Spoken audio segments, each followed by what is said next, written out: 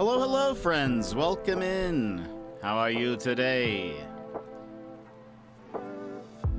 Took me a couple of tries to get everything. Oh wait.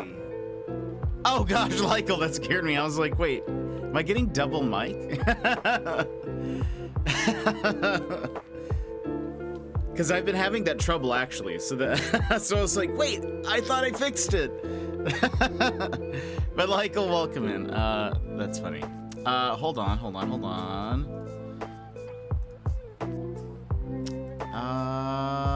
Is this right? Hold on.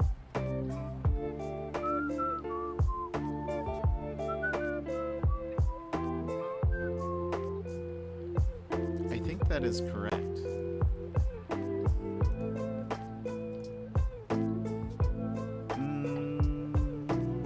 Is it fine? Yeah, we good. All right. Let's go ahead and swap on over. Hello, everybody. Welcome in. How are you today? Adrian, you're first. Welcome in. Thank you for the tweet reminder. I have tweeted. Sazzy, hello. How are you? Starting soon. Screen is gorgeous. Thank you, Lykel. I appreciate. I'm very proud of it. I feel like it turned out pretty well. I'm happy.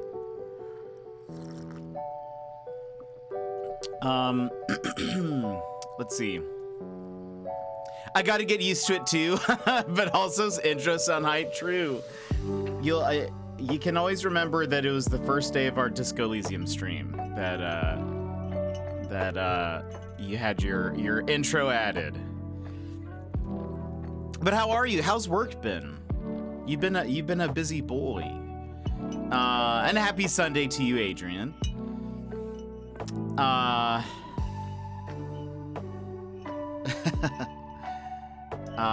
Almost got my... What? Sassy, what happened? That sounds crazy. I hope everyone is doing well. Sorry it took so long to start. To get off of the starting soon screen. I kept on remembering there were things that I needed to do after I'd already hit start streaming. So I was like, I gotta do this fast. Also, it's cold in here. And so I'm wearing my bear onesie because I am cold.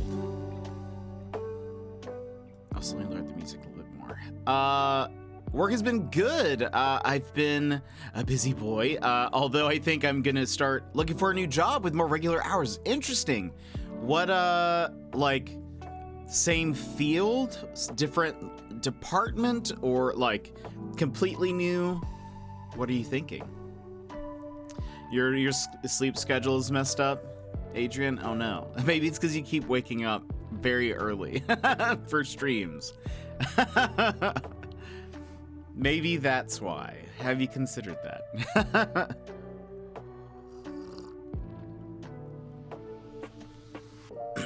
Drivers cutting people off. Is they're in the wrong lane? Apparently the entitlement of drivers is at an all-time high lately. Oh no, that's the worst. People are awful. Drivers. Same field, clinical trials, but there's no openings at my current company, so probably totally switch to a new place. Dang, that's awesome. I hope that works well for you. There's probably a lot in California, I would imagine, right?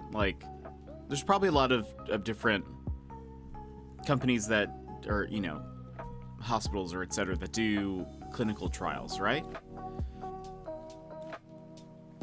That's what I get for having Twitch app on mobile. Maybe. Just make sure you're taking care of yourself. That comes first. Start applying soon. Yeah, lots of opportunities here. Okay, that's awesome. I feel like if you were here in Alaska, it would be like, oh, well, there's really just one place. But thinking about it, being in California, you're probably around a lot of different places that do that. Two cars, both cars in the wrong lane, basically wanted to swap, but neither would let the other go first, so they almost hit each other, and we had to slam on the brakes. Oh, goodness, that's awful. People are just terrible drivers, and I hate it. That's why I tend to not, well, I don't mind driving. Like, I like driving, but I tend to really only go out if I need to.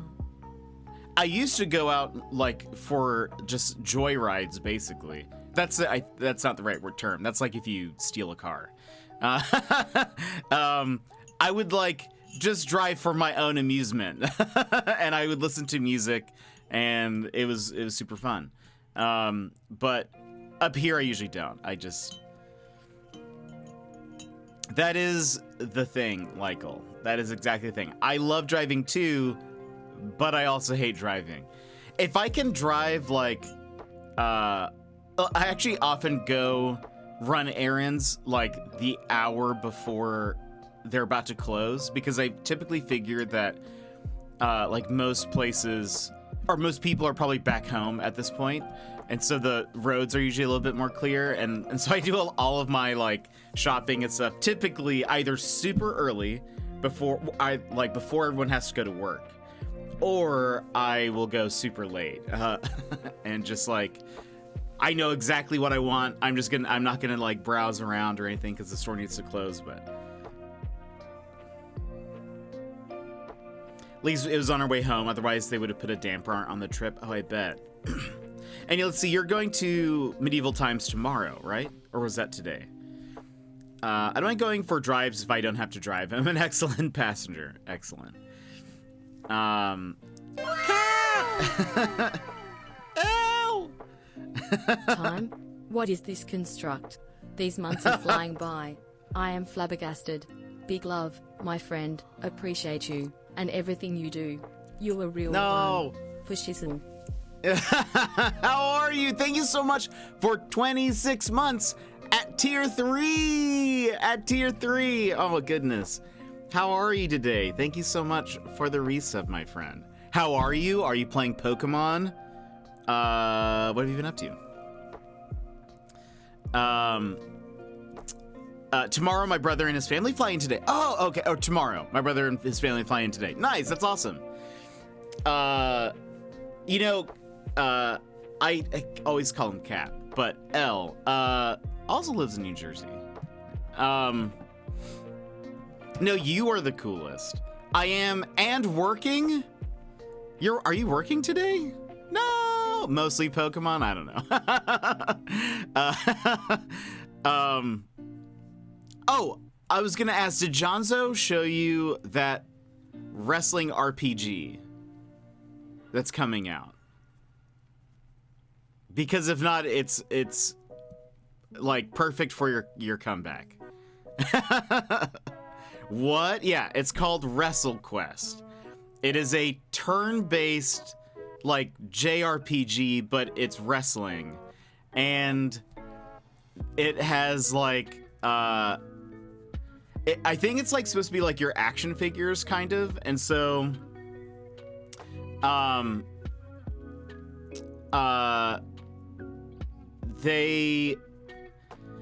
there's something like you get to the different worlds are like are based off of different wrestlers. So there's like a world based off of Macho Man Randy Savage and like other people that I don't know.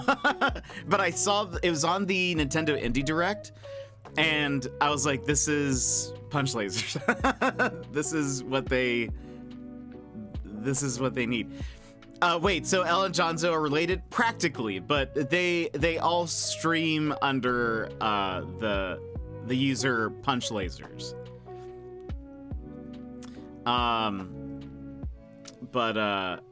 So that's how I know them.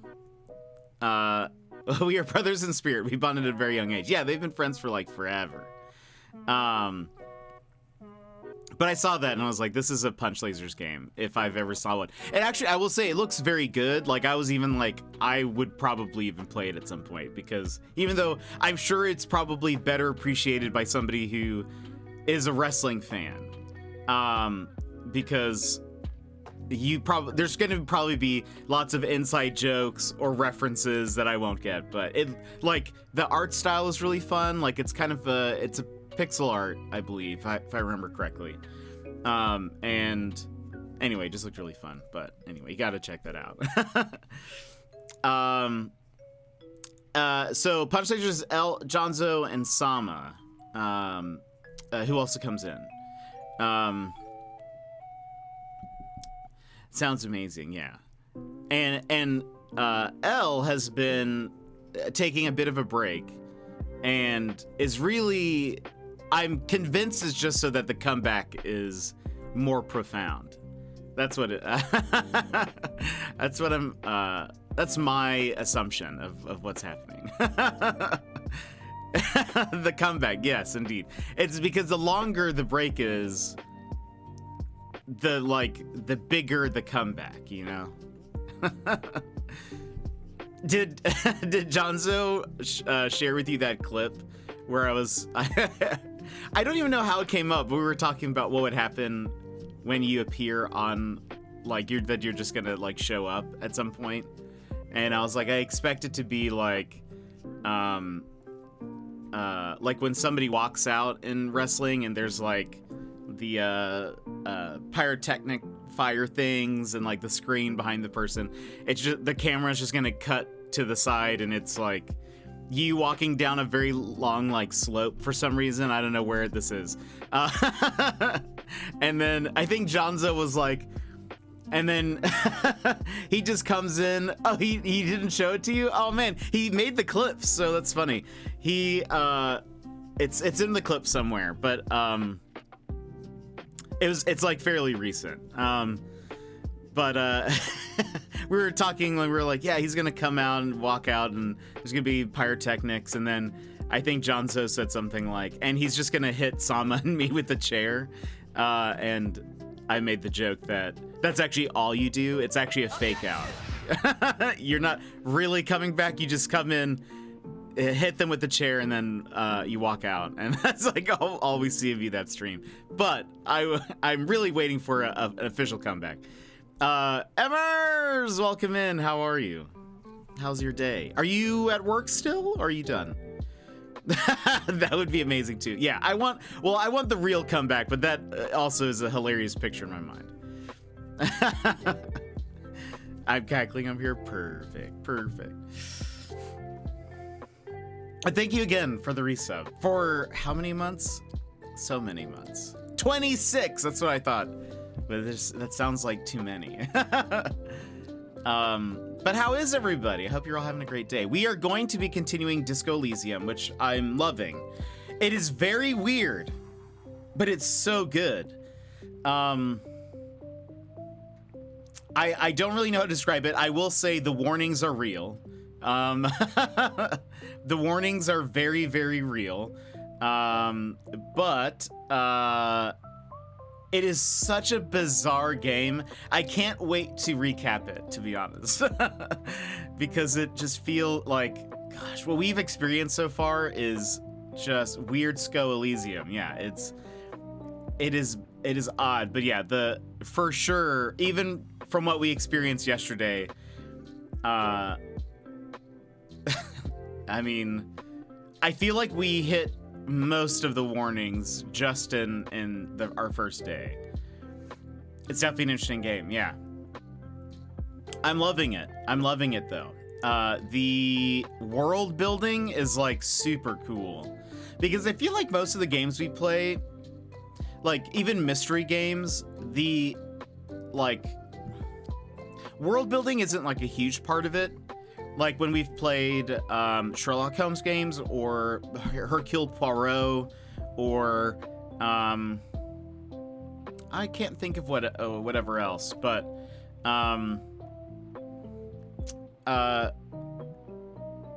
there's not an emphasis on the world, essentially. Like there is, they kind of just set up the case and the people, and that's sort of it. And I think that's fine. There's nothing wrong with that. But this game has been like, hey, so let me tell you about the government in this game. Let me tell you about we're two different police officers. I mean, me and the main character and then his partner. They are different police officers from different precincts, and there's like a reason for that. And then they're like, they kind of go into that a little bit, or you can like learn about we were listening to people talk about the union strikes, and like I don't know, it's so interesting to me that we've gotten so much world building. I realize that may not be super interesting to a lot of you. I'm loving it, so I hope you can love it with me. But gosh, it's super good. It really is, as it creates a history and story that we don't know about. Have you played it before? I really enjoy it too. Oh man, it's so good. What did you do you remember which archetype you chose for your detective, your detectivo? We chose sensitive, which is like your, I do not remember, it's been a long time. So there was like you're really smart but kind of weak. You're sensitive, the other one was sensitive, and it's like you're very empathetic and imaginative, but you're very dumb, and your strength is like middling. And then there's like the physical instrument, which is you're very strong, very dumb, and then you can make your own. So that could have been that.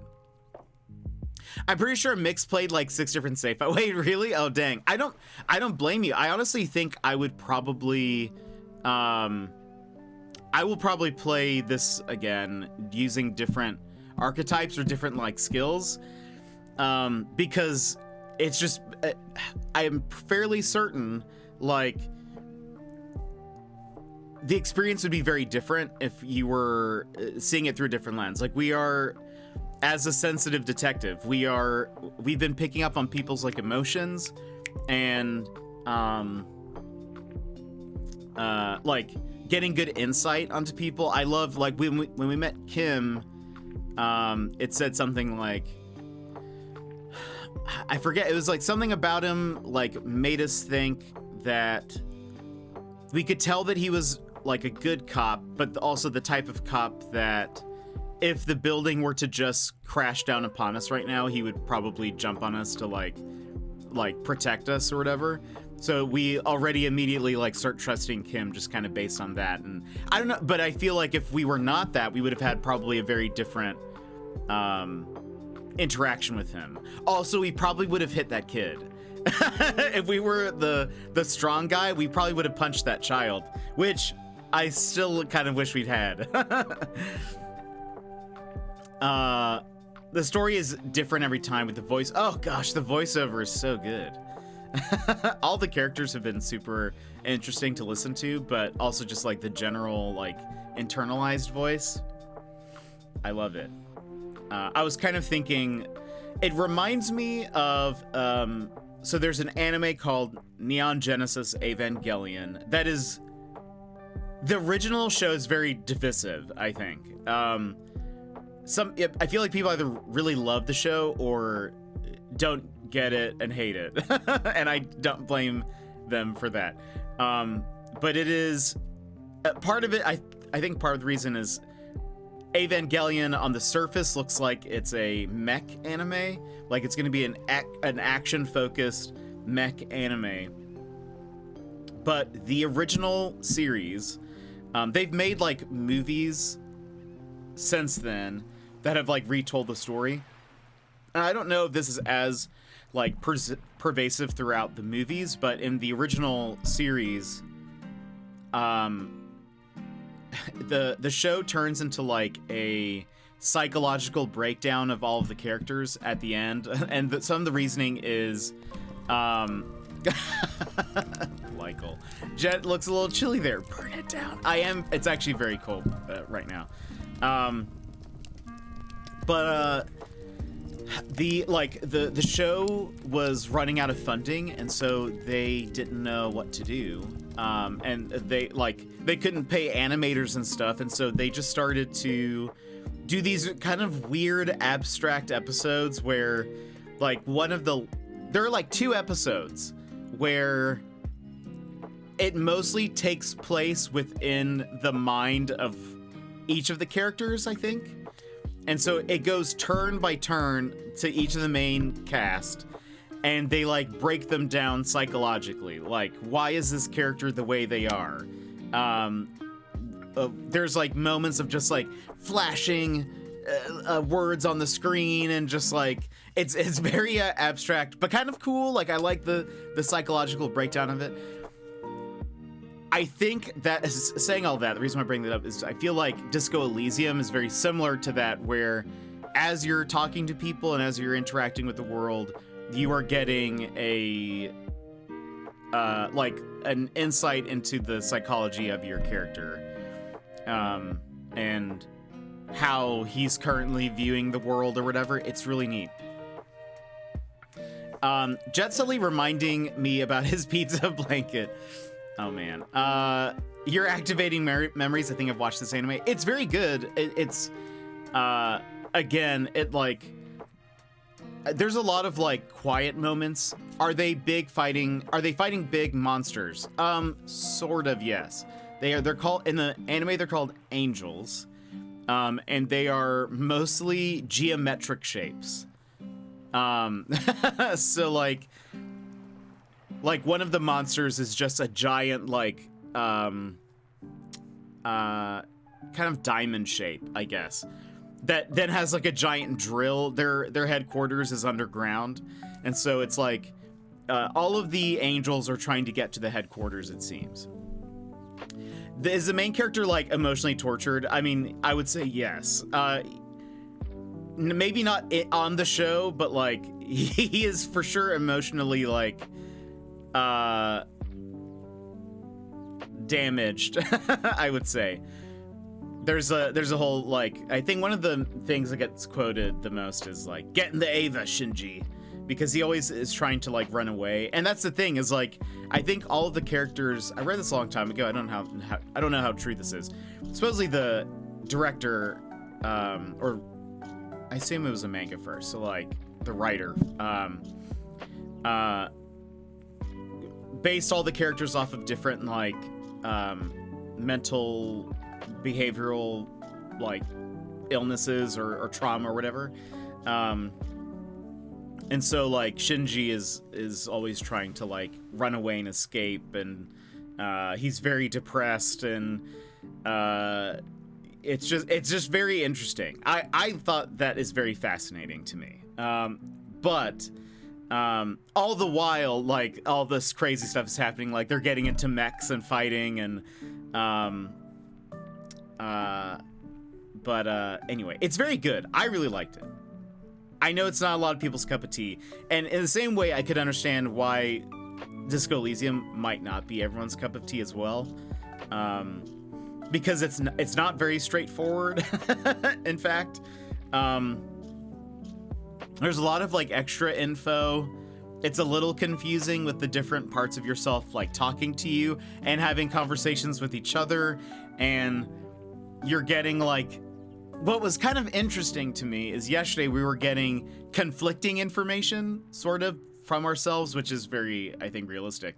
But like, something would happen and then we would get two different opinions. We would get like, empathy might show up and say, you should totally do this or not do a thing. But then we would get like another part of us is like, yes, do it. Like, yeah, no, don't listen to empathy. Listen to me. You should do this. This is the better response. And so like having to choose between, okay, well, what do we do? What makes more sense? I've been trying to play this sort of RP, sort of role playing it a little bit. And so I've been focusing on the psyche part of ourselves. So like, psyche skills are like empathy, suggestion, I think, inland empire, whatever. Over like if our physical like motorics, or I forget what the other one is called. If that starts chiming in, I will like it. I'll listen more to like the empathy side of things, the emotional side of things over the other, because I think that's more fun. So I'm trying to RP it a little bit. When I first watched this game, I didn't realize they were different parts of your own body, thoughts, feels. Once that came to view, I was blown away. I also felt a little dumb. No, it's kind of confusing, and it happens so quickly too. So when I've been going through it, I've been trying to also read out like, okay, this is now saying this, so I'll say like Inland Empire, blah blah blah blah blah, or, but I loved so. Because we chose sensitive, our ruling, like, trait, I guess, is Inland Empire is what it's called. And that seems to be our, like, imaginative side, our creative side. Though it says, like, so that's why at some point we started talking to our tie that we were wearing. And actually our tie has started talking to us twice, I think. So we're like very creative and imaginative. Granted, it said that the downside is like it's very possible that we could just lose our mind because we're like that creative. But I love that I shared this on Twitter earlier, a clip of this.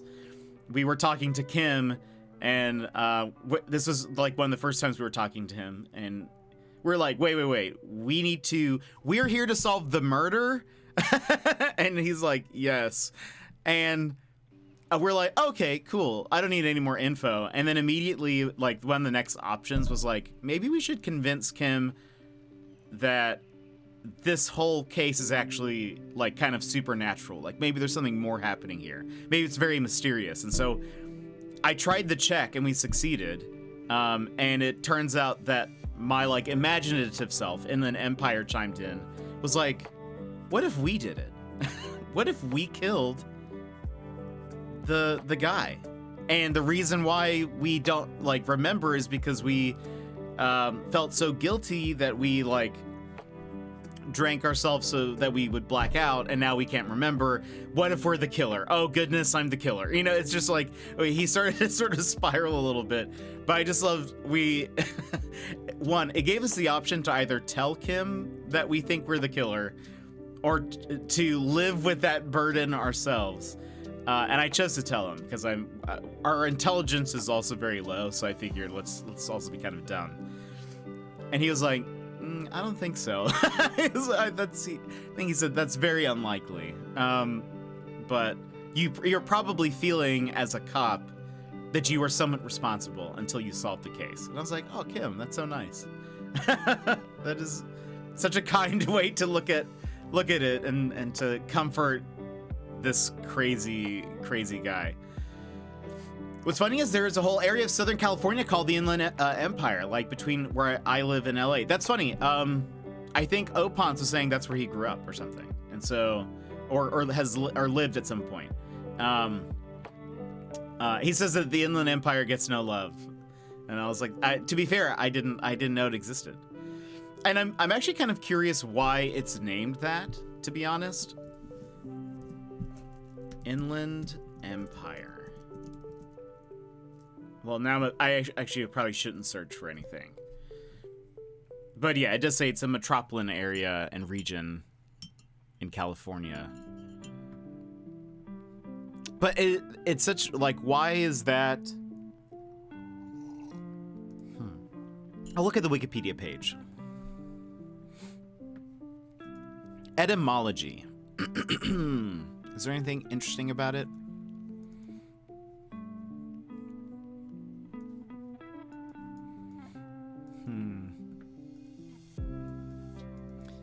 It's called Inland Empire because a newspaper wanted to highlight basically how cool it was, or how cool it could be, and it's inland. It's not on the coast. Really, it looks like.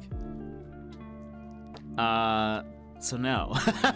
So I wonder why they chose Inland Empire as like a word meaning or referring to like your creative, imaginative side.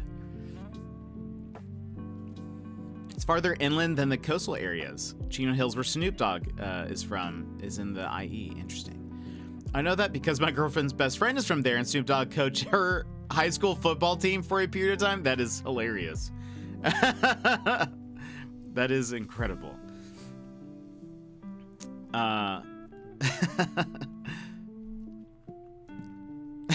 No way. Yeah, it's hard to imagine, but also not hard to imagine, you know? Maybe the developers heard that one story and were like, we're naming something Inland Empire.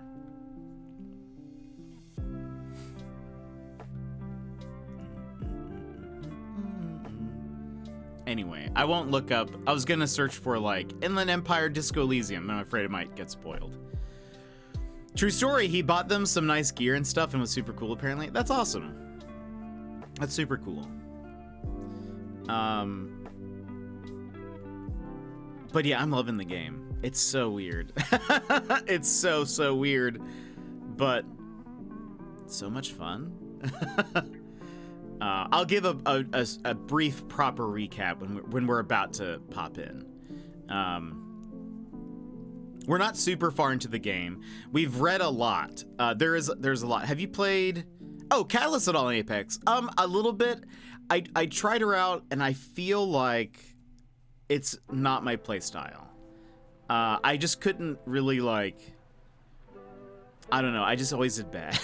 So I went back to like Vantage and Mirage and Newcastle. Well, and Fuse. I've actually been playing a lot of Fuse lately. I played last night and I did okay. Did I win one? I think so. Or we got very, very close. I think we got close. I had like 6 or 7 kills and a decent amount of damage. We had a Catalyst on her team and she only did like 100 damage the entire game. Whereas me and the other person had both like, I'm like so close to getting a 2K badge with Fuse, which is why I keep playing as him. And we both were like very high up, like closer to 2000. I was like, oh no, Catalyst, what happened? What happened? Recap whenever you start would be cool. I was heavy lurking yesterday because of work. I've seen the game before though, but not for like a year. I hot dropped Fragment last night. Oh no. And for once in a blue moon went off. We left the city and had what? And that's awesome. I like that never happens to me. I feel like any hot dropping usually ends with us dying. And I think part of it is, I don't know if I'm very good at the like start of a match. I need to like get some attachments. Like I need some things. I'm very good, for whatever reason, I'm very good at like getting people very close to death, but never like actually downing them. I think there was a game yesterday where I think that happened with like 2 or 3 different people where I, with one mag, was able to get like different people's health down super low, and then I would have to reload. And luckily, while I was like reloading, a teammate would come in and like get the person. But I'm like, so I think at the very beginning I think it's because it's like I don't have mags, like large enough mags usually, or enough attachments or whatever, but I need a little bit of a cushion. So yeah, I dropped into an R301 with an extended mag and a flatline. Oh, I really love the flatline. I think people don't like it very much, but I do. That's fun. That's so fun. I love Apex is just fun. I usually have everyone on mute, and maybe that's why it's more enjoyable, but it's just a great old time. I used to not like it, but it's grown on me. Yeah, I like it. It's not perfect. There are some things that should be changed, I think, but you know. What game is? What game is, chat? I dare you to tell me. By the way, so I've been thinking, so next week we're mostly going to be playing Disco Elysium again. Jonzo! Both Jonzo. WHA BAM. Jetpack 13. WHA BAM! Johnzo, welcome in. Thank you for the 24 months. L also had his resub today, so it's like a Punch Lasers day. This is a sponsored stream by the Punch Lasers crew. I mute too. I got tired of being toxic too. Yeah. People are the worst. So I just mute. I by default pretty much usually have people mute. WHA Bam. Johnzo, how are you? How's your day? I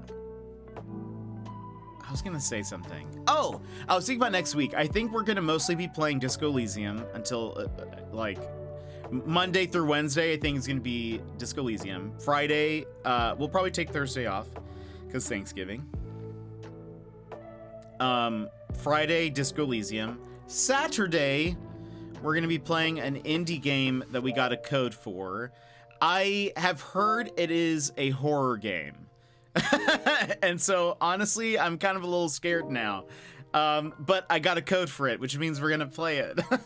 But so for those who are wanting a horror game for October, here's your chance. It is called Beacon Pines. Waiting for Sama to wake up so we can stream. Incredible. Incredible. Oh, how's Pokemon? Johnzo, you were so excited about it. Is that what you're going to be playing today? I hope it's good. If that's what you're playing. What else? I think... Oh, but yeah, I think... So December, I think what we're looking at is probably... I'll have to double check, but I think we're looking at Breath of the Wild. I think that's going to be our main... My bruv! I'm a dummy who didn't know about Punch Lasers, so I just followed. Hilarious! Actually, I have a shirt. I have Punch Lasers merch. I wear it occasionally. I'm trying to hold off and not play off stream. It's hard. Yeah, that happens to me. I'm wearing my JPP merch. Oh! What was I gonna say? Yeah, that happens to me too. Actually, last night after stream ended, I was like, I wish I was playing Disco Elysium. I want to know more. I want to know more, but I can't. I need a good story game that I can just play off stream. Or one that I can kind of get invested in the world, I guess, but... Maybe I've seen you wear it before. I feel cool wearing JPP merch. Oh, that means a lot. I like making good shirts and merch. I usually make stuff that I would like to wear myself. is usually how I go about it. I think like the shirt I know that you have, Lykel, with the like cherry blossoms. I was like, I want a shirt that looks like this because I want to wear a shirt that looks like this. So I'm gonna make one. My 2 JPP shirts are part of my regular wardrobe. Yeah, nice. That's good to hear. I'm sort of wearing JPP merch as art designed by Jet on it.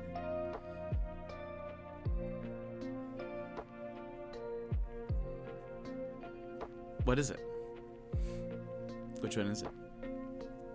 I'm so excited to watch more Disco Elysium. You'll probably make it further than me. I kind of painted myself into a corner and haven't figured it out. Oh, really? I really loved... Oh, that's awesome. Oh, I didn't know she had that on the shirt. That's awesome. That's super cool.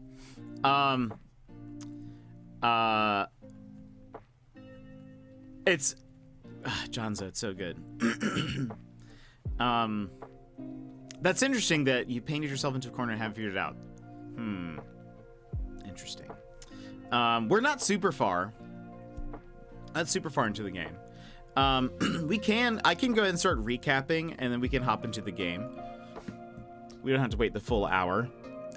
So, friends, 1, we're gonna play Disco Elysium now. And 2, you should know that it's very intense. It's a very, very intense game. And yeah, there are warnings, and you should heed them because it's pervasive throughout. In just our first day of playing the game, we experienced probably most of the things on that list, or it got brought up in some way or another. So yeah, just be mindful of that. But recapping, goodness. You tried out your first Game Pass game? Nice. What was it? Did you enjoy it? Excuse me. Hold on, opening the game. We can sit on the screen because that way the music will set the tone for the recap.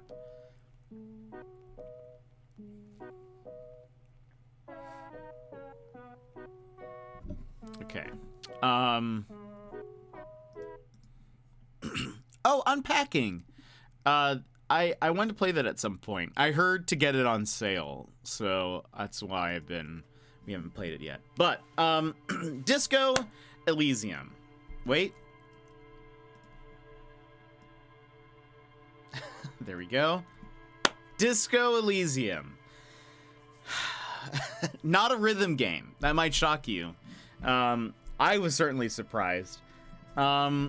We play a detective. And the game starts, we have woken up, we have amnesia. It seems as though we have consumed so much alcohol and other substances that we have essentially given ourselves brain damage. We do not remember who we are, what we're doing there. We don't know our name. And it turns out that we have been sent here to Revachol to investigate the lynching of some man. He was like a mercenary, I believe. We're trying to figure out who did it. In the meanwhile, we're a very complicated detective. So our throughout the game, we are internalizing. We're having like a lot of conversations internally. We chose the sensitive route, and so a lot of the voices that we hear are like empathy or the creative side of ourselves. We are pretty dumb. We have very low intelligence. We are kind of strong, but we're like not super strong. We're like very average, I think, there. But basically we talked to the guy who works at the hostel that we are at. We learned a little about him. His name is Gart. He told us that we've apparently we've wrecked our room, like we've run up a tab, and we basically owe him 130 real, which is the like currency. And so that's something we have to do. He says we cannot sleep there until we pay that money. So that's something I need to do.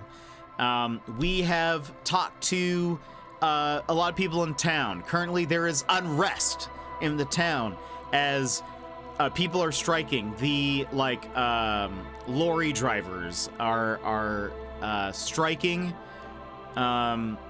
People want fair wages and stuff, and so there's talk of they're like lorry drivers. There's the union. There's also a company that is like all sort of at war, kind of, and more not at war, but like there's just a lot of pressure happening in the town. There's a lot of unrest.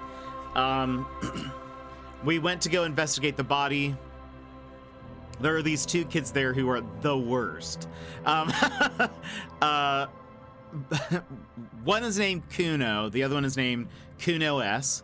Yeah, it's there. It's on pause though. It should be anyways. So Kuno is kind of the worst. Their language so bad. They need to chill out.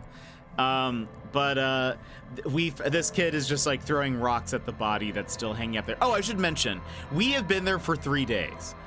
We have been in Revachol for 3 days, and we have not taken the body down. We did not go inspect the body at all. There seems to be references to a potential ex-wife, maybe? Some kind of past relationship. We don't really know. It just has popped up a few times.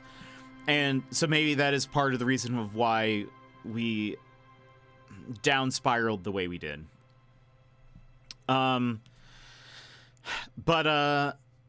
Anyway, so the body has just been hanging there up for a week. And so now we finally went to go look at it with our partner, Kim. We met Kim. He is from another precinct. He is a much better cop than us. He's very nice. But it is just not no nonsense. He's just very seems very by the book, I suppose. And we are not by the book. We are a little unhinged, to be honest. But we explored the town a little bit. We still need to go back to the crime scene. I went and did some other stuff. We are now officially a hobo cop. I want to explain that. We talked to a bunch of the lorry drivers. I tried to punch some guy named Measurehead so that I could go talk to the boss. We failed that. Well, we punched him, but it literally did nothing. He did not even flinch when we punched him. I tried to punch that kid Kuno, but we missed. Oh, so I should mention something. So the game has both physical health and morale. I tried to punch Kuno and I missed and fell on the ground and landed on my elbow, and so I damaged myself. Then Kuno thought that was so funny that he started laughing at me, and so he was laughing at me. He basically made fun of me so much that I took morale damage. And then anyway, so then we kind of left them alone for a bit, and we left.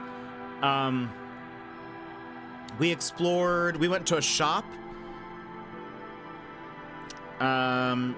where I bought a statue for whatever reason, because it was cool. The game said I thought it was really cool and that I needed it, so I got it. And then talked to some guy. He didn't really have a lot of info for us. We ended at a bookshop. And so we were where we left off. We were currently going through the different bookshelves, and we learned a lot about the history of the place. We talked to some other random people, and they kind of told us about, because we don't remember anything. We're like, so where are we? Who's in charge here? Oh gosh, I just remembered. So we learned a couple of things.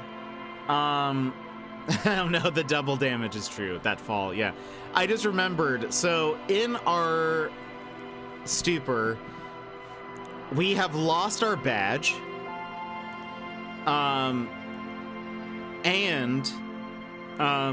We pawned our gun.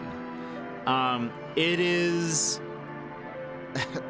I was gonna say implied. It's not implied. They basically tell you that the goal, we did not feel safe with our gun, so we sold it, and it seems like someone purchased it. The pawn shop guy said that it was a woman who came in and bought our gun. He doesn't know who, or he doesn't remember who. He was like, I don't like to hold on to weapons, so he sold it fast. But yeah, so we are both without our gun and our badge. So we're doing great as a cop. We're totally fine. Wasn't there karaoke too? We have not actually done karaoke. We just have a mission that says we want to do karaoke. And that we need to find a sad song. I tried to say, let's find a happy song. But then our internalized self said, no, a happy song, that'd be dumb. We need to sing a sad song. That's what gets the people going. And so we're gonna sing a sad song, I guess. We need to find one. But yes, we're at a bookshop. We're at a bookshop where we went and learned a lot about the world and about different things, a different popular book series. The woman who works there, I cannot remember her name at this point, but she is superstitious. She believes that either like the building or the block is haunted, or that there's a curse. She has a daughter who works outside the bookshop, who told us that.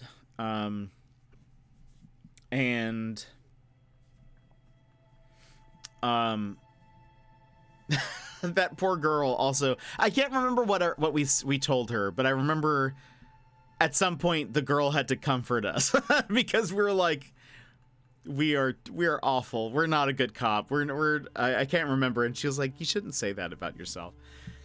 You kept trying to flirt with all the girls poorly. Did I? Well, I guess there was the old lady, but I think we were, one of the options was to, and I didn't choose that. I chose the option because I thought it was so funny. And it honestly ended up being a hilarious conversation where, we had the option to, say that we were single basically, and it said wink once. And then the other option was say that I've, like, basically that we just got out of a relationship, and it was like wink twice. And I was like, wink twice? That's so weird. So we chose that. And then the next options, it says that we kept on winking. And that we could not stop ourselves from winking. Like, it was almost like our brain was out of control. But there was for sure very cringy dialogue. Absolutely. But yeah, I've tried to steer away from that when we can. But anyway, so we're at a bookstore. We need to talk to the shop owner. I think we have looked at everything, just about, in here. We did not look at this. You see a set of tattered curtains blocking the way to another room. A strange cage-like trinket dangles from the curtains. Excuse me, officer. The back room is strictly for employees only. Plaisance, that's her name. Shopkeeper, what's behind the curtains? Nothing. Now please go back to browsing the books. Don't you feel compelled to look at the books? The books are all you care about. Are they? Oddly enough, the more she tries to draw you away from the curtains, the more alluring they become. They are alluring. Examine the strange cage-like trinket. You see some kind of charm, an irregular polyhedron assembled from bones, sticks, and straw. Inside, a disturbing fish head with empty eye sockets stares at you. Aside from poking at it suspiciously, there is nothing else to do with the fish head charm at this time. The curtains remain shut before you.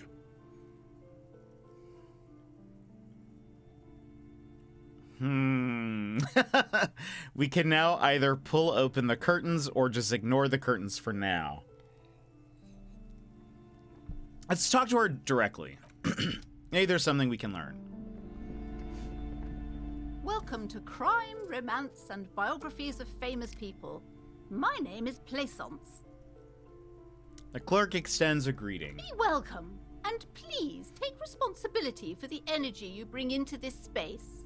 A golden pendant hangs around the woman's neck in the shape of what looks like a tiny fish head trapped in amber. So many fish heads. Oh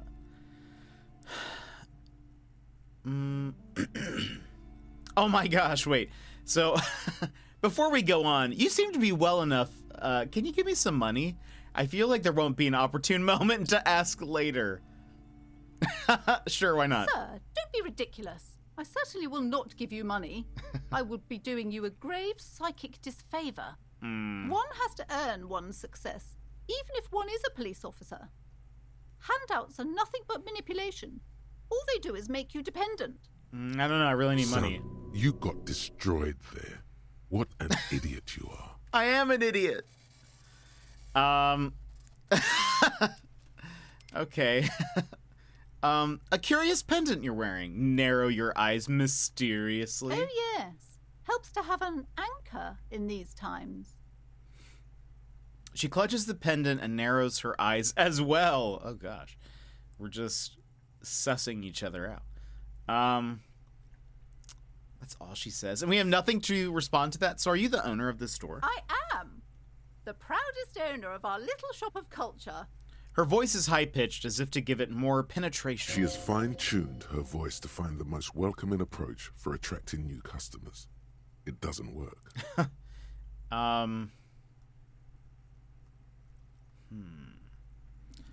Farewell for now, book peddler.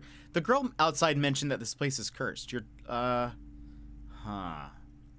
start with your daughter is the one standing outside the store. Annette, yes, my daughter. I hope she wasn't slacking off again with her nose in science fiction. Tell me, was she at her post doing her job like a proper girl? She was definitely slacking off. Yes, of course. Wonderful. Did you talk to her? Yes. Great. On a scale of 1 to 10, how compelled were you to buy books after talking with her? Her opinion of her daughter depends on how well she lured you into the store. I'm not going to grade a human being. I don't do that. She was a 10. Certainly helpful, very polite. My precious, her dedication brings joy to my heart. If you have children, I hope they turn out as great as my Annette. Oh gosh, we haven't. We're barely hanging on as it is. I don't think we're in a place to say the way you're handling her strikes me as wrong. I don't think we're there. Annette is quite the trooper. She's a great value add. I'm here to dismantle the free market and abolish child labor. That's hilarious. What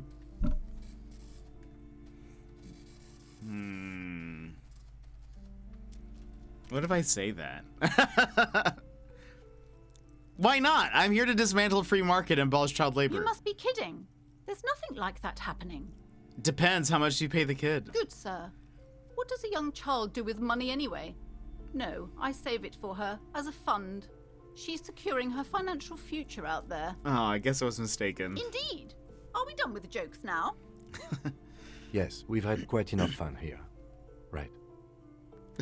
All right, Kim, I guess. I'm not gonna tell her she's... The woman before you scans the store, her shoulders rigid and tense. Every now and then, Oh, she nudges her glasses. Come back to us. Okay, there we go. Should I mention the curse? Sure, why not? Cursed? Who said that? Annette? I will have a word with her. This place is not cursed. It has a robustly magnetic energy. Good for commercial activity. My business is thriving, sir. Of course it is. doesn't feel like it's thriving. I mean, it's definitely Feels not. ghostly. It's so ghostly. What if I want to buy a book? Goodness, you were already doing good browsing the shelves. Why'd you stop? Don't you feel compelled? Go, go. Get back there. The books await you. What types of books do you have? Everything is on the shelves. Take a look yourself. Okay. The shelves compel you, don't they? I am compelled. She smiles and nods, seemingly relieved. I was really hoping there was going to be...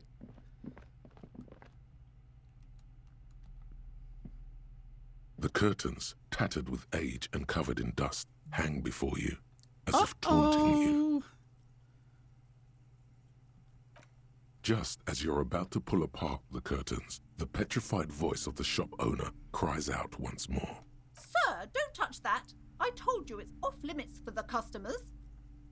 Her hand has closed around her pendant, her fingers nervously playing with the talisman. Parapsychologically speaking, we're dumb if you decide to open them. I won't be held responsible for the consequences. It's too dangerous.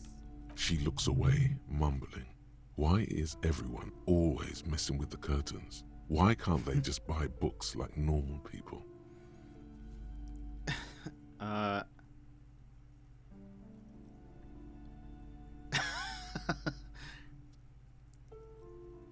But I sense this place calling for me. I must investigate beyond the threshold. You do? My God, even more reasons not to mess with the curtains.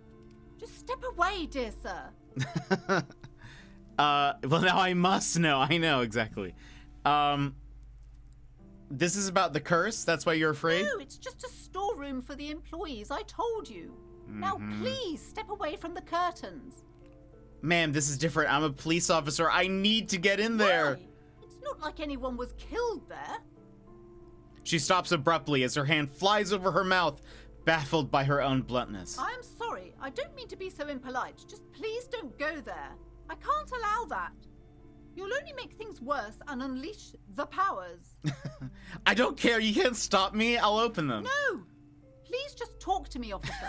Come here and let's talk this through before you decide to do anything extreme. Lies. Rip them open, we say. Half-light. There is something mysterious about the curtains. Be careful. There is. The curtains, tattered with age and covered in dust, hang before you, as if taunting you. I mean, both Half-Light and Inland Empire say I need to. Rip them apart, this time for real. You see a dimly lit room full of dusty furniture and trash. A doorway stands in the back, covered in dozens of scary little cage-like trinkets, your shadow looming over it like an omen. I warned you. You're unleashing forces beyond your understanding. Wait.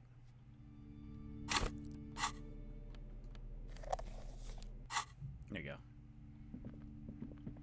I assume I need, you know, my flashlight. Ghostly silhouettes of hair dryers. No sane person would ever put their head into such a machine. A vaguely androgynous portrait, there we go, of a man. Merely looking at that unmanly haircut threatens your masculinity. Oh boy. A heavy door with a missing handle stands before you, covered in dozens, if not hundreds, of little oddly shaped trinkets and charms. It appears to be locked. Oh, by the way, we believe our name is Raphael Ambrosius Cousteau. I can't remember why we think that, but I think we just think it sounds cool. What if you just break it down? Uh-oh. Maybe I should break it down, but not before I strategize? That's right. Take in your surroundings. You need to have a solid ground and a proper posture if you want to succeed. First, check your posture. Steady breathing. Solid core. You've got this. With one shoulder forward, you're ready to smash into the door like a battering ram. Check your surroundings. The room is dimly lit and littered with old barbershop rubbish. But the path to the door is clear. What about the door? It's made of a solid block of wood, but it has stood there for ages. The hinges are old and coated with a carmine layer of rust. It should be doable. Knock on the door. Only an echo. No one is there. Hey, we actually are doing, oh, we have a +1 because we did the preparation phase. Perfect. All right. 58% chance we do this. Break down the door. Ah, we did it. Yes, Raphael. Oh, no. Oh, no. Wait. You smash into the wood and see a small crack appear on the doorframe. It's going to take one more try to break through to the other side. But you've done it. You're not thinking of trying again, are you? Oh my gosh. Smash into the door again, wordless. Smash into the door and shout, screw the system. Smash into the door and shout, freeze dirtbags. That's what we're gonna do. Yes. So sorry, Kim. I gotta do this.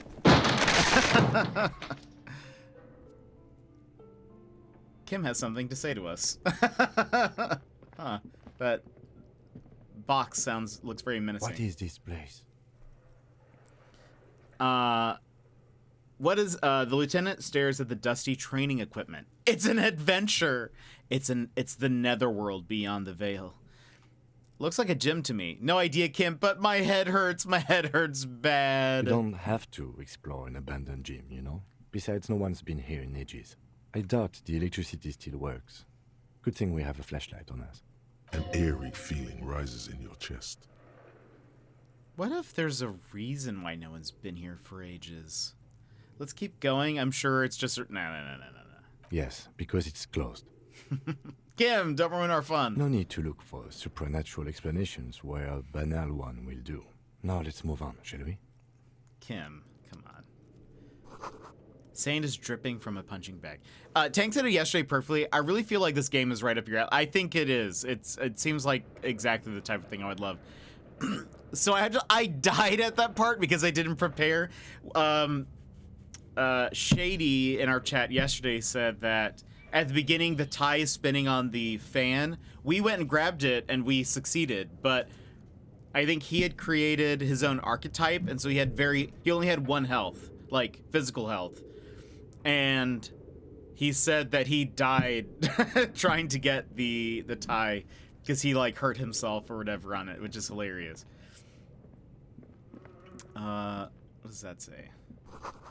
The poster says Citius Fortis. The rest is worn off. Ooh, what is this? A shot put ball. Okay. Worn out wall bars. They look unsafe. I never got my tie. We have our tie, which... What does it give us?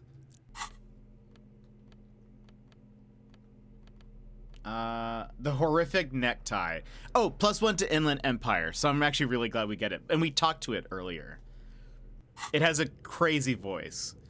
A barbell lies on the floor. The color has worn off its weight plates. It's 60 kilograms. Your triceps hum at the sight of these weights. Show the world what kind of beast it's dealing with. Lift them. Oh no. Why does it feel so familiar? Is this familiar because I'm a weightlifter? No, it's not that. It's the stale smell of rubber, the squeaky sound of sneakers, your bruised knee against the mat, and a whistle. Then the feeling is gone. A memory from another life, when you were young and fit. My head hurts, so I have a -1. Uh-oh. Should I try this?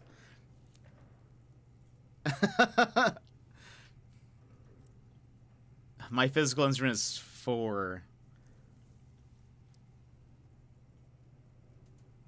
Yeah, why not? Ah! Oh no. Don't do it. Ooh.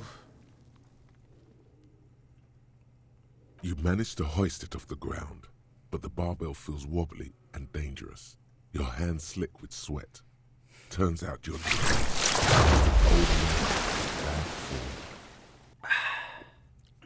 Michael, thank you for the hydrate. You stupid barbell, seems like I'm a little out of shape, or maybe just these gloves just suck. Whatever, weightlifting is for the intellectually impaired anyway.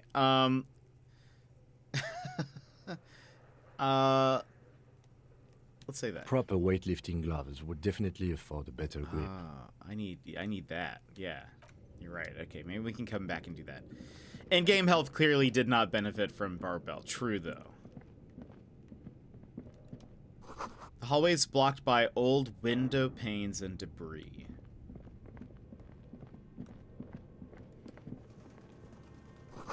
A large demijohn full of strange liquid. Wild animals stare at you in the dark, stuffed and mounted. Ooh, creepy. Airship rotors covered in spiderwebs. They remind you of blades.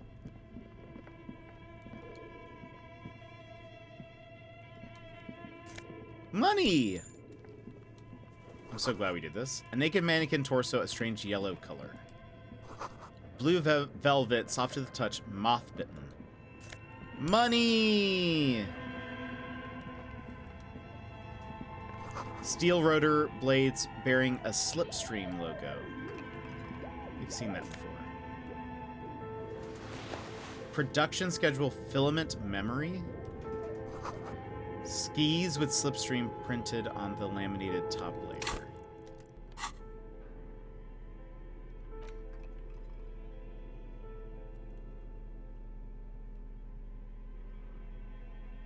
Filament memory. The cube-like crisscross of filaments feels oddly fragile in your hand, its intricate structure covered in dust. Silver tape on the side reads production schedule. Note, this filament contains information that can be read using a radio computer. I think that means we need it. To sell such beautiful old school sports equipment would be a sin. That's $13 and I need 100. I have 8.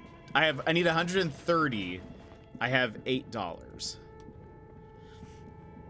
Your flashlight slides over an old green chalkboard covered in scribbles, sketches, and schemes like some ancient cave mural. Some of the writing has faded with age, but you can still make out sections here and there. Photos and drawings have been pinned to the board. Inspect the drawings. These lithe, pointy-eared creatures appear to be different types of welkins. You make out autumnal candle welkins casting wax-based magic. Translucent welkins with organs shining under their skin, and even ether welkins hailing from the vast emptiness of sidereal space. Who are all those creatures? Fantasies of a tortured, feverish mind? One of the welkins, towering among the rest, appears to be different, however. Examine the welkin. This is important. It's Vara Hamira, a high welkin, his face white and scarred like cracked marble. This is clearly a Welkin supremacist. What? The note says, all non-Welkin races will be purged. I mean, I guess you're right. That it is. That just took me by surprise. The Haldor, the Twarg, the humans, and even headless men, all of them, purged. Imagine a world filled only with Welkin, Green Welkin, Dread Welkin, and the High Welkin to rule them all. An inordinate amount of time has gone into drawing these little Welkin creatures.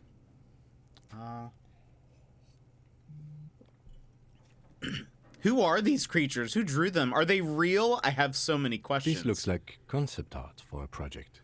It's not really real. Why would anyone spend so much time on this? Some people really like building a world, I think, even if it's just for a game. One of them is a Welkin supremacist. Mm-hmm. Political commentary. That one has a great beard, too. Lieutenant nods at the Welkin's facial hair. Well, this has been educational. Let's move on from the Welkins. Just look at those details. So much effort. And for what? All gone. It's true empathy. Inspect the photo. The photo collage depicts barren, icy landscapes wrapped in perpetual night. You see permafrost and glacial landforms, dead trees grown in under the snow. Entire oceans have been frozen from shore to shore. There are pictures of settlements on dried-up riverbeds, abandoned in a storm.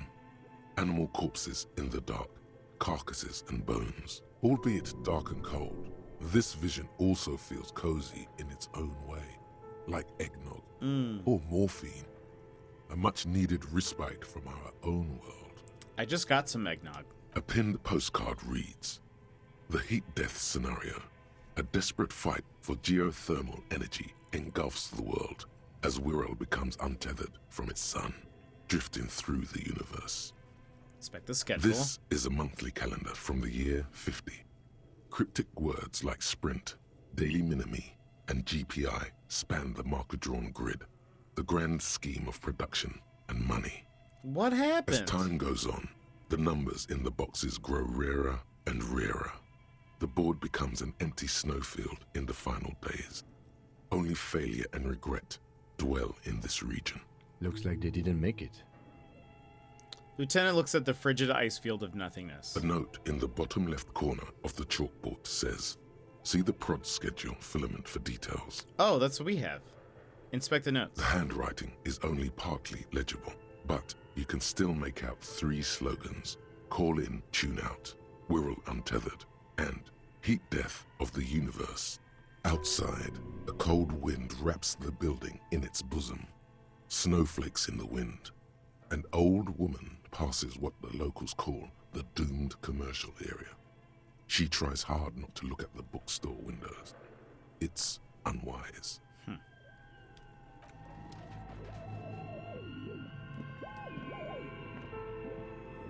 This old fireplace is covered in lines drawn in blue and red marker, the mesh spreading over the stone like blood vessels on alabaster skin. It looks ghostly and strangely ancient. A diagram for summoning some time-forgotten being. Uh-oh. The symbols seem very esoteric. What am I looking at? Radio frequencies, it seems. UKV 123.6, UKV 123.7, UKV 123.9. Some written notes, too. Sparse and cryptic. Radio frequencies for what? Unclear. It looks like a cardiovascular system split into veins and capillaries. Very advanced. So we're dealing with something medical here? You think so? The web is comprised of radio stations, all lead back to one red heart, titled the Game Master Frequency. A note says, this one can listen in on any station it wants. Looks like a surveillance program. Wait, who's the game master? Someone very important. The leader of a massive on-air game built by these people. Oh yeah, we have a lot of authority. We have like a very high authority. If it's a game, then who's playing? Whoever decides to call in to a call-in station, it looks like. All of this is gone, left unrealized. My God. It's as if the less money they had, the more ambitious their project became. Oh gosh, why do you say that? The schedule. I know doom when I see it. The company was running out of funding. What else? Squint at the lines. Nothing. It's just lines on marble. An echo from times long gone. No one has used the fireplace in ages. I feel like that's probably all too real for like project manager people. This appears to be some kind of machine with a cube-shaped heart and a wired framework. The keyboard has a rectangular on-off button. A piece of paper still hangs from the printer. The radio computer. Just sitting here without anyone inside. He sounds surprised and a bit cautious. Do you think I should turn it on? We have one of these down at the station, but I never really learned how to use it. Let's turn it The on. machine lights up like some prehistoric animal stirring from its slumber, revealing fluorescent play and print keys on the keyboard. The hatch on the machine's central compartment is wide open. Look inside the compartment. It's empty like a beehive without its brood. Some cables have been left dangling, disconnected. The filament you have would fit perfectly inside the compartment. Insert the production schedule. Like a smooth draw, the filament slides into place. On the keyboard, the play key starts blinking. Press play. A bar of fabric right above the keyboard starts producing a soft hum. The sound of static seeps through the machine's planar magnetic driver. Oh no. It was already glowing and now it's also making a sound. It's probably some alien CO-like technology. The static gets louder, slowly filling up the abandoned hall, until a voice speaks out, crackling and old, cutting into the air. Good afternoon. Fortress accident en rue de Saint-Ghislaine. This is East Insulindian Repeater Station 1. Please repeat. Is this the production schedule? What are you, a machine or are you alive? Yes, I am alive. I am 74 years old and my name is Yvonne. Now please repeat.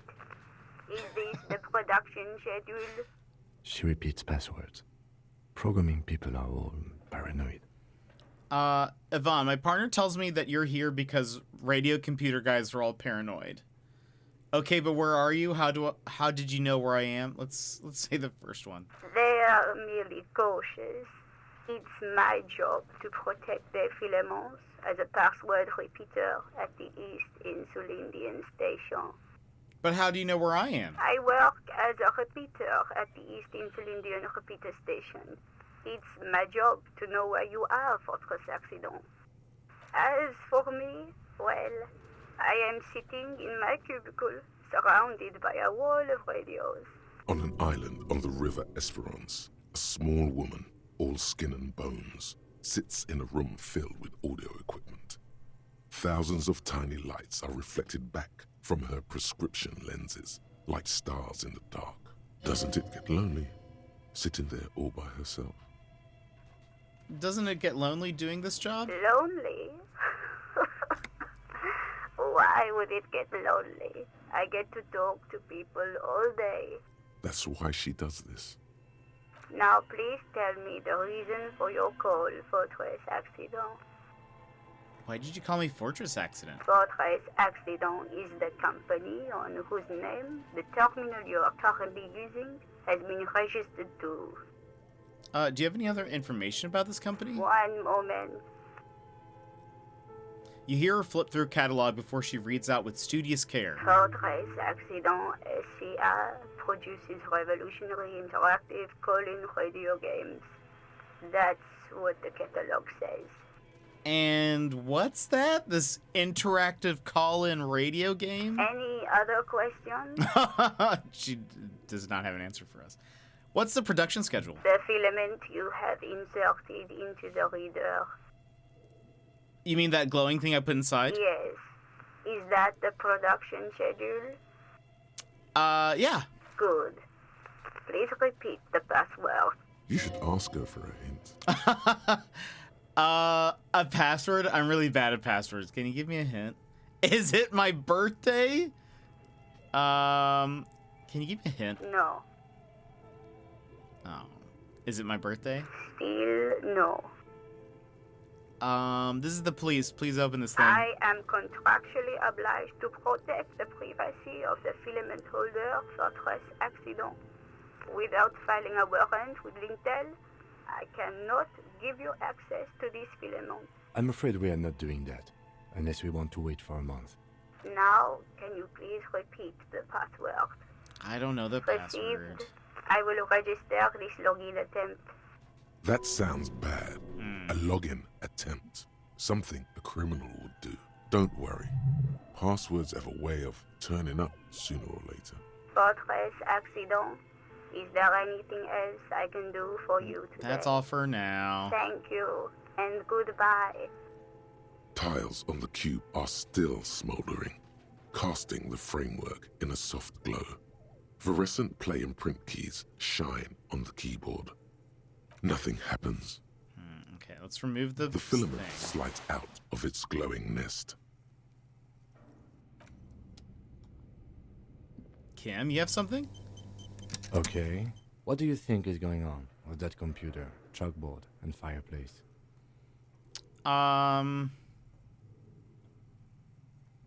It's like an undercover counterintelligence program. It's just a failed business. The only question is, what were they making?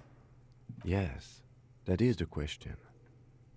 The lieutenant takes a step back, steepling his hands. It looks like one of those popular pen and paper role-playing games. Only these people were trying to automate it, make it work on radio computers.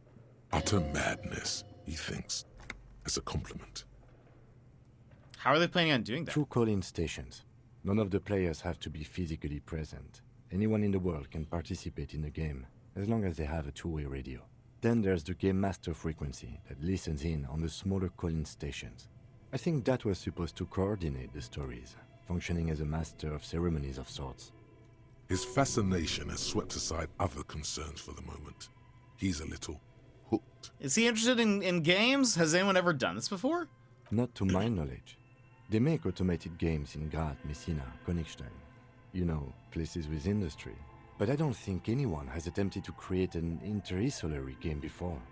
We just don't have the technology. This was a role-playing game? Indeed. Those Welkins are a dead giveaway.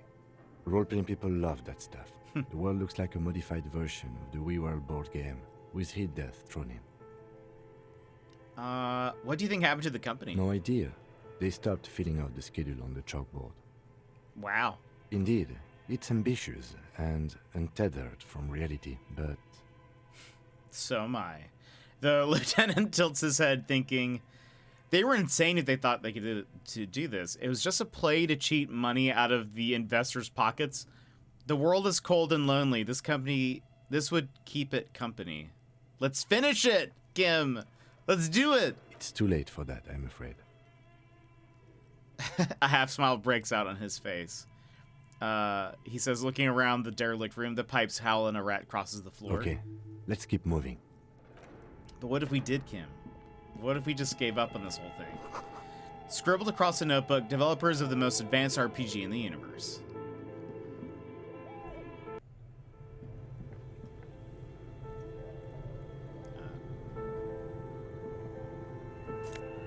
Money and a healing item. We got a morale boost thing.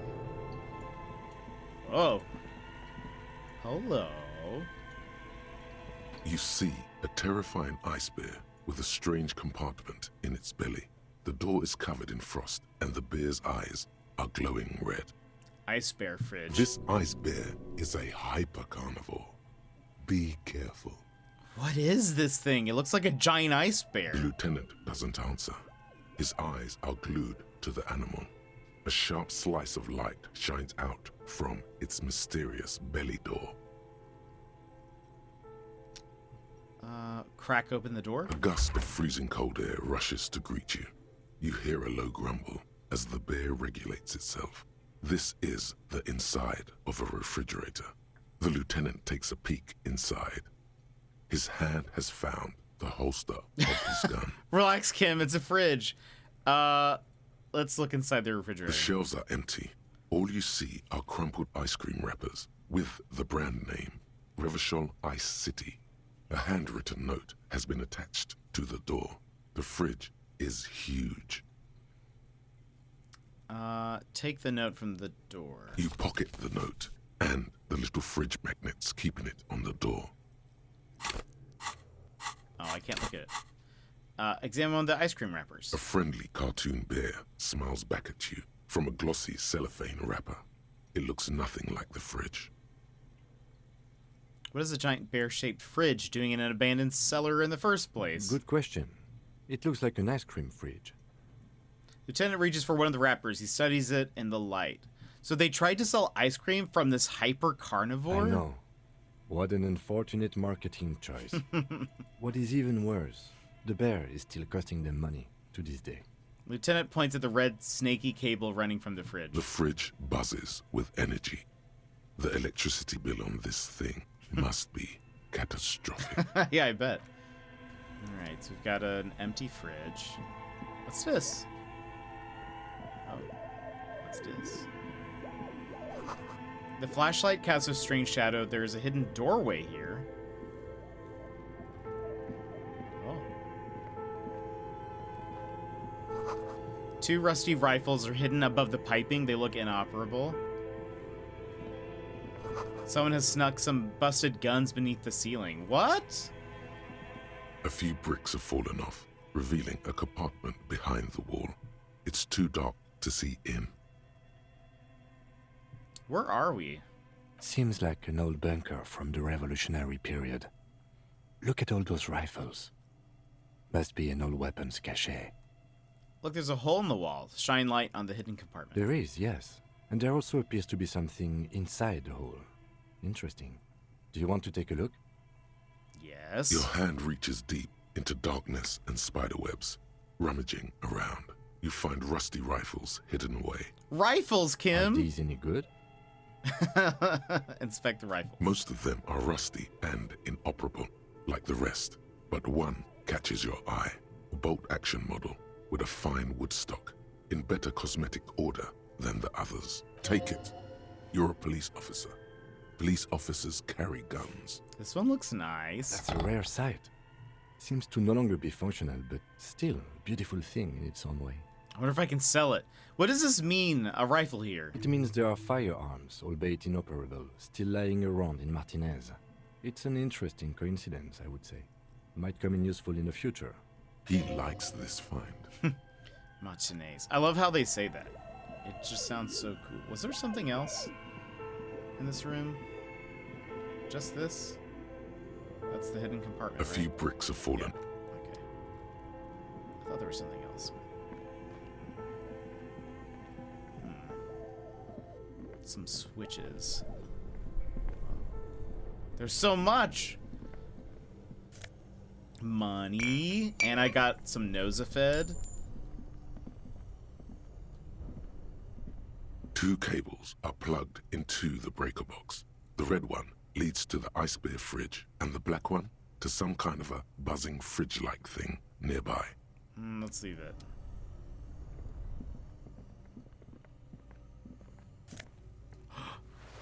An insane mesh tank top.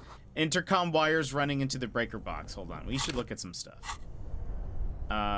First off... Right, we found an item. The note is written with a blue pencil on a piece of lined office paper. The kitchen magnets have left spots on its surface. Does it say anything interesting?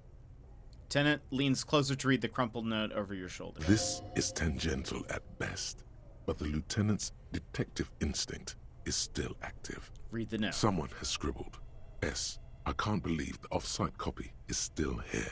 The illiterate ginger kid keeps stealing stuff from the studio, so I Kuno? had to hide it somewhere safe. The illiterate ginger kid keeps stealing stuff from the studio, so I had to hide it somewhere You'll safe. find the filament memory with Oh. the off-site copy in the frozen ice cream maker. Please take it home, ASAP. It's important. I'd do it myself if I lived in a civilized place with a freezer. Take care, Sully Swaff. I wonder who wrote that note. Looks like someone from that radio game company upstairs. I'm a little surprised they just left their property lying here. Maybe they had to leave in a hurry. That's a plausible hypothesis. What is a filament It memory? belongs inside a radio computer, storing its memory. It's like a tape. You listen to disco tapes, right? I love It's like one of disco. your disco tapes, only for a computer. It's like the production schedule you found. Only this one's an off-site copy. Who's the illiterate ginger kid? Really? You don't have a single guess?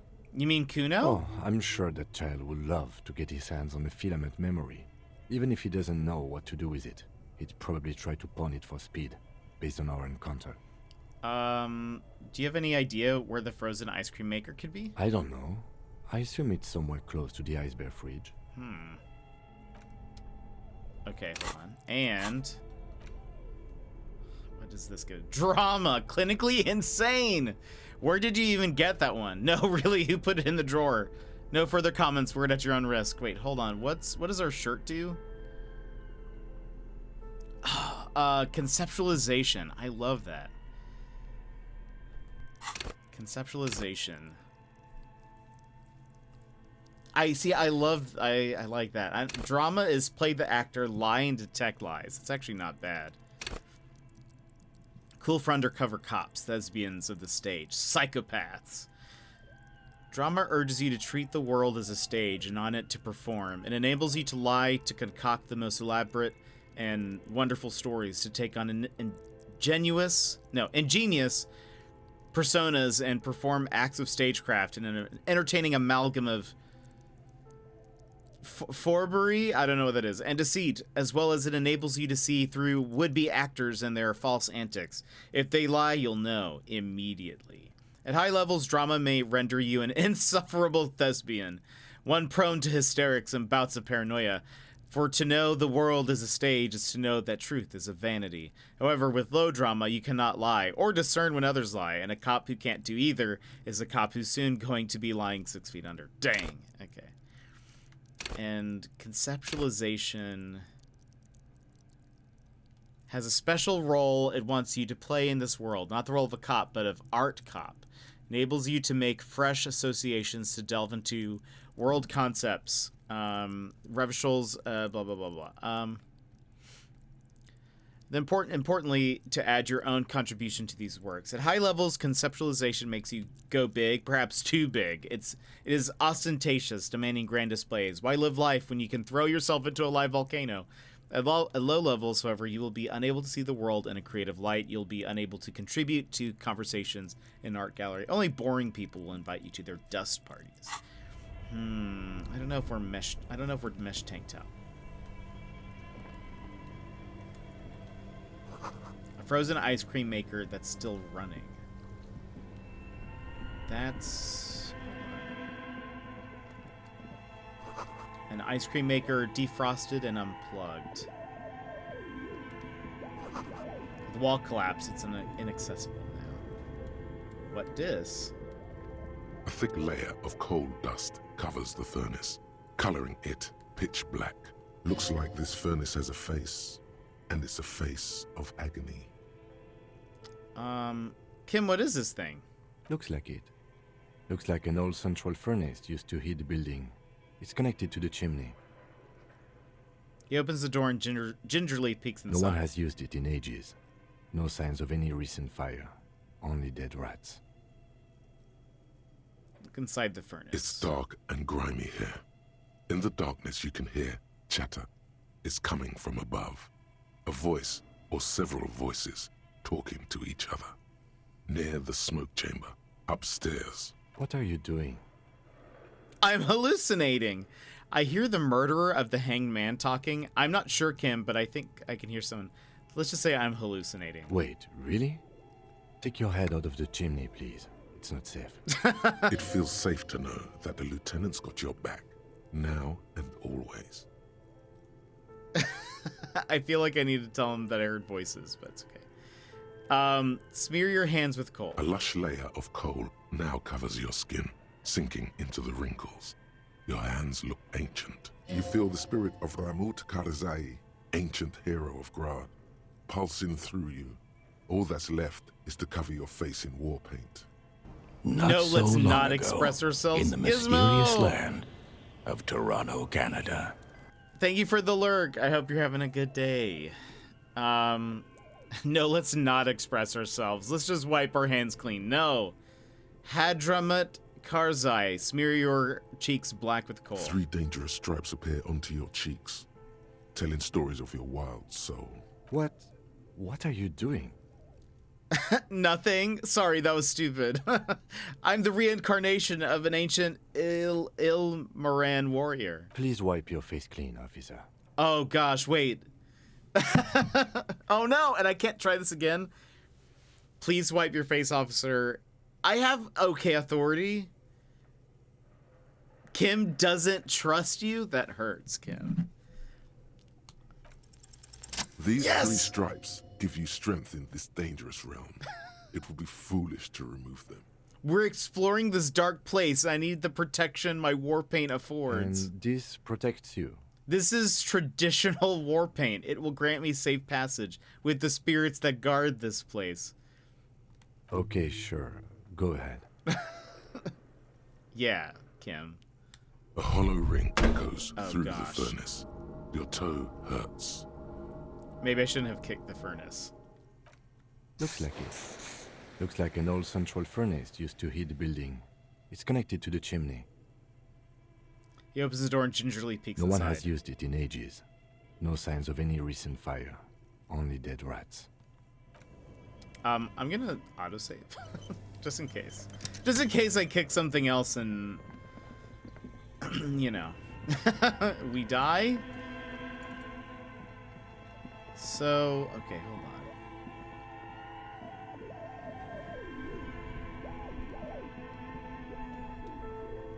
Two cables are plugged into something close to you. Dies with a soft electric purr.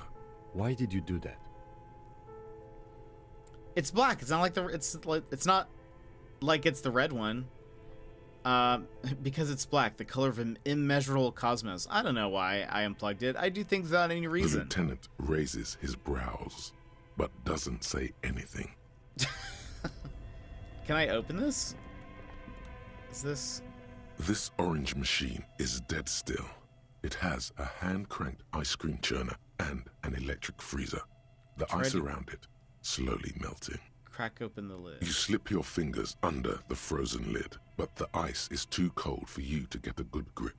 A pry bar would come in handy here. I have If a you pry want bar. to try again, then you need to have the pry bar in your hand, detective. Okay. Equip the pry bar by going to the tools. Yeah. I know.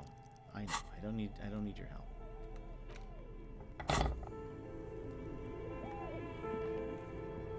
This orange machine is Oh, dead gosh. still.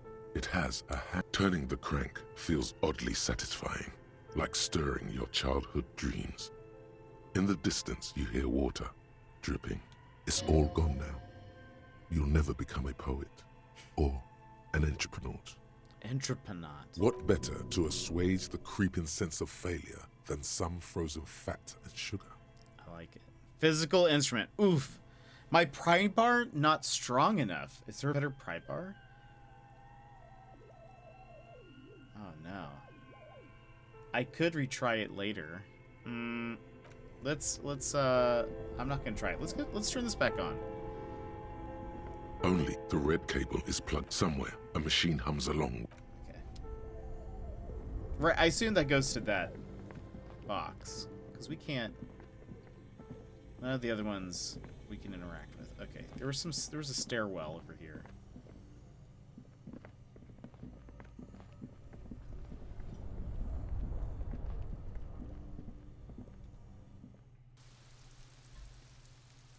Oh wow, this comes right All over here. around you, rain falls on the great city of Revachol. Rain drips from the eaves and floods the gutters, washing the filth away. The spring thaw must be here. The snow is melting. What am I doing? Looking up at the sky, cold water dripping from your hair. What do I see? Grey sky like great battleships, clouds colliding with one another.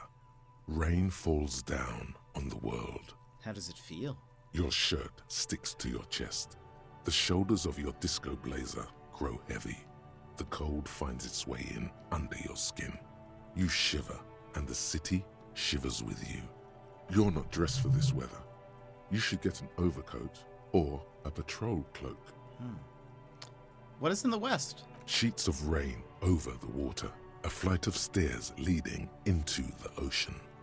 Wave after wave washing the coast of Martinaise, with its motorboats and gently swaying reeds. The ruins of a half-sunken sea fort crumble on an inlet beyond the Bay of Revachol. Ghosts rise into the sky. Who are you, ghosts? The skyscrapers of La Delta, the financial district. Faint golden light seeps from the office windows. Will you ever go there? Will I? No. You are just one of the hundreds of thousands who watch them rise across the bay from Martinaise every day. What is down the shore? Urban coastline, rain dripping off Eternite-covered roofs, cinder blocks left over from half-finished construction, a defunct research and development building, once seized by revolutionaries. An old wooden church stands on stilts above the water. And beyond that? Coal City. End of all lines. Run your fingers through your dampened hair. Your hair is an oily mess flecked with ash from neighboring coal plants. Smokestacks rise somewhere in the distance. What's in the east? There's a fleet on the corner. A plastic coat is folded into a small triangle under the counter by the window. Beyond that, the strikebreakers have gathered. The great gates of the industrial harbor are locked. A chill runs down your back. You shudder like an animal trying to shake water from its hide. Clench your teeth to stop shuddering? Behind the gates, heaps of supply crates, red and blue metal shipping containers, slick with rain.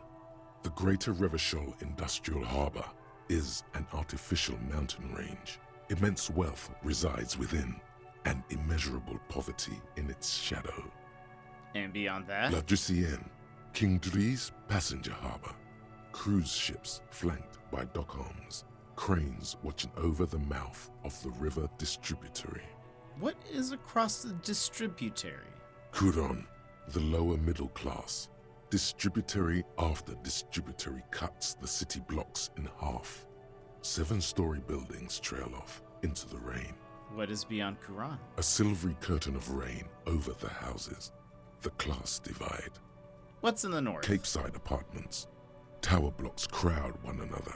4.46mm bullets still lodged in their war-torn stone walls. Hallways collapse from the mortar hits of a war that was lost long ago. Clotheslines go to waste in the rain. Radios play. And closer to here? A yard. Rain falls onto the roof of a woodshed. Coal leaks into a puddle beneath a dead man's feet. He swings from a tree, bloated.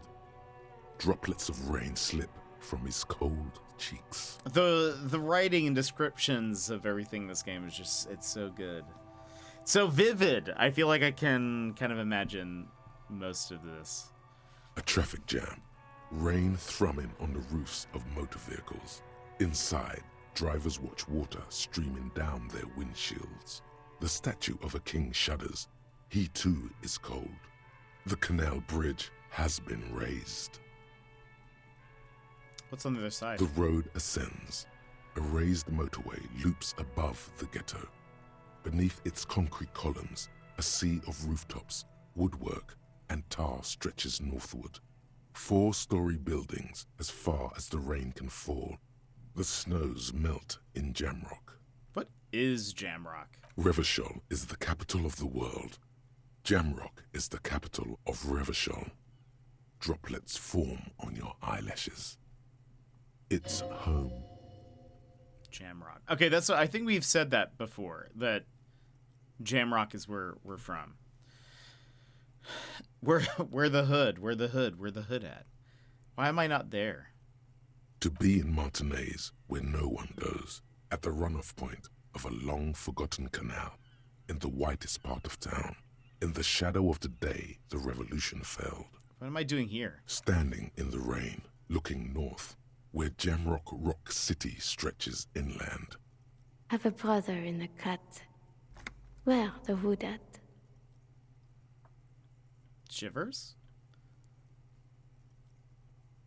Shudder, look further. In the rain-swept distance, above the rooftops of Jamrock, a repurposed silk mill stands perched above the motorway exit. Precinct 41 hunches in the rain. Your vision blurs. You wipe your face with your hand. The rain stings your eyes, making you look up and blink. What's above? Coalition aerostatics hang like apparitions under the cloud cover. Way up there, where rain forms, rotors flutter silently. Your sight clears. This rain will not let up anytime soon. You should get a raincoat. There's a freight to the east. They sell them there. Yeah, but Kim, I need money. I don't have I don't have money, Kim. Also, hold on. Let's equip our hold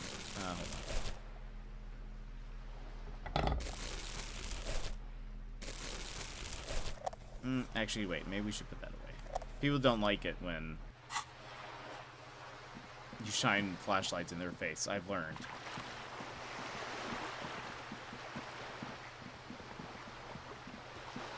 A lonely cormorant surveys the sea, indifferent to your approach.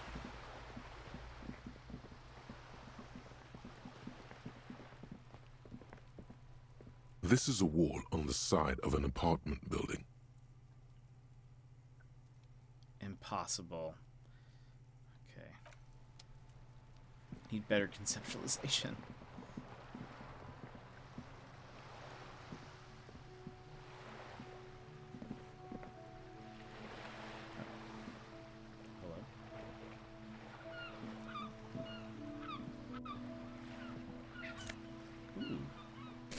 I don't know what that is, but I took it.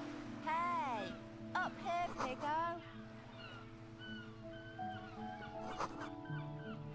Someone call out to me. What? If I have the pry bar, can I open this? Ooh, a signal blue naval you coat. better keep one.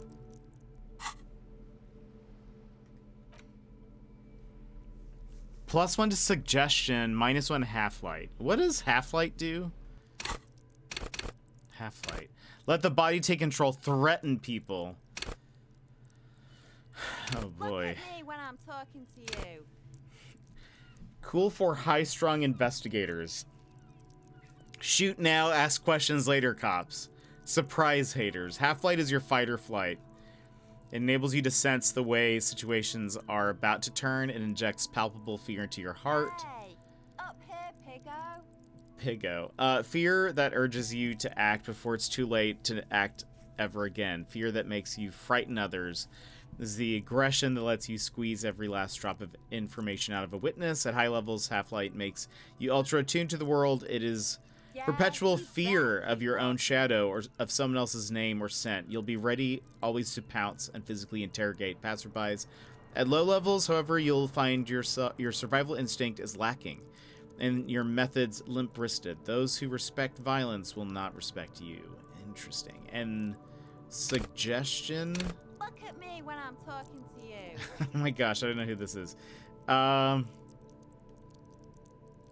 charmers. Right. Interesting. Hold on. This classic double-breasted coat suits everyone, including you. And if you ever find yourself battling winds at the helm of a ship, then the Up coat's here, piggo. heavy fabric has got your back, even if moths have left a few holes in it. I kind of like our green jacket. What does our green jacket give us? Oh, wait. Esprit de Corps. That's the, I don't know. I don't know. Inside the frame of a motorcycle in repair, and the tools used to assemble it.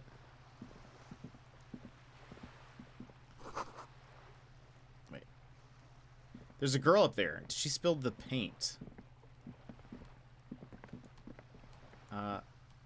Hello. Look at me when I'm talking to you. The streets will flow red once more. A great torrent rushing down Rue de Esperance. You wait and see. The girl stares at the sailboat by the pier. The streets will not flow red with anything. Who are you? I'm Cindy the fucking Skull. What else do you want to know? Date of birth, blood type, the last time I was tested for Hep C.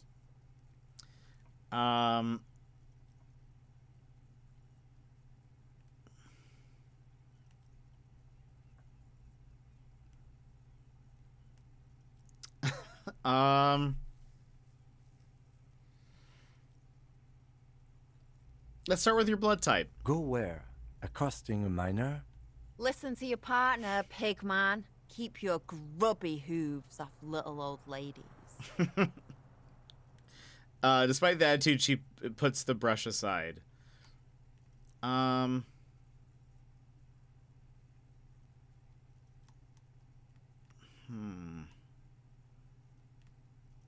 You keep looking off to the side. What are you looking at? The lieutenant furrows his brow at another one of your eccentricisms. She nods disdainfully toward the woman performing maintenance on the boat docked next to the pier. Hatred? Disgust? It's difficult to tell which of the two is more present in her girlish features. The woman on the boat does not notice her staring. Joyce. That is on her. Someone's got to keep an eye on her. Who is she? Probably the Wild Pines rep. We should talk to her. She's a professional negotiator, though. I have the feeling she will be very cooperative while telling us nothing. You should take the lead. Ask her unexpected questions, you know? Do your thing. Don't be afraid to get a bit wacky. Throwing her off is our best bet. You being wacky? Good idea, piggies. Run along now. Fuck her shit up good. Impound that boat while you're at it. I'd like to watch her swim back to us on. Oh my gosh. Okay, hold on. We're gonna... Watch your back, Ungulate. You've got eyes on you. You are intense. Hold on.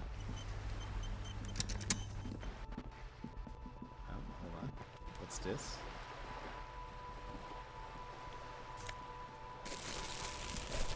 I need more health stuff, please. A sturdy metal door guards the southwest entrance to the apartment building. It's locked. The door rattles against your knuckles, but there's no response. The door rattles again, but this time you hear an elderly woman's voice calling out from inside. Stop banging on the door! I'm not letting any more strangers inside. Who am I speaking Doesn't to? matter who I am.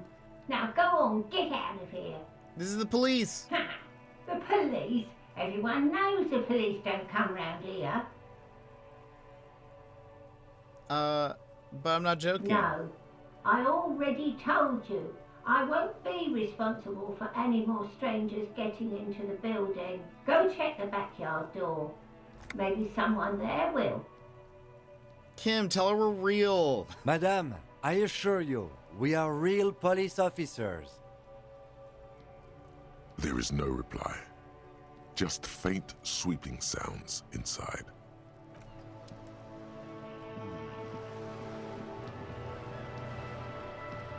Backyard. We'll go talk to that lady in a second, but hold on. Oh, what's this? Ooh. Man, I have a lot of, like... I have a lot of, morale items. I need some physical healing. Hold on. A garden hose. This won't be of use until the snow melts.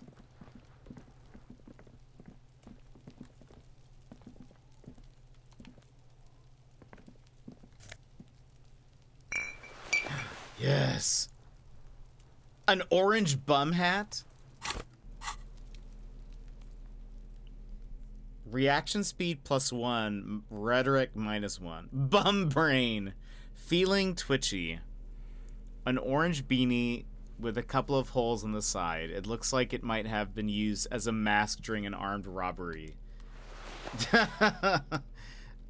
look dope. What is rhetoric? We don't have good rhetoric, if I recall. Yeah, it's already low. Practice the art of persuasion. Enjoy rigorous intellectual discourse. I mean, and what's the other thing that it gives us? Reaction speed. Huh. Maybe we'll wear a bum hat. I think we wear the bum hat. I mean, we look super cool doing it, so. These barrels are half full of rainwater. That's not something we can get up to. What this? Just a closed door, but do you look at it suspiciously?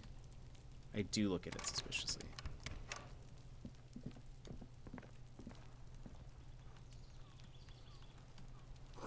Another splattering of bullet holes on this wall. Chairs and tables eaten by rain and rot. There must be another way into the building.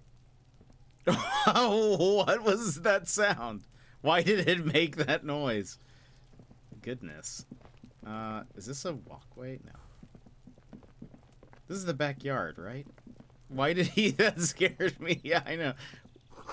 A balcony with a view to the yard and a hanging. I don't know why it made that noise. Okay. This is the backyard she was talking about. Wait, what is this? Hold on. The spread pattern of these bullet holes makes your chest ache. Your breath grows heavier.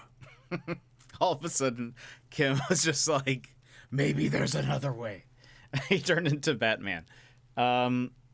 Your breath grows heavier. Examine closer. You peer into the faded marks in the stone. They peer back like an endless row of tiny black holes. Sweat starts trickling down your brow. This is bad mojo, man! Fucking horrible mojo! The end draws near! Necktie, calm down. Oh, what? I just took damage. I don't... Oh. Your chest feels tight looking at them. It's closing in, caving in, ever tighter. Your breathing grows even heavier. Am I having, like, a panic attack? You okay there? Lieutenant's sudden voice cuts like a blade, bringing you out of the stupor. I started feeling really bad for a second. Might be the after effects of your past escapades. What are you looking at? What are with all these bullet holes? Remnants from the revolution. These are over half a century old. So no crime has happened here? Perhaps a crime of a sort ages ago. But no, these do not warrant an investigation. Okay, but what can you tell me about the revolution? Not much. I don't have a fresh perspective on it. Should we go? I mean, okay. I'm so scared we're gonna die. I don't want to die. What? Did he say something? I see that there's like a person up there.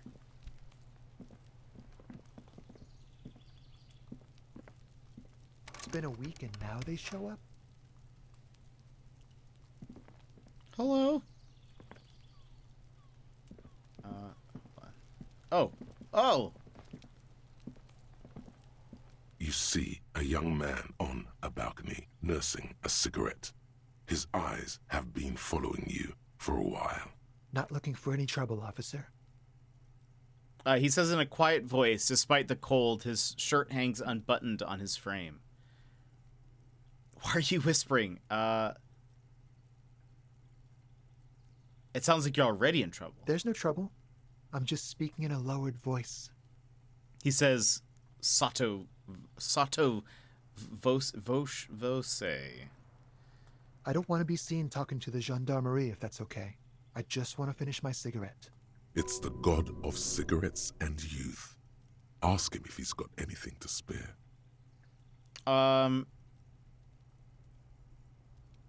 Electrochemistry. I want to be cool. I want to be straight edge. Brotherland's an hour. Nice. That's awesome.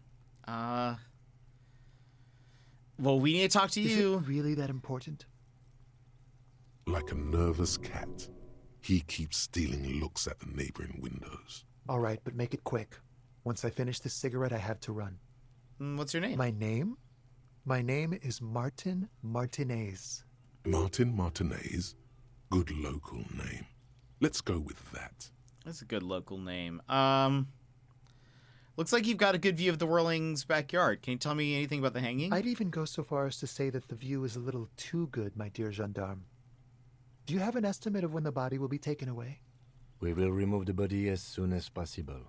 Now tell us, where were you last Sunday? Oh. You already asked me that, didn't you?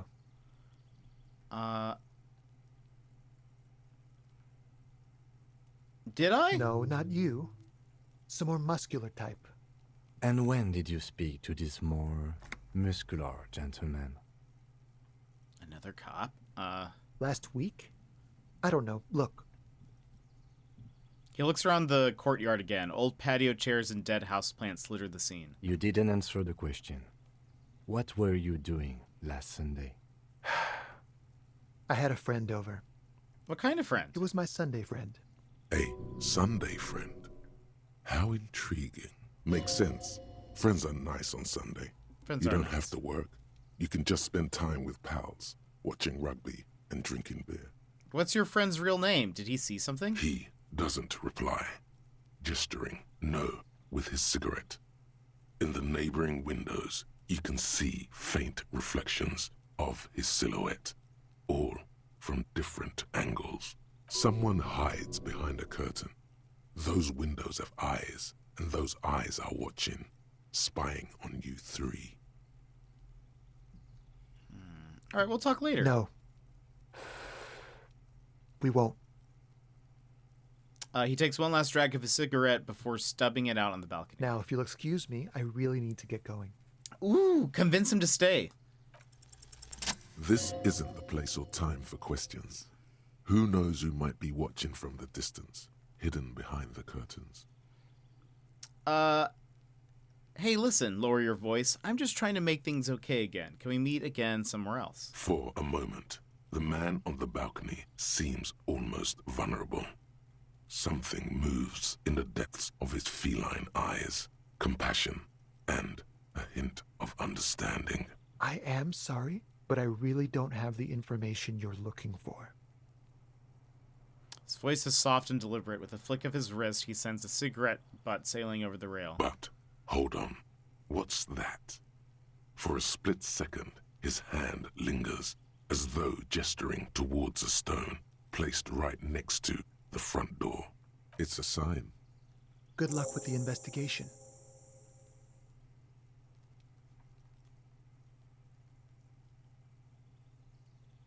Okay, bye. He walks away. He's still walking. He's gone. The lieutenant puts away his notebook and turns to you. We should run after him, see where he went. No point in running. Tenements like these often have multiple exits. If he doesn't want to talk to us, then he'll know how to hide himself. So we just give up? He could be a witness. Him or his Sunday friend. Either way, we need to look into that muscular type who's asking about our case. He did leave us a sign. Did you see that? He wanted to draw our attention to that stone right over there.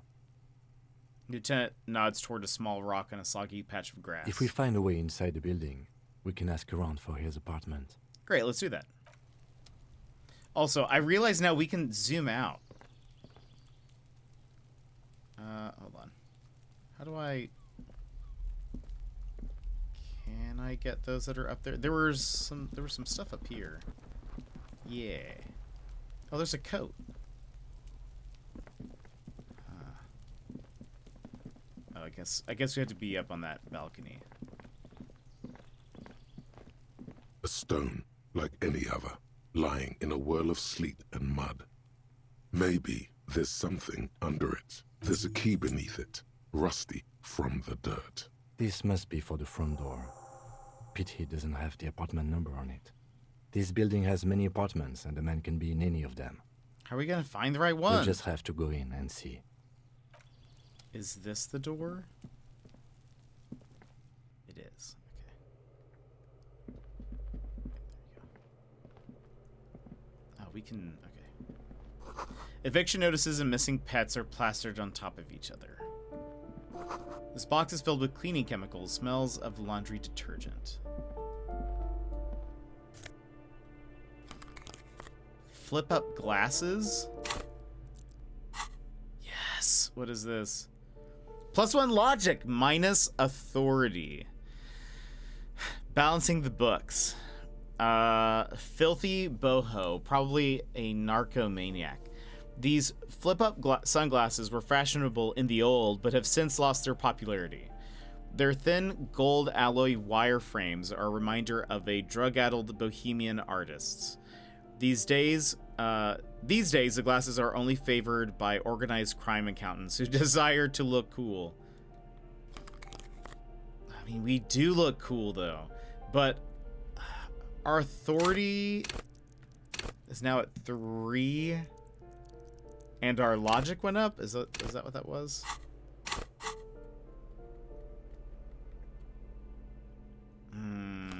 We look so cool, but I'm trying to mostly use stuff that has to do with, like,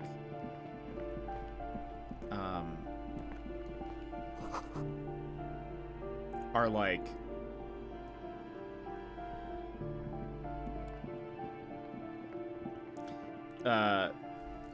that, like, lends itself to, like, sensitive things.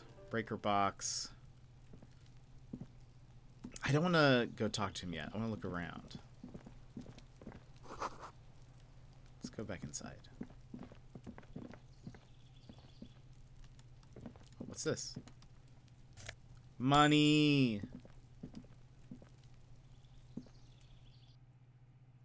It's getting late in the day, and we still don't have, like, stuff. I should equip...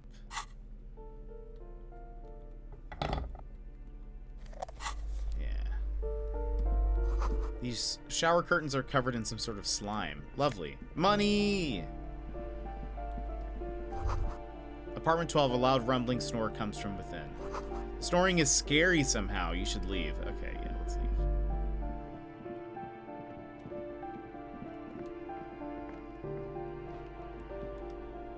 Someone has drawn a 5-pointed star on the wall. This door has been closed with a padlock. A chalk-drawn number on the board says, number 11. No reply. No reply. It's a solid lump of metal, but the shackle is deeply corroded. Ooh. A solid pair of chain cutters would make short work of it. Better whip out those cutters. You won't get very far otherwise.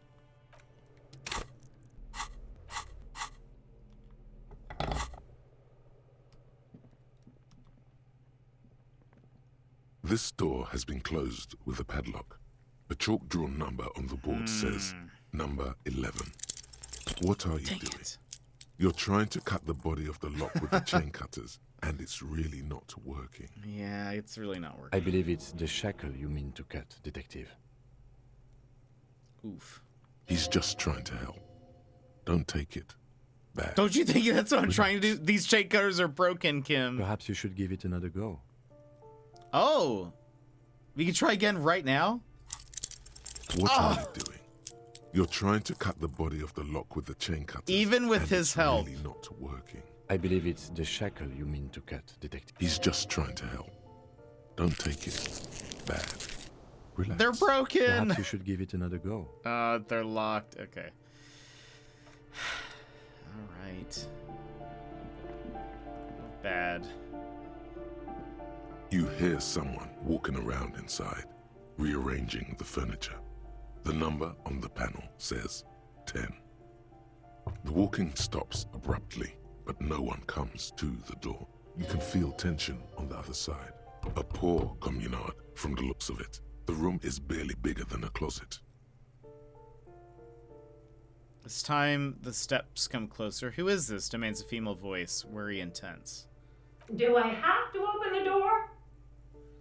You hear the clacking of heels again as the other side walks right up to the door. Her tone is now getting a defensive edge. Did you have a warrant? I'm not obligated to open the door if you don't have a warrant. Let's go. We don't have a reason to get inside. Okay.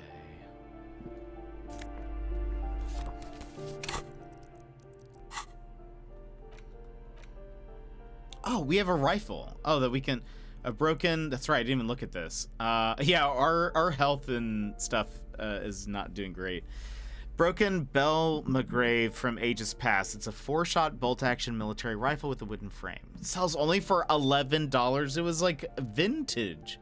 Postcard Boogie Street.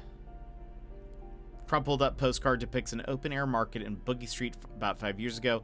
Vendor smiles as dead roosters line his stalls, hung by their feet from canopy. Red blood flows onto the muddy street. Blurry shadows of people pass. Door number 9 is locked.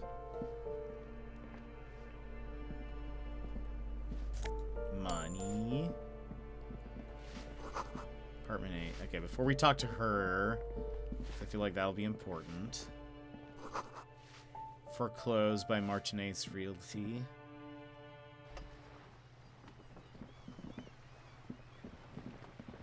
Oh, hello! We're up here. I see. Okay, hold on. We'll talk to her. Money. Above, tarps flap in the wind, forgotten hammers and nails rust. This door is locked. You can't get in.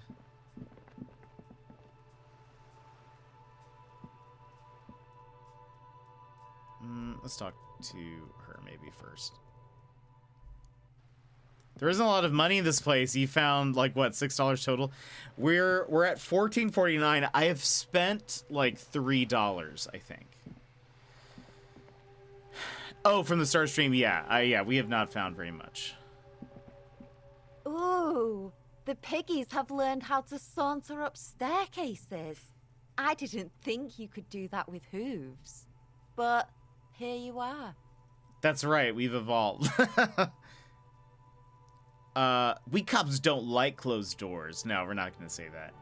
We're going to say that's right, we evolved. Yeah, I can see that. Cool mutations. She crosses her arms. That smell coming from her paint bucket. It's not paint. It's heavy fuel oil.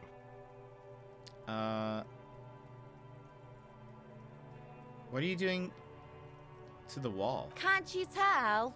I'm painting a beautiful mural, an aereo graffitio visible from low orbit. I haven't really started it yet. I'm waiting for the right words. So you don't know what to write? Have you ever tried your hand at graffitio? When faced with a blank wall, most people write unimaginative stuff, like pigs go home and Mona was here. We rarely see pigs round here, though. Just union cats. And my name's not Mona, so... She wants it to be something true and total. Why are you so committed to defacing the building? This place is severely lacking in havoc. Not even the occasional trash can fire to break up the tedium. I thought I'd mix it up, you know, summon the forces of crime and social chaos with a wall-sized invitation. I have an opinion on this. Want to hear it? Yeah? I love public art. Don't mind us. Keep doing what you're doing. Thanks.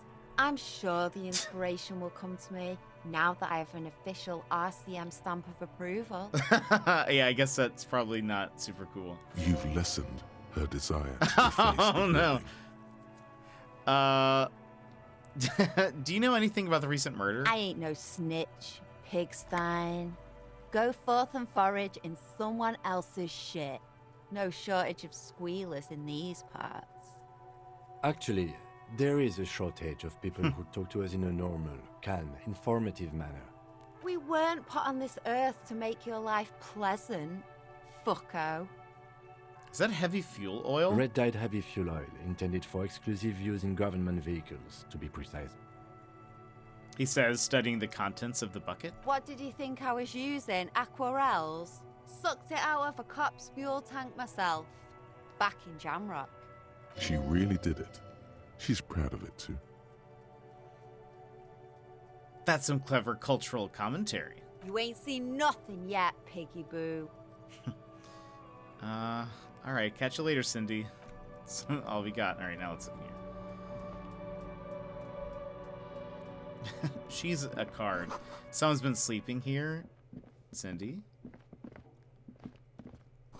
Enough coal to last for several winters. Smells of chemicals. Les hommes, some kind of jeans. If I take this... Wait. Wrong thing. Not this. Pry bar? Oh. That's all. I thought I needed a pry bar for that. But I got some pants.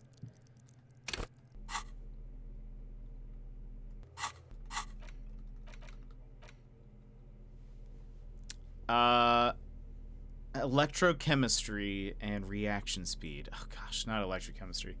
Although these jeans look worn, the wearer must have had goodness. Okay. But electrochemistry is not really one that I want to give more power to. Is there anything else in this room? Nope. Okay.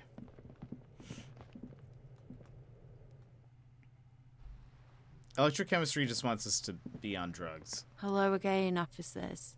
Have you come to admire my mural? Is that bed in the coal room yours? Ooh. Not only have you found my address, you've discovered my biggest secret. I'm a coal miner. Really? You're a miner? Yes. I keep hoping a shaft will collapse on me, but somehow it never happens. Don't you have a real home? Does anyone in a city like this? She replies wistfully, looking around. If there's pain about any particular home she's lost, she's buried it deep, fortified herself against it. It's not the nicest place, but I guess it'll have to do. It doesn't have to do anything at all. Nothing does. Like me. Right now, I'm doing nothing at all. I have other questions. Shoot, piggy. Okay, that's it. She's interesting. Is there anything? No. Okay. Let's go talk to this lady.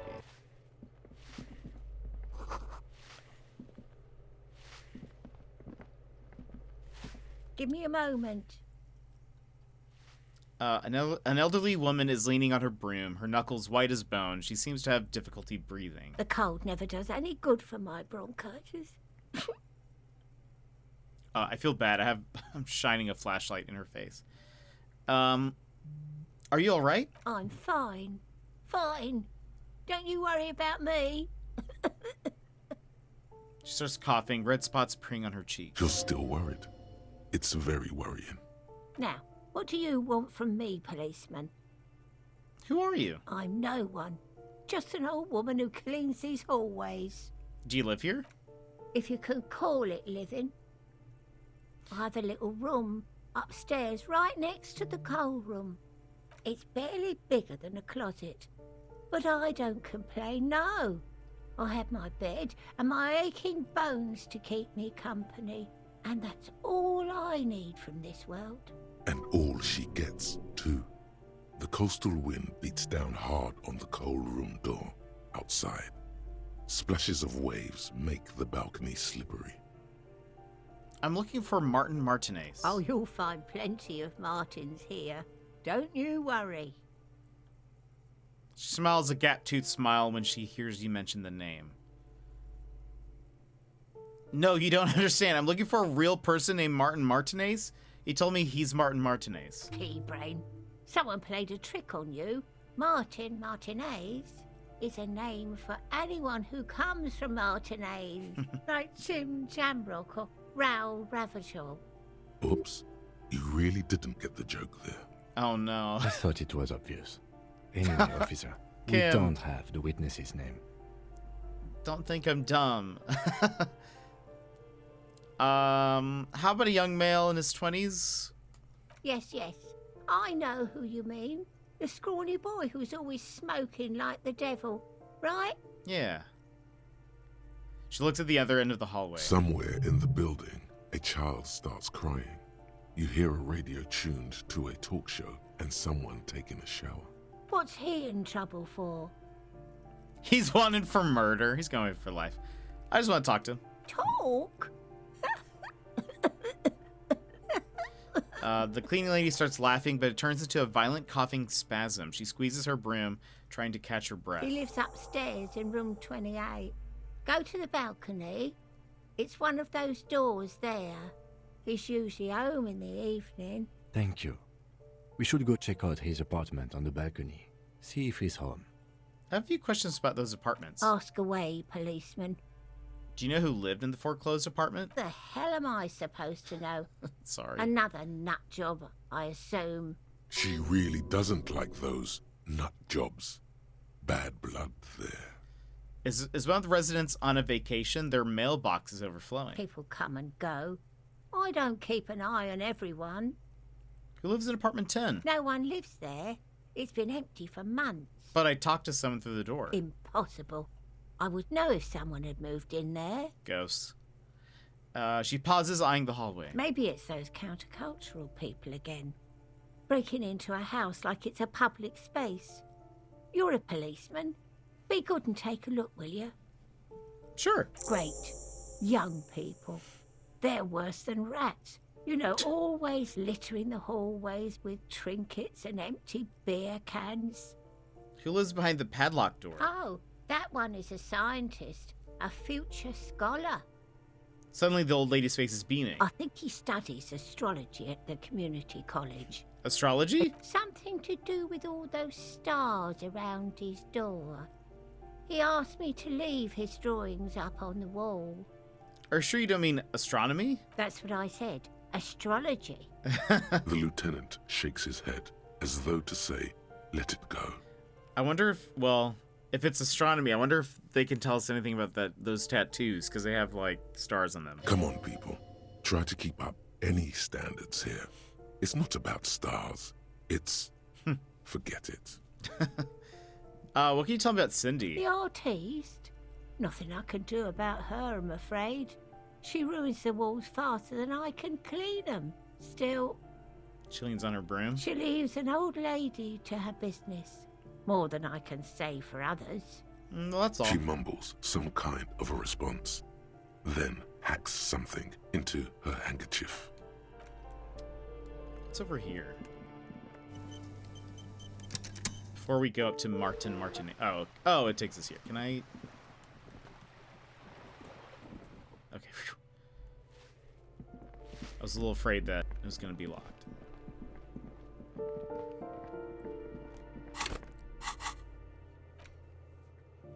Locate the door number 28.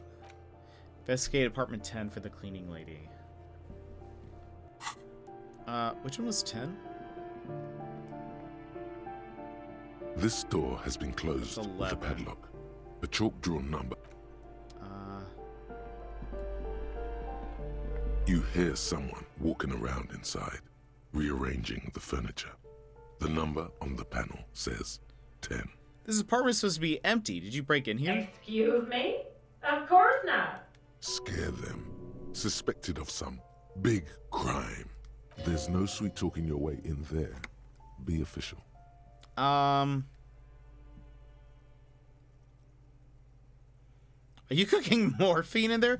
I don't want suggestions this to be official. I don't need a warrant if I suspect there's been a break-in. Oh, come on! There's a pause before you hear the door being unlocked. That was smart. Oh, thank you, Kim.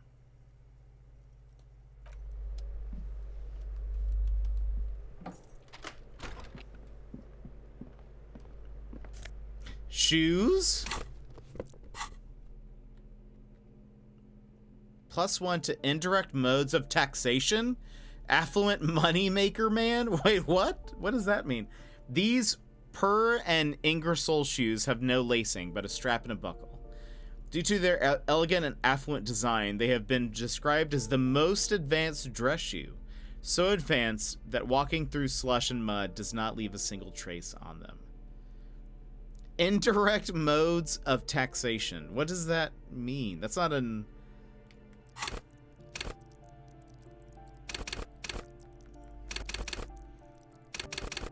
That's not a thing. What does that mean? Indirect modes of taxation. Do I... Wait, indirect modes of taxation? What do these shoes get? Composure. Which is...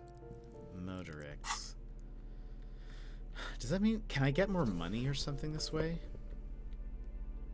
Let's wear them for a bit. Let's see what happens. I've got some really nice shoes and a hobo hat. The luxury of fine things. Just look at those black monk straps. Oh. After spending an entire day hustling, who's to say that you didn't deserve a pair of ridiculously expensive shoes on your tired feet? You're right. Beautiful things do make people happy. Beautiful things give you a rush. It's power. Crafting your style, draping your flesh in silk and leather, deciding how to present yourself to the world. Remember, when they come to take it away from you, you worked for those shoes. Whether you like it or not, wearing these shoes has made you more liberal. Ultra liberal. Is that it? I was like, oh, maybe I'll get a thought here, but no. Also, we are at rigorous self-critique. Unlock. Wait. Right. We have 2 hours. Blister pack of medicine peeks out of the box. You should take it. I do want it. Hypnogan. That's for morale stuff. I need health things. Hello. Satisfied? My name is Marielle Charpentier, and I'm an agent with Martinez Realty Associates. I am not breaking in, as I have every right to be here. The keys, see? She jingles a set of keys in her hand. Her voice is really cheerful, despite her obviously hating you. Do you want to see my ID as well? You can't legally ask for it, but why not? Want to see my residence permit too? She fumbles through her purse, fishing out a light, paper-clad passport. Sure. It feels flimsy in hand, with the words Revachol Zone of Control written under a nondescript municipal logo. There's a picture of her with shorter hair inside, along with all her personal details. Everything seems to be in order. Thank you. Do you have any questions? I need to be back in Midtown in an hour. What are you doing here? I need to get it ready for the next lease, but as you can see, the previous tenant completely trashed the place. Sounds like they know how to have a good time. It was some kind of a moribund old man who used to be a business owner. You'd think they'd make rent. She stops, hesitating. But that was months ago. Anyway, was there anything you wanted, or is that it? I'm in a hurry. Who lived in the foreclosed apartment down the hallway? Oh, that's another huge mess. The former tenant owes us 3 months of rent. 3. We closed the apartment and planned on auctioning off the valuables, but... And again, I have no idea how stupid mistakes like this can even happen. But Ron, when he came to close the door, didn't close the neighboring door. And there's a hole in the wall. Oh, Ron. So preppy. She's probably on some low-grade performance enhancers, like Preptide or Pericanine. So electrochemistry can even tell if somebody else is on drugs. A hole in the wall. Can you believe it? And then the tenant ran off with his stuff. He's gone. The money's gone. Just like that. She snaps her fingers. Oh, it irks her. The incompetence. My money has also disappeared. It couldn't have been that much money. These apartments look shabby. I would say my money also disappeared. Well, it does not disappear from my hands. No, I don't let it. These apartments are perfectly fine. They have gorgeous architecture, a million-real view of the bay, good ventilation, neighbors, life, spark, and they are affordable. I'll tell you, Martinez has a future. In a few years, it's going to blossom with artists and creatives and those radio computer wizards. It's as if they're real wizards, able to resurrect dead real estate and breathe life into bank accounts. So wait, what happened with the wall? Don't ask me what happened with the wall. I have no idea how we're going to find the time or resources to fix it. Both apartments are now unrentable. Both. All right, that's all. Of course.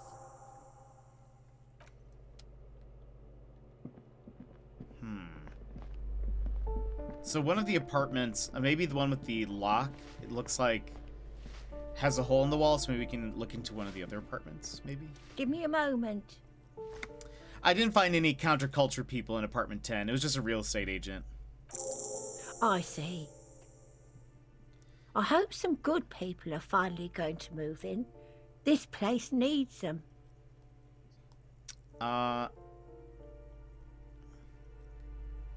Yeah, radio computer wizards are coming. Oh, I do like wizards. And people like that in general. They have a lot to tell us about our fates. All right, well, good day. I got some more experience. How much experience do we have? We have one more till our next level up. How did I... Oh, the balcony. Oh. Maroon glow of light pollution rises from the east. You hear distant traffic. Night is falling on the city.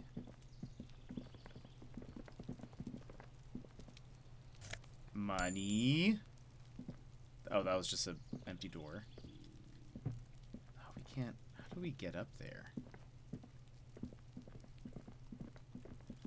Someone's growing rosemary, thyme, and a cactus. This is the door to apartment 29. Complete silence. Whoever lives here isn't home. This is the door to apartment 30. Voices from within singing along to some buoyant dance track.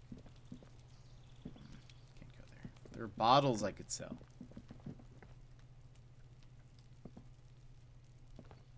This door is made of metal and appears to be reinforced.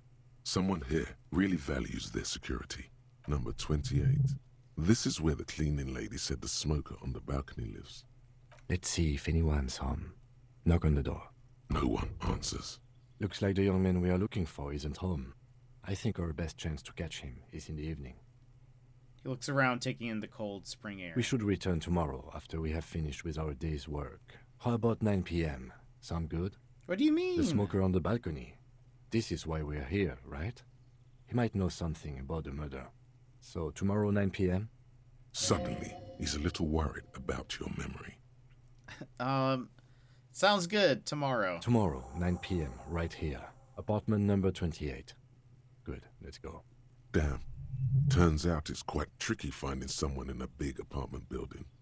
Don't worry. You'll get him. Okay. Where did he go off to?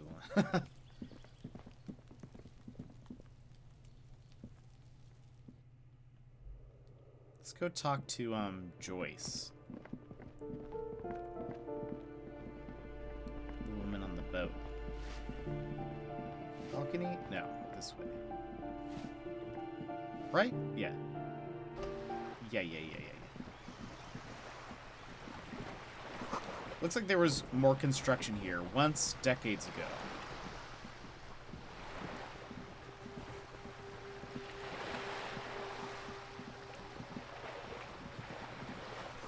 Docking reserved for residents of Rue de Saint-Ghislain 33A. The belly of the boat shines like it was recently painted.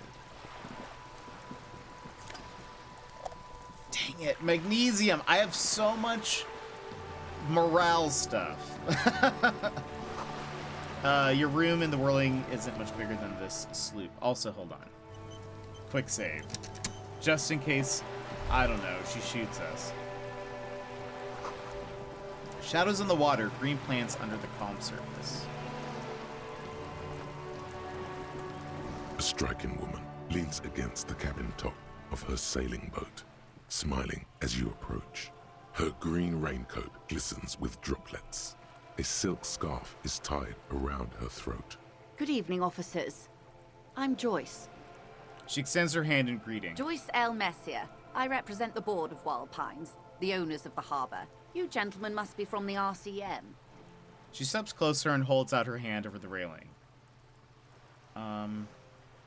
Joyce L? What does the L stand for? Dayton, my maiden name.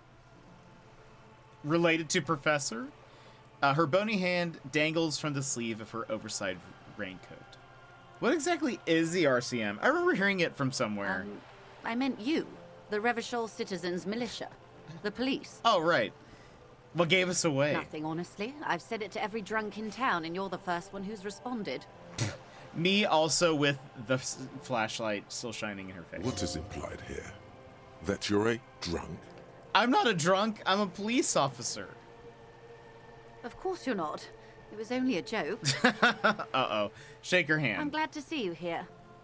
Her grip is tight and cold. She seems relieved. I was dispatched to handle a strike, not a lynching. Anything I can do to assist the RCM in this matter, I will. Gladly. Just going around blinding everyone. I really need to put that away. That is good to hear, madame. My colleague will take the lead on this interview. I should let you know that he is recovering from an unusual medical episode. Very unusual. But I can assure you of his ultimate competency. How interesting. I wish you a swift recovery. In the meanwhile, you have my full cooperation, and the full cooperation of the Wild Pines group. It's hard to get a read on her precise disposition, but she appears helpful. You're on a boat. Why, yes I am. She looks at the deck under her feet. Green and white sails flutter overhead. Not a lot of people are on boats. Of course there are. We're on an archipelago. How else are you supposed to get around? Wait, we're on an archipelago? Yes, we are. We are on Le Caillou. Caillou? I thought we were in Revachol. We are. And the city of Revachol is on the island of Le Caillou. Still, I haven't seen anyone else on a sail a boat around here. I haven't seen anyone else drive a souped-up Capri Kenema motor carriage either. Actually, that motor carriage has been specially issued to serve as a patrol and pursuit vehicle. It's for crossing long distances in the greater Revachol industrial harbor. It's not a toy. Yeah, not Caillou the kid. Neither is this. A toy, I mean. It's a machine for crossing long distances in the Bay of Revachol, between the city and the islands. She's having a good time arguing against the law. Too good, perhaps. Does she have a name? The boat? No. It is called Coeur de Leyte 19 because that's the type of sloop it is.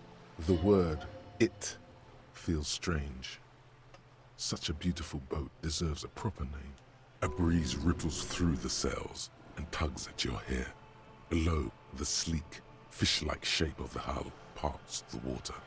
Beneath that, a resounding darkness. You're reminded of something. Or someone. Cool, but your boat really needs a name. Okay.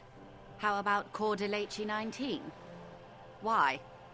She taps on the side of the boat and makes this hollow sound. Because it was manufactured in Revachol East by a company called Coeur de Leyte, and its hull is 19 paces long. How about the sleek fish? How about Dolores? Why Dolores? I just like the name for some reason. Well, it means nothing to me. I think I'll stick with the factory name. But thank you for the suggestion. Oh, I want to see what happens. Okay, because it was manufactured How in about the sleek what? fish? Because it's sleek and fish-like. I think I'll stick with the factory name. But thank you. Okay, but what kind of boat is it? It's a pleasure craft. A 19 pacer. It also happens to be rated for Category 1 racing. Though these days I mainly use it for business. How do you like it? My sloop? I like it a lot. It's the eel's hips, baby. I'm enjoying this part of the interview. It has so little to do with the murder we're investigating. Kim, we're having some fun. I really do, the lieutenant thinks. Is she thrown off yet? He's looking at the woman, assessing her. Oh, right. He asked us to be a little wacky, so we are doing it. We're doing what he said. Do you have a license for this boat? Officer, I assure you I'm a highly qualified pleasure craft operator. The crowns of her teeth are porcelain, white as the boat's hull as she smiles. Qualified pleasure craft operator. So charming. Where's the damn license? Oh, can I see your license? I just renewed its safety inspection last month, officers. It is completely seaworthy. In fact, it's taken part in not one, but 2 insulindic regattas. Even finished once. What happened the other time? The other time, I would have finished the race were it not for an urgent work matter, much like the one I'm on now. Sure, I want to see the license. Actually, you don't. I'm pretty sure I do. I police. What do you mean? The Wayfarer Act specifically denies the RCM the authority to demand anyone's operator license. It's a little-known fact among us law officials. Wait, exactly how little known is this fact? More like Anarchy Act, in my opinion. So we can't pull over random civilians and demand their papers? That's weak.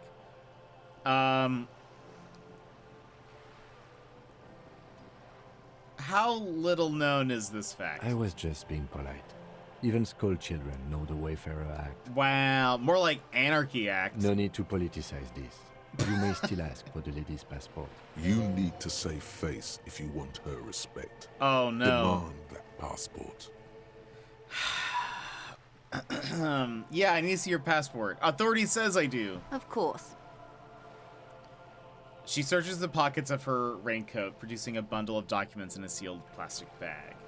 Look at her passport. The woman is silent, smiling while the waves lap against the hull. In your hand, under the plastic, a light blue passport saying, Republic of Vespa. The coat of arms has a lion and an ostrich. Seigent. Look at the photo page. The woman, born in the year 3 in the commune of Revachol, smiles at you. Face adorned with frown lines and crow's feet. The photo is recent. The name reads, Rejoice Leighton Messier. Your name is Rejoice? Yes. But please don't call me that. Why? Joyce is much more efficient. She doesn't like it. Probably a bad memory. Mean girls at school or some ancient lover. You're from Vesper? My husband is. I have dual citizenship. A Vespertine is handier when traveling. Vespertine. Everything appears to be in order. She nods and returns the plastic bag to her coat. I think I have a handle on the boat thing. Good. Tell me about Wild Pines. What do you do? What we do? I'm afraid I don't speak for Wild Pines as a whole. It's a giant undertaking. So what do they do? The Pines' core competency is logistics. Container shipping, freight, that sort of thing. See those airships there, blinking? Those are the shipping side of things, and that is the terminal. Another subdivision deals with energy, oil and gas exploration, offshore platforms. How much money does Wild Pines have? I'm not at liberty to discuss the company balance sheet, but I can tell you that last year, the company booked more than 20 billion real in revenue. A billion? What exactly is a billion? It's a number, officer. A big one. What's it made of? It's made of 1,000 millions. A million is made of 1,000 thousands. Wow. 20 billion is a large number, but the conglomerate employs 72,000 people. They all need to be paid. Then there are capital improvements, interest payments. A wave hits the sloop. She grasps the mainstay for balance. A conglomerate the size of the Wild Pines is like a shark. If it stops moving, it will die. Then what becomes of those 72,000 families? It's a tremendous responsibility. Where does Wild Pines get all these billions? They started as an exploration and cargo fleet conducting trade between the Samaran and Insulindian Isolas 250 years ago, when pine ships explored the South Seminese and charted Lomantang on behalf of the suzerain. Centuries of care, deliberation, and madness have gone into this endeavor. Vessels pass through the Great Unrest to re-emerge with apricots in tow. The logic of the system is totalizing. It's taken everything from its employees to build it.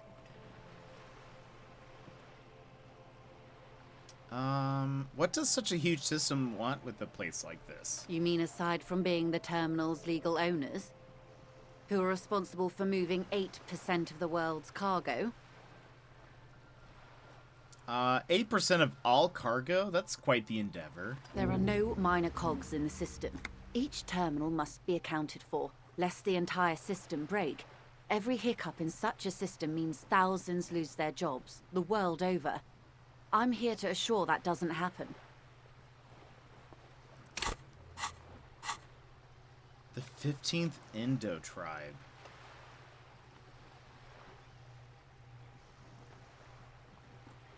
Wild Pines, Feld, Cuprous, Tricentennial, Villiers, and that place. Names of Revacholian Indo tribes. Spring into your head. Set loose at the mention of Wild Pines. Royal monopolies, octopuses, and swordfish. Most of them gone now. But isn't one missing? Wait, no. There were only 14. Then why do you feel like there was a 15th Indo tribe? Temporary research bonus, none? What do we get with that? They haven't sold me on why we need this.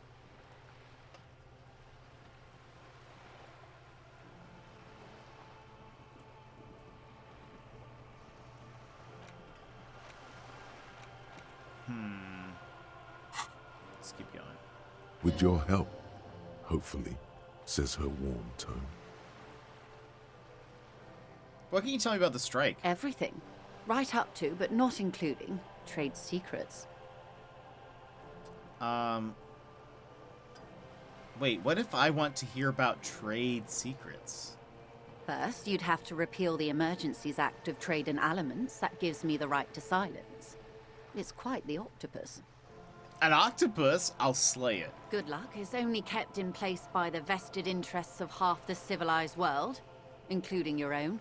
What the ma'am means is that the Emergencies Act and the RCM both get their authority from the coalition government. Right, that's what I meant. But I am derailing us. You wanted to know about the strike? Yeah, what's your role? I believe the official title is Senior Labor Negotiator. In practice, I'm a grocery clerk. I relay the union's demands to Wild Pines and return with Wild Pines' counteroffer. And how are the talks going? They're not. That's the problem. The union stopped all negotiations a week ago, after that awful lynching took place. Now they won't even let me into the harbor. There's a 2-meter-20 racist behemoth blocking the gates. Oh, you mean Measurehead? Yes, Jean-Luc Measurehead. She leans back and rolls her eyes. How were the talks going before the lynching? Let's say I was not making the kind of progress I'd hoped for when I first arrived. And when did you first arrive? I arrived 3 weeks ago. Yes, in the middle of February. The bay was still partially frozen then. I prefer to do these things on site, like the RCM. But the strike began in December. I wasn't the original negotiator here. I took over after Mr. Gaumont hit a wall with Mr. Clare, the union boss. Mr. Clare refused to speak with Gaumont despite concessions he'd granted the Union in prior negotiations. This isn't the first time the Union has gone on strike. Heavens no. There have been 2 prior strikes. Both times the Union won significant concessions, including overtime pay and a medical plan. This time their demands are more, I guess you could say, aggressive. What happened to this Gaumont? Mr. Clare told him to... how did he put it? She pauses to compose herself. Fuck off, midget. Oh, gosh. Gaumont is short of stature, you see. Huh, okay then. Yes. Keep in mind, this is a negotiator Mr. Clare has worked with before, and who was more than fair with him and the Union. Sounds like usual aggressive posturing. What are their demands? There are leaflets everywhere, and banners. What did they say again? Oh yes. Every worker, a member of the board.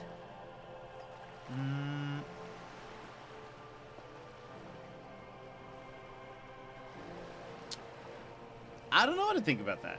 Fortunately, they explained it.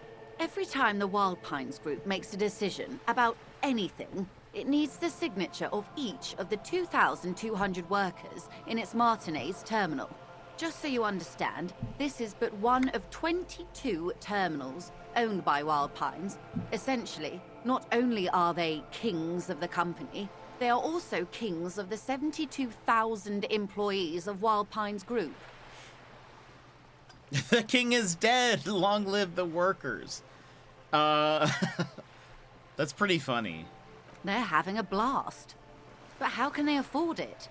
After 4 months, my assumption was they would prefer a more practical solution.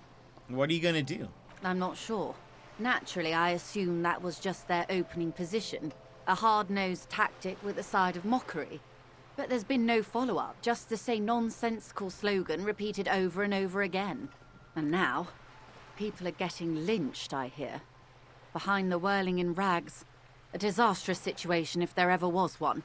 Excuse me, from whom did you hear about this lynching? I first heard it from the boyer at the gates. The one whose very name advertises his aversion to work. I think he said it was, "Call me mañana." This checks out. You met that guy. The scabs at the gate, did you put them there? The scabs? You mean the huddled masses of Jamrock, come to plead for work where the Union refuses to? If they were organized by Wild Pines or its affiliates, then it would be a company secret.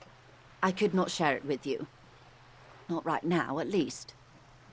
Tell me about the Union boss. Everard Clare is a man of the utmost integrity. If you can say one thing about him, it's that he always puts the interests of the workers first. Is that true? Really? Of course not. Okay. Everard is fantastically corrupt. I imagine he has a thick, viscous goo where you and I have blood. Is he that bad? He is the most corrupt individual I have ever seen, and I deal with men like him for a living. If there is anyone more venal, more irredeemably nepotistic, then it's his twin brother, Edgar. Wait, there are 2 of them? Yes. Edgar looks exactly like his brother, except for that lazy eye. He also talks exactly like Everard does, and when one's term as foreman is up, the other takes over. That is nepotism. It's how they circumvent the term limits, you see, with a funny little switcheroo.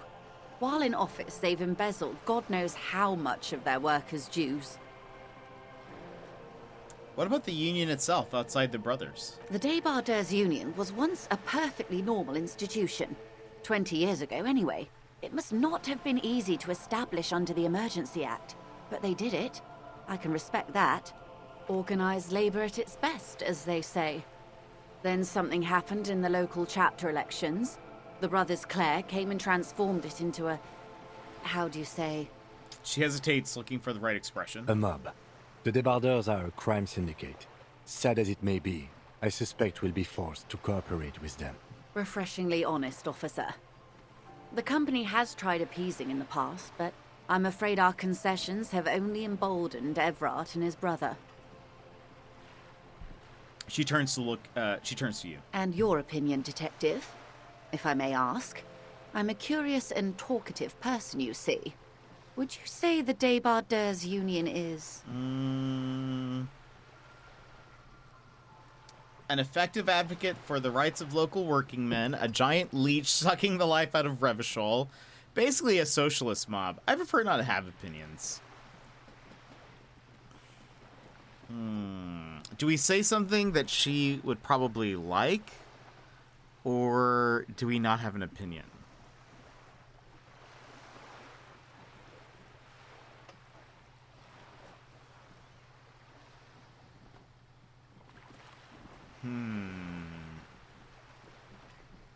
But the thing is, does that actually like, I'm afraid if I say something, it might actually inform my character's opinion, because sometimes that is how that happens.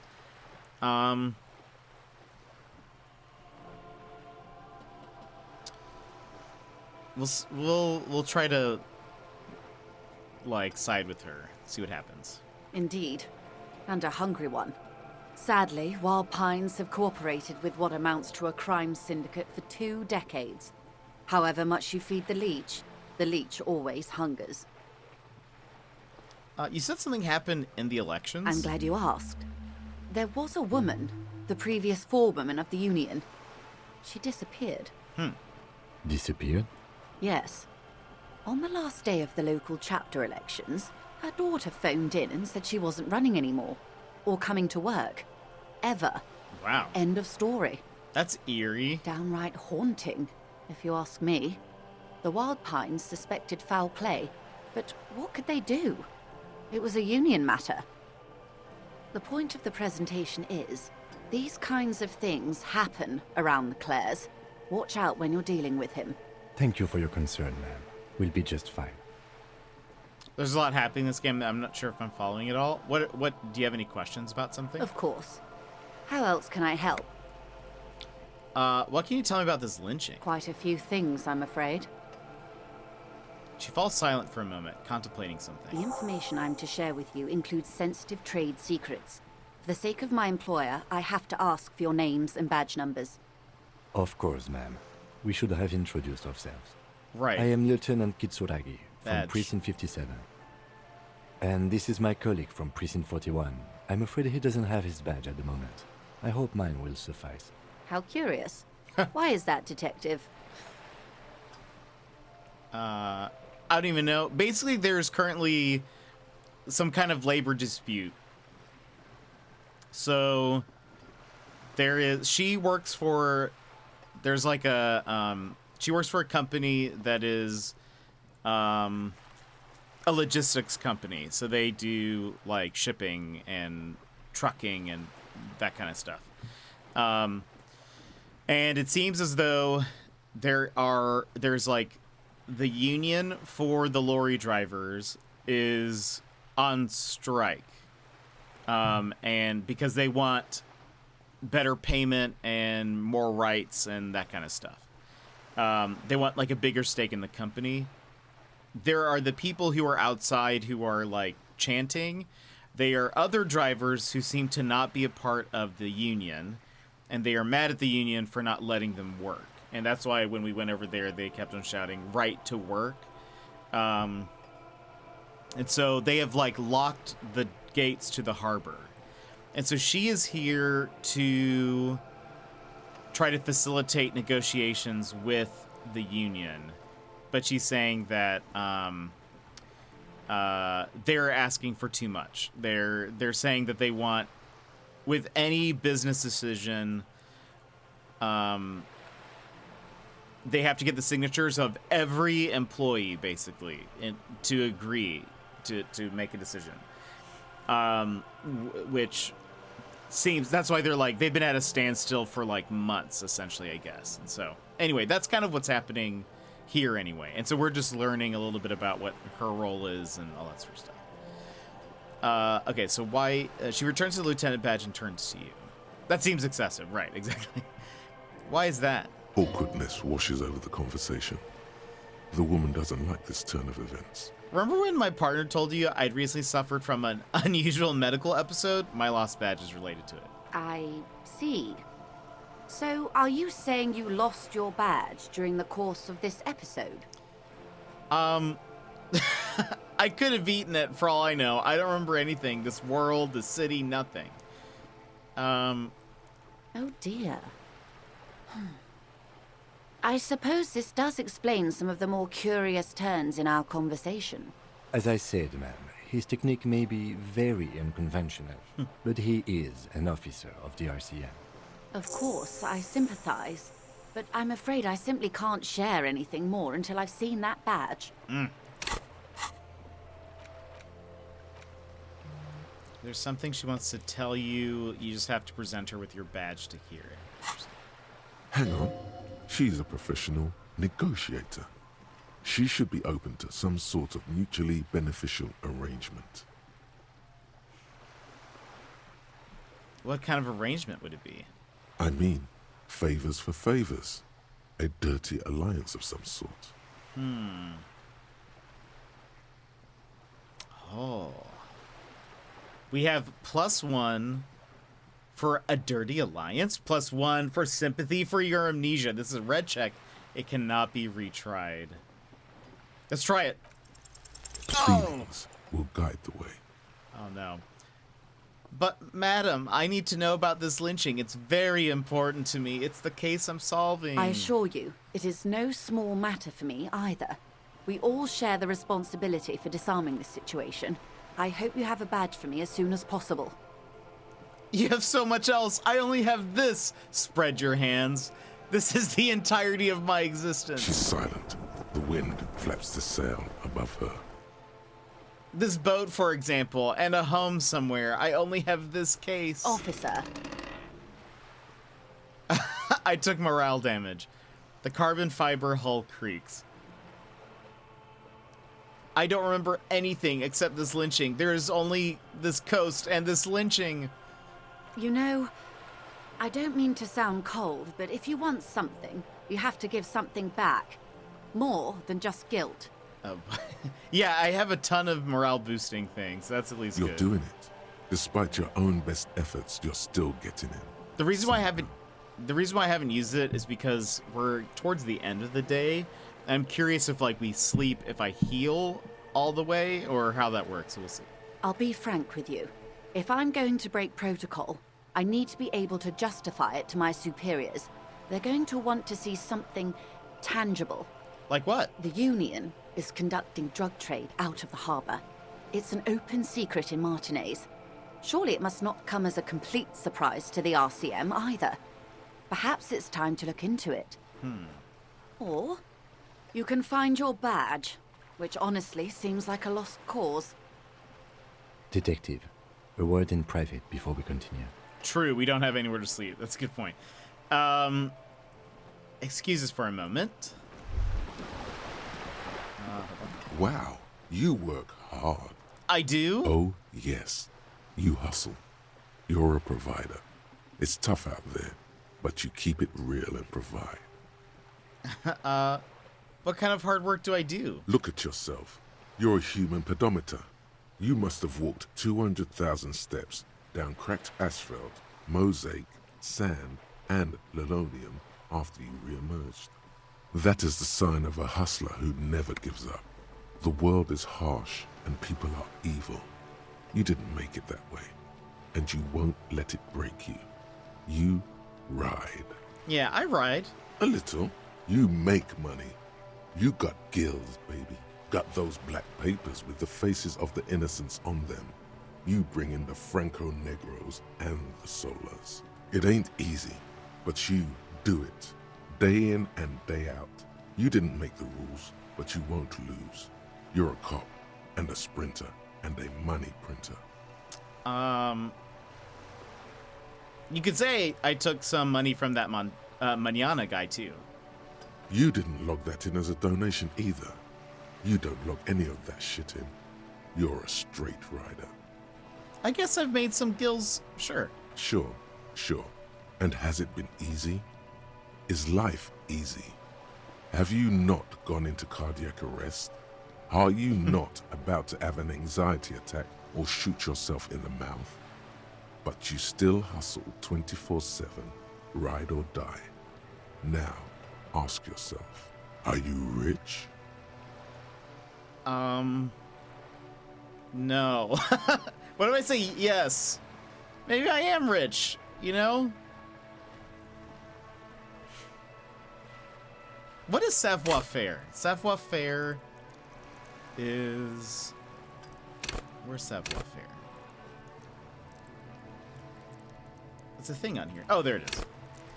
Sneak under their noses, stun with immense panache. Yeah, I am rich. Get out of here. You're a pauper. You work harder than anyone. Almost rode yourself to the grave, and you're still practically a hobo. Why is that? I thought it wanted me to be, like, flashy. The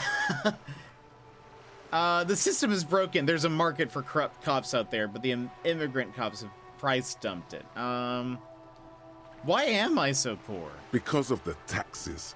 G-Man's got his jam-covered sticky fingers in your pocket, stealing from you every time you buy, sell, walk, talk, fart, so much as sneeze. Every time I sneeze? Every time you wipe your ass. They got their direct and their indirect modes of taxation. Sales tax, excise duty, extraction tax, alimony. One tax that doesn't even have a name. Plus there's the stuff people in other countries pay for. That makes them ask for more money from you. Here, total tax duties add up to 98% of all your money. No way. I guess I'm a free market fundamentalist now. Oh, interesting. So this is a thought. Are you sure? That seems like a pretty big number. This isn't helping me solve my money problem. It's only making me into a free market type. What if I opt in? Here you go, hustler. Fight the righteous fight. Free the people. Keep it real. Keep it street. Keep foaming at the mouth furiously on the tax issue. Okay, hold on. Let me save. Just in case something happens. I want to see... So what is this? I wonder if it was because I was wearing those shoes. Oh, gosh. Temporary research bonus, -2 empathy. But what do I get? That's the question I have. Is it worth? Is it worth?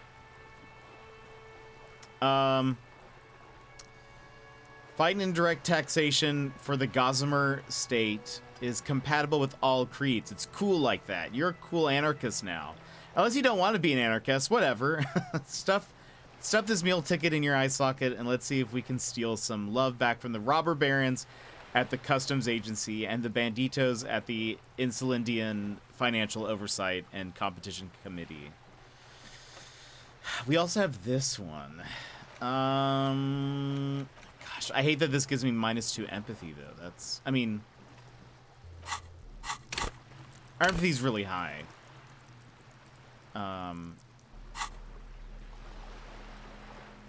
I wonder if because I wore these shoes, they're like +1 to indirect modes of taxation. Is that what that's called? Wait.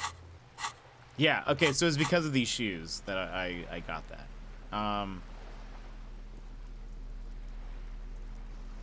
Interesting. On an unrelated topic, my parents just spent 15 minutes arguing over where the closest McDonald's was. Oh my goodness. So there's an easy way to solve that, I feel like. Okay, I'm going to take just a quick break. I need to go to the bathroom, and then we'll continue. Did I save? Just in case. And then we'll talk to Kim, and we'll figure out if I choose one of these thoughts. But okay, we will be RB, friends. If you need to stand up, stretch, etc., get something to eat, snack, etc., this is the perfect time to do that. We will be right back momentarily. I will play some music for you. Right now.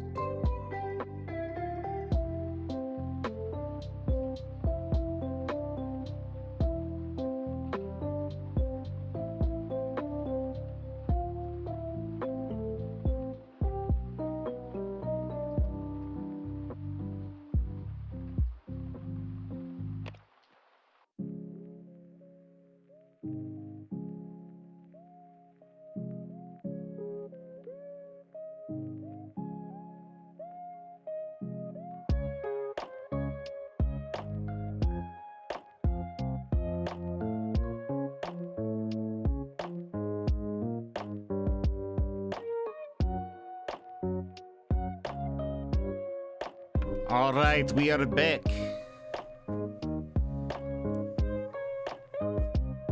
We are back. So I have salsa, but no chips, which I feel like is one of the worst decisions I've ever made. And I was looking to see if I had like any kind of snack. I don't. I have no snack. So I was trying to think also like what I should eat later. I think I might have macaroni and cheese and some chicken. Vix, hello! How are you? I hope you're having a good day. Hope your trip is going well. I don't think... Well... I haven't decided if I want to take any of those thoughts yet. Let's talk to Kim. He wants to talk to us. This is not going quite as I hoped it would, Detective. The lieutenant's voice is hushed. It surely is. Hold on. Voice? Oh, voice over volume. I mean, I guess that is that, isn't it? Sweet. Okay. Let's continue. Now that it helped. How did you hope it would go? Honestly, I was expecting you to use your unorthodox technique to keep her off balance, and not volunteer us to be her henchmen. Oh, so we're Really? I thought it was going so well. We're henchmen now? This woman is running circles. Oh, circles around us. She might have... badge all along. Or she's simply an adept improviser. Either way, we've played straight into her hands. She might have known about your misplaced badge all along, is what that said when it cut out. He doesn't let it show, but there is a limit to how much the consequences of your unprofessional behavior can cost the investigation. I'm sorry for putting us in this situation. I'll handle it. It would not hurt if you tried more in the future, yes. Oh, I'm sorry, Kim. What do you propose that we don't investigate? Wait, what do you propose? That we don't investigate the drug trafficking? No. If there is reasonable suspicion, we must investigate. Otherwise, she could claim we are siding with the Union, or that we are on their take. We'd never hear the end of it. What I propose is, we ask her, then we investigate, briefly. But do not share the outcome of this investigation with her. We tell her it's done, and demand for her information on the lynching. We could just, find my badge. Oh, that would be fantastic, but do we have the time? The world is large, and your badge is 8 by 6 centimeters. Kim. You could request a new one from your station, but that would literally take months. Let's get back to her then. I love the sound effects in this game. Like, just the saving sound and, like, when you get, like, levels and stuff. It's really neat. I'm doing good, Vix. I'm doing good. You're back. Good. What can I help you with? Do you know something about these tattoos? That's the man who was killed. I don't know if I should be showing I'm afraid her this that. is a discussion for once we've cleared the lynching question. Okay. So you know something about the tattoos? Better not tie the fourth day to the backstay on this. I hope there is something else I can help you with. She wants to answer the question. Protocol keeps her from it. You seem smart. I need someone to give me a lowdown on this reality. On this reality we're in. This reality? It's related to the medical episode. I have trouble remembering even the most basic terms of reality. Ah, yes. The episode. Sounds like an acute case of encephalopathy, now that I think of it. She puts down her thermal cup and looks at you. Don't be phased, madame. He functions perfectly well. He only needs a lowdown on all of reality. Yeah, I do function perfectly well. We may be here a while then. Ask away, officer. Get a reality I'll help lowdown. however I can. All right, you're in. Begin with the first one. You'll appear worldly. Where are we? We're in Martinez, baby. Baby? A casual term of endearment popular among the 50-plus crowd. It's a disco holdover, pay it no heed. I'm a disco holdover myself. Aren't we all? Mm-hmm. And what is Martinez? Martinez is a district of Revachol. A very small district tucked away near the industrial harbour, north of the 881 and Jamrock. You would be excused for not knowing about it. Unimportant, they say. Forgotten, even. Shelled to smithereens during the Revolution. It has its charms, just not this time of year. Tell me more about Martinaise. I'm not a good ambassador. I've only been here once before, as a teenager. Not a lot has changed. There are ruins, a terminal, fishing boats, reeds, boys with boxy shoulders. This place used to be a province, a workers' resort before the city swallowed it and the artillery did its work. The reeds are the real star of the show here now. The further down the coast, the wilder it gets. You mentioned a sea. What sea is this? It's not really a sea, it's the Bay of Revachol. And the bay feeds into the ocean. Are we near the ocean? Yes.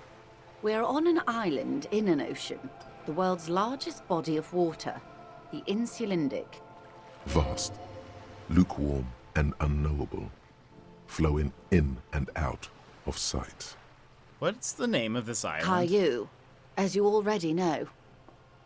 Imagine a pebble. A smoothed-over pebble amidst a great blue sea, misshapen, cracked. The cracks are the River Esperance. We're in the delta of this river, on the 6th branch, the Martinaise distributary. It is clear this pebble is of enormous value to her. Okay, that's Martinaise. What's Revachol? Revachol?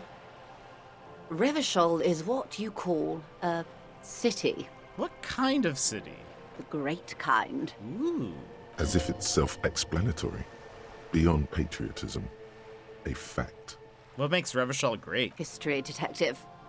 They built this city to resolve history. Our part in it, at least. Our centuries. Okay, who built this city? The nations of the Occident, or migrant workers from Seminine and Ile Marat, depending on your creed. When was Revachol built? In the DeLorean century. 380 years ago. And why will it resolve history? They say it's where the terrible questions of our time will be answered. The tensions are highest, the fault lines deepest. By that I mean conflicts. Ideological conflicts. The stuff of men. Why here? We are standing on a fertile, self-sufficient island able to sustain up to 200 million people in the middle of the Insulindic Ocean, the world's connective tissue. It's where the money is. So we're in an unimportant part of an unimportant... So we're in an unimportant part of an important place? So we're pretty much at the center of the world. So we're on the periphery, basically nobodies? Let's do number one. I think it's fair to say so. Martinaise is about... She points across the water where the skyscrapers rise. 22 kilometers from the center of the world. That soldering iron is the bank of the world building. The bottom floors are Insiacom. Coalition government, Insulindian Mission Command. Look to the sea. Silence. She lowers her hand. The water, the light. It's as though you're seeing it for the first time. There is no recognition. Only the immensity of the sea and the cold radiating from it. Where are we? We are where we are. I have no truer answer to give, unfortunately. She watches you closely as you scan the horizon. This is one thought you need to complete. Where are you? Where am I? Hold on, let's look at that thought. Jamais vu. I don't know what that means. Derealization is what it says. Maybe that's what it means. Oh, is it like deja vu? Like, is that something related? Jamais vu. Anyway. Temporary bonus research, none. Research time, 3 hours, 25 minutes. Revachol Special Administrative Legion. All these are places. Name after name, and none of them is familiar. They seem real, but something is wrong. You feel like a kid looking at stickers on the fridge. Some more names. You can almost see your hand reaching out for them. Scratch the corners, see if they peel loose. This feels like the most important of all the thoughts. The one you truly must complete. Interesting. That sounds better than, I think, the other ones. So let's internalize it. Was there something else you wanted to know? I remember something about a lowdown. This has been informative. Thank you, ma'am.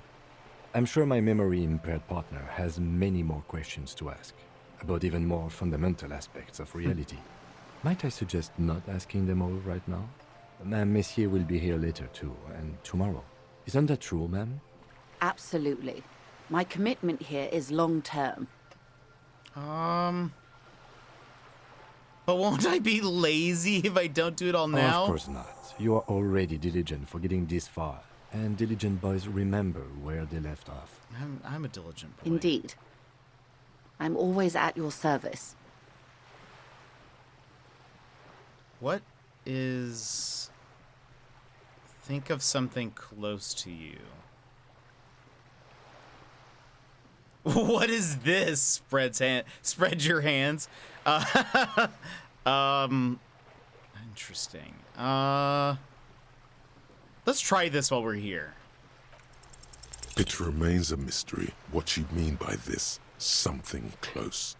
This isn't about you. It's about reality.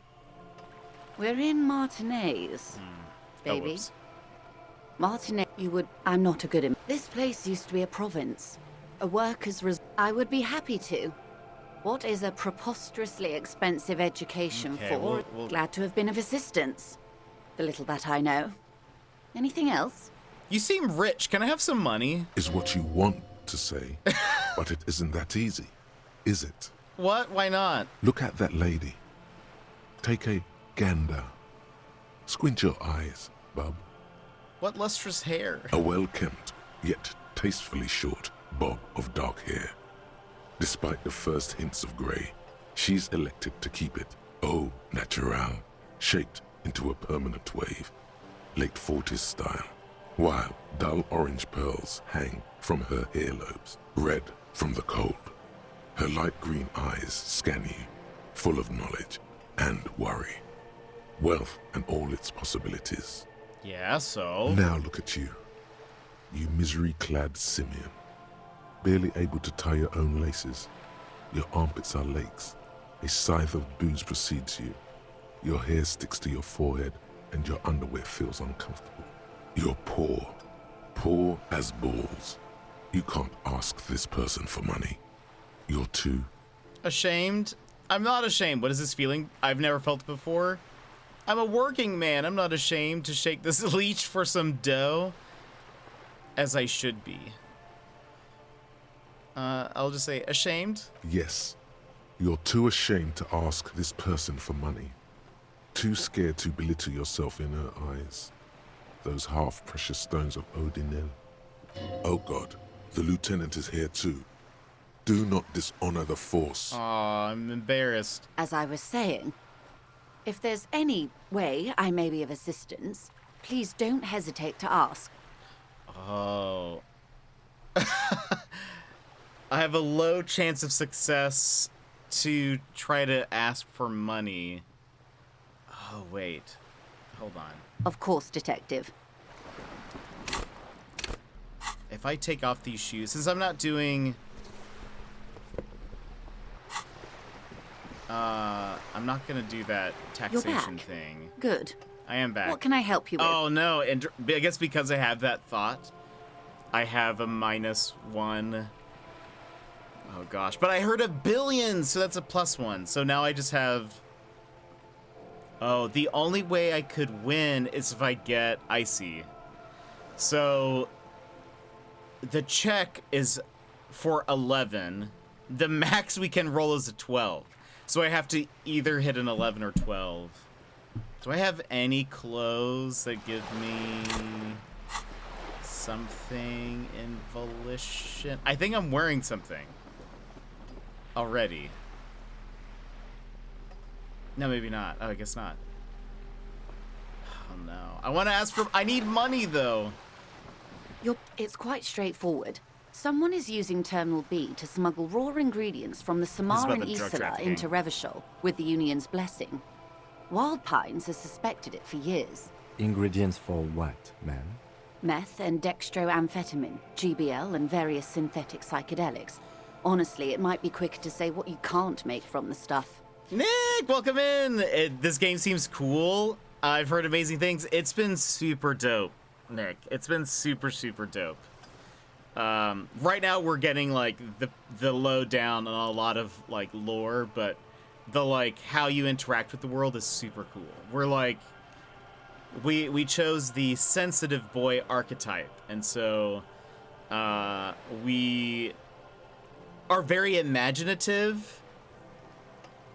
So like all of this stuff, this row of characteristics, these are all things we're really good at.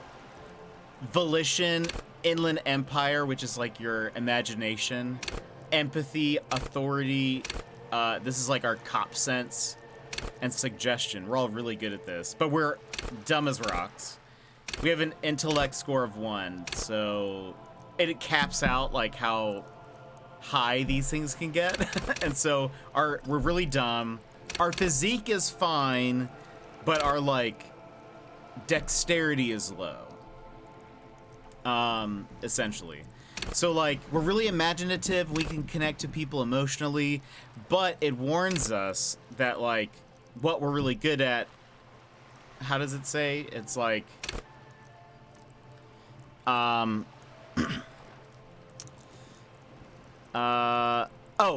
high levels, Inland Empire, that's like our ruling trait, animates the inanimate. You'll have conversations with your clothing, conversations, which we've had, conversations that may change the course of the investigation if you're not thrown in the loony bin first. So we're like, we like see the invisible sort of, and so it's just so fun. It's my IRL stat blog. It's incredible. But what's cool is if like you had chosen one of the other archetypes or made your own, you can make it where like you're super smart, but maybe you're bad with people or you're really weak. And so that part's been super interesting because we'll be talking about something and then all of a sudden our internal self is like, hey, how about like you're picking this up about this person via empathy, or we've had a few times there's a character trait called half-light, which is like our fight or flight. There are times where like that's taking control and it's like, you should or shouldn't do something that seems a little crazy. Anyway, that part's been neat, but we're getting like a lot of lore and world building right now. We're investigating a lynching, but there's also maybe some drug trade happening, which we know there are a lot of people who are on drugs here. So I don't know, it's just neat. Okay, so she says, let me get this straight. The materials come from Samara to Revachol through the terminal? Yes. After they clear the terminal, we lose track. The actual production is taking place at various sites in and around Jamrock Quarter, north of here. Wild Pine seems to be well apprised of the local drug trade, ma'am. This is our partner. partner. Do you mean to say the Union also produces the product? Sells drugs, I mean? We're in logistics. It's our business to know. And no. As far as the company knows, the Union does not produce it. They transport the ingredients for a cut. And you want us to investigate? Yes, but you won't get anything out of Evrat and the Dock Workers Union. Still, every chain has its weak link. Am I going to need bolt cutters for this? Unlikely, officer. I'm talking about the lorries. Once the ingredients reach Jamrock, they're distributed to a network of local manufacturers, well beyond our grasp. But in transit, they may be vulnerable. Perhaps you've noticed that a number of lorries are tangled in a traffic jam at the roundabout just now. True. Interview the drivers who are still hanging about. One of them might be waiting for a crucial shipment. She gives you a knowing look. I'll be explicit. If you find this driver, I will share company secrets with you. Oh!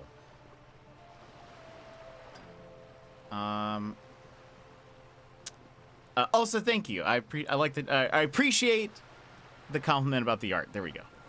Why didn't you come to the RCM earlier? We did. On more than one occasion. Apparently, there's some sort of inter-precinct disagreement about whose jurisdiction this area falls under. We know the company has launched its own probe into the union's alleged involvement. We also know it's come up empty. It's not just the RCM. No one's been able to find any hard evidence. Well, here's your chance, officers. It's no coincidence the lorries are stranded there like that, is it? No. We asked East Motor Track to raise the drawbridge. The road company is a partner of one of our subsidiaries. However... She pauses, looking to the sea. This is a limited time opportunity. Once the complaint has been processed by the Trade Committee, they'll have no choice but to lower the drawbridge, and the operation will continue. She looks north. Thousands of litres of raw ingredients will pour onto the streets of Revachol. Not the east across the river, but the west. The vulnerable. The weary. Well, at least this solves one mystery. What is that, Lieutenant? Why I had to call East Motor Track and beg them to open a drawbridge for me. I'd wondered since I first drove in, on my motor carriage. We're gaining a lot of experience through these conversations, by the way. I am sorry for the inconvenience, Lieutenant Kisaragi, but we need them trapped here. This is a unique opportunity. I'm sure you understand. What proof do you have the Union is involved? How do you think they're financing this strike? There are thousands of unpaid dock workers going strong for the 4th month straight. So they're trading drugs? There was a shakedown of local businesses preceding the strike. Many were squeezed to bankruptcy to fund it. With all due respect to these desert cacti, the contents of a few cash registers cannot provide for 2,000 men. The local businesses can scarcely provide for themselves. So you think the strike is being funded with source ingredients for drugs? Precisely.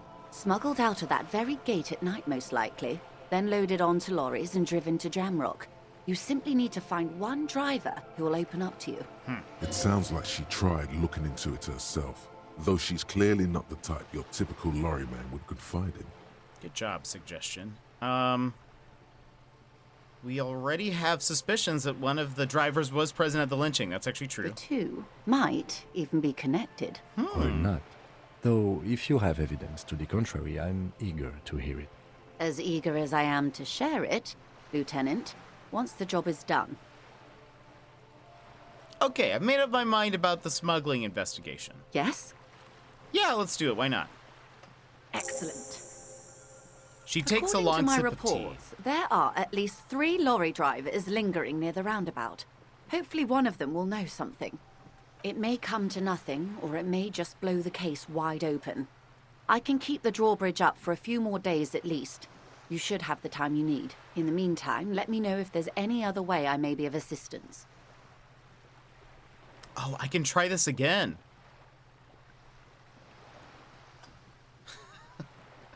I can try it again. I need money. I need money, please. No! I'm sorry. It just doesn't come out of your mouth. What does is... Money. Excuse me? I didn't hear you. Did you say money? No, I didn't. Of course. No. Okay, we'll come back. Let's see if there's something we could do. I could point, so to retry a check, I could put like a point in volition, but volition isn't something that we're like good at. Wait, how do I get back? We actually need to go to the crime scene. We still haven't done something there. It's so late. Wait a minute. My controller like vibrated. What's this? This coin-operated viewer is facing southwest. Oops.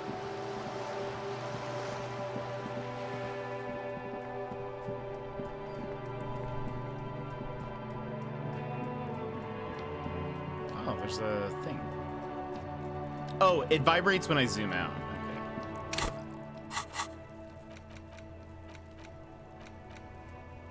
Man, I need money. Joyce.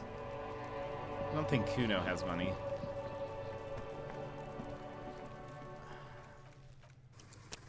Wait, quick save. I should probably... How much is... Wait a minute. This is locked, right? This trash container is locked. If I use... Oh, I have the crowbar. This trash container is locked. The sliding lid has a padlock that says, whirling in rags. Why am I looking at you? Well, it is a container. Maybe you're prioritizing it. Lieutenant, what do you think could be in here? Trash, food waste from the cafeteria. They lock these containers to keep the derelicts from flocking in. Could be evidence, too. Yeah, I feel like there's something in there. What do you mean, feel? It's extrasensory perception. Whatever is in there holds a special significance. I agree. We should get someone from the remote viewers division here.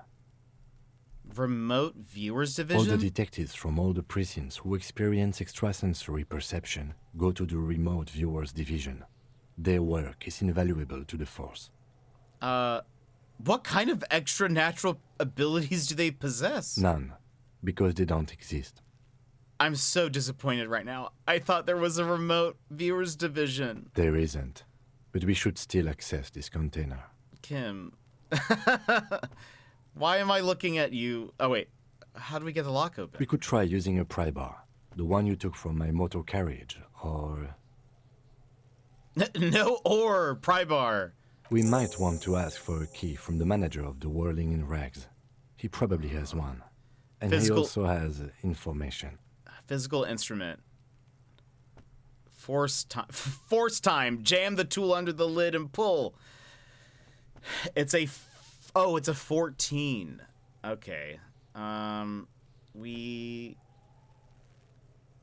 think we'll get hurt if we do this?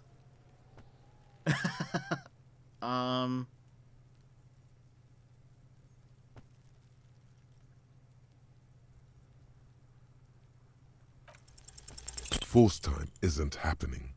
You've jammed the pry bar under the lid, but it just isn't bending. What is this? Your triceps ache for the metal to bend, but it resists. This calls for a potent curse to help break its resistance. Utter the power words. Hang from the pry bar with all your weight. There's a creaking sound as the pry bar slips under the lid. You hang from it like a moron, huffing and puffing. Clearly the technique is wrong, but nothing else comes to mind. The quality of metal is not the problem. From what I see, it's sturdy enough. He's enjoying your little failure. What? He finds it amusing. He's reveling in sweaty rage on your face. I don't want to kick the container because I'm going to get hurt. That's it. I can't pry it open. Let's ask the manager for the key. Okay. This is clearly not working. Yeah, you're right, Kim. Finally did most damage on your team? Nice, Emmers. Congrats. Okay, let's ask Guard. Oh. Busy night.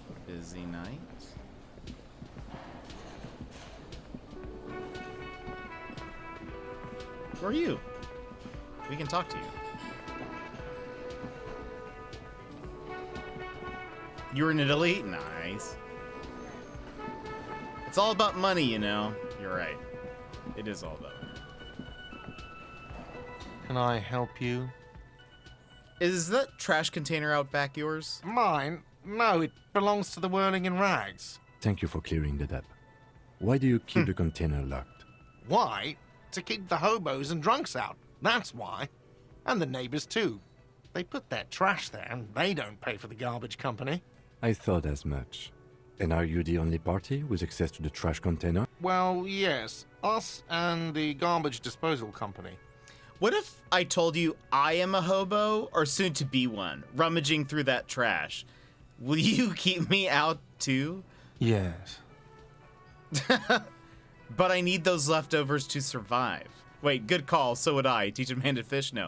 But I need those leftovers to survive. Sir, I'm sorry the RCM is having financial trouble, but it's not this establishment's problem. I'm a hobo cop. We need those keys. What do you need them for? It concerns the case. Please cooperate.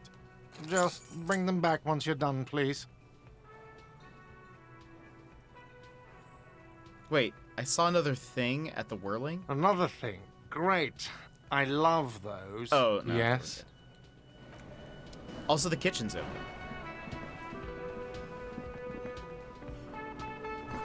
The dishes are drying. They smell of chemicals and pine.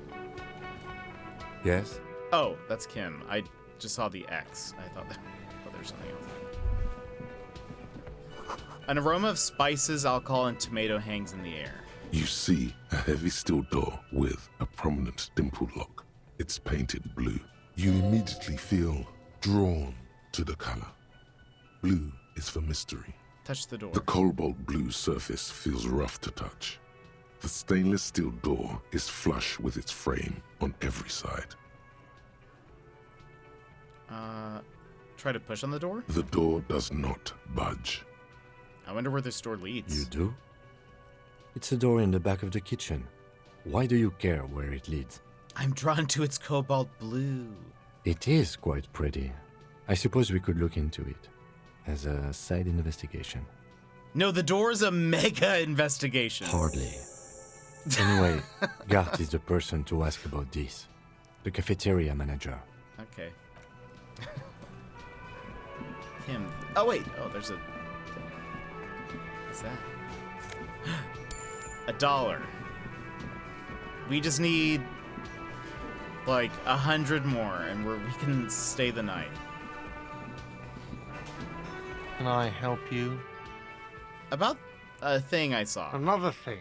Great. I love those. Pear! Ah, yes, the ultimate nemesis. Doors, it's true. We've had a lot of doors in our way. There's a mysterious blue steel door in the back of the kitchen. Oh, yes, that door, sure. There's nothing mysterious about it. It's just a door. Do you know what's behind it? No, I don't have a key. I don't know how to get there. And I don't care either. It's not like I've been wondering about it for 10 years. It's just a frit warehouse, probably. Or some boring storage space with a bunch of old junk and dust. Junk and dust. He runs his fingers across the counter to check for dirt. He's attempting to maintain an air of indifference. It's absolutely not convincing. I think you'd like to know what's back there. Fine, okay, a little. But my job doesn't leave me time for wondering about one locked door in one of the cafeterias I manage. So I haven't opened it. I have cleaned the whole place 100 times over, though, after the animals. And I haven't found a key, so good luck with that. Okay. Yes? All right, well, thank you for the garbage key. Let's go figure out what's in there. Why does no one care about the door? I know. That's what I said. Even Kim doesn't believe me. It's not just a door. It's a locked door, right? It's even more special. This trash container is locked. Okay, The sliding lid open it with has the a padlock padlock. with a for the well-oiled crack. The lock pops open. It should now be possible to simply raise the lid. Don't. Maybe you shouldn't. Maybe you shouldn't. Of course you should. This is your time to shine, Hobo Cop. Dive into that dumpster for extra content. It's extra content.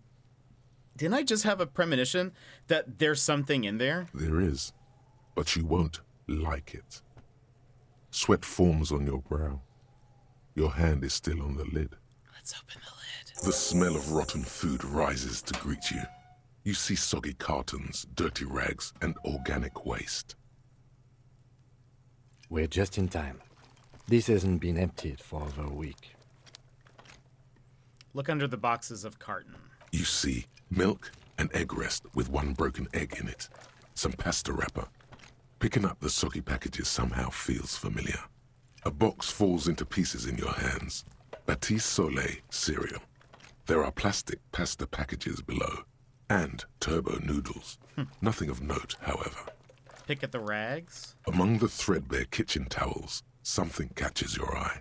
A pair of denim trousers. Denim trousers? As the legs of the slime-covered jeans begin to unspool from the garbage, a rank corpse smell fills the air. The victim's clothes? Oh. Cadaverine odor is faint. If these belong to the deceased, They were removed when he was still in the early stages of decay. Drop them in here, officer. Bag the trousers. Guitar marked blue jeans. Pockets empty or emptied. He wore them with a belt, too. A white belt. The loops appear stretched, but He looks into the container. the belt is missing. That's it. Do you see anything else in there? I have another bag here. Something slimy catches your eye. Reach for it. A drab, long-sleeved shirt, olive-colored, appears from the food waste, dripping with pus. Bag the shirt. This is a military-type overgarment. No label or serial number. This is the kind of rib-knit shirt that's worn over light armor to conceal it in an urban scenario. Anything more?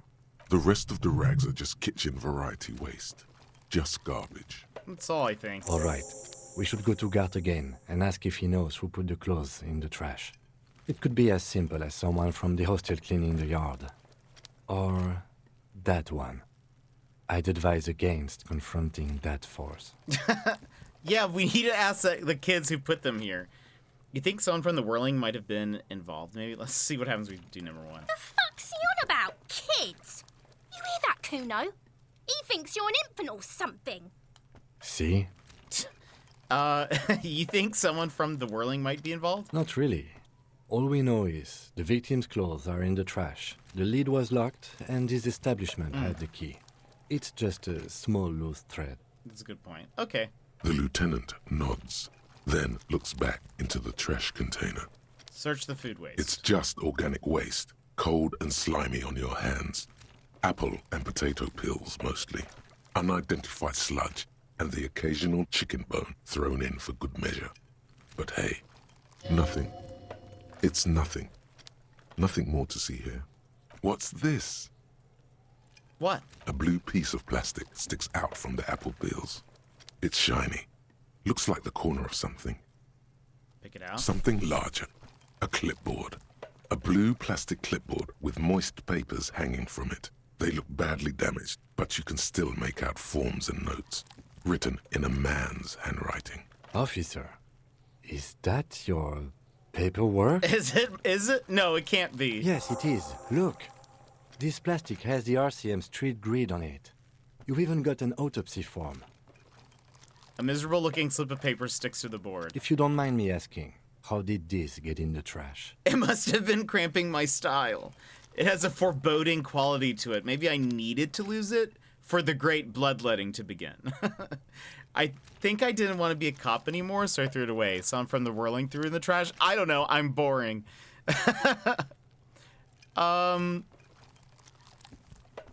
It had a foreboding quality. What are you talking about? I speaketh the tongue. Doeth thou also thorough inventories? You should take stock of your notes. Make sure it's all there. Official notes contain informants' names. If some of it has fallen into the hands of the RCM's adversaries, bloodletting may well ensue. I don't know, man. Sounds like an order. I don't take those. Okay, I'll do that. It would also not hurt to start taking notes on the case. Now, tell me what your eagle eyes see. Or are we finished? Some items, such as the ledger you found, are interactable. Go to your inventory and select the Interact tab to read your paperwork. Dig in Hobocop style for extra content. Wow. An Armistice caliber 50 knock cannon. Half wrapped in paper tissues. A gun? So shiny. What's a knock cannon? It's a giant rifle, and it's very expensive. Not as expensive as that fat string of pearls snaking around the rotten banana peels, however. And is that Cordon Electric's preamp with Electra F2 tubes? It is. That catches quite a price. We're talking 12,000. Easy. Unless you're into hi-fi yourself. I'll sell it. No, you won't. Oh. Because none of those things are real. Oh. They're not actually in there. All you see is food waste and crisp wrappings. A cruel jest. There must be something.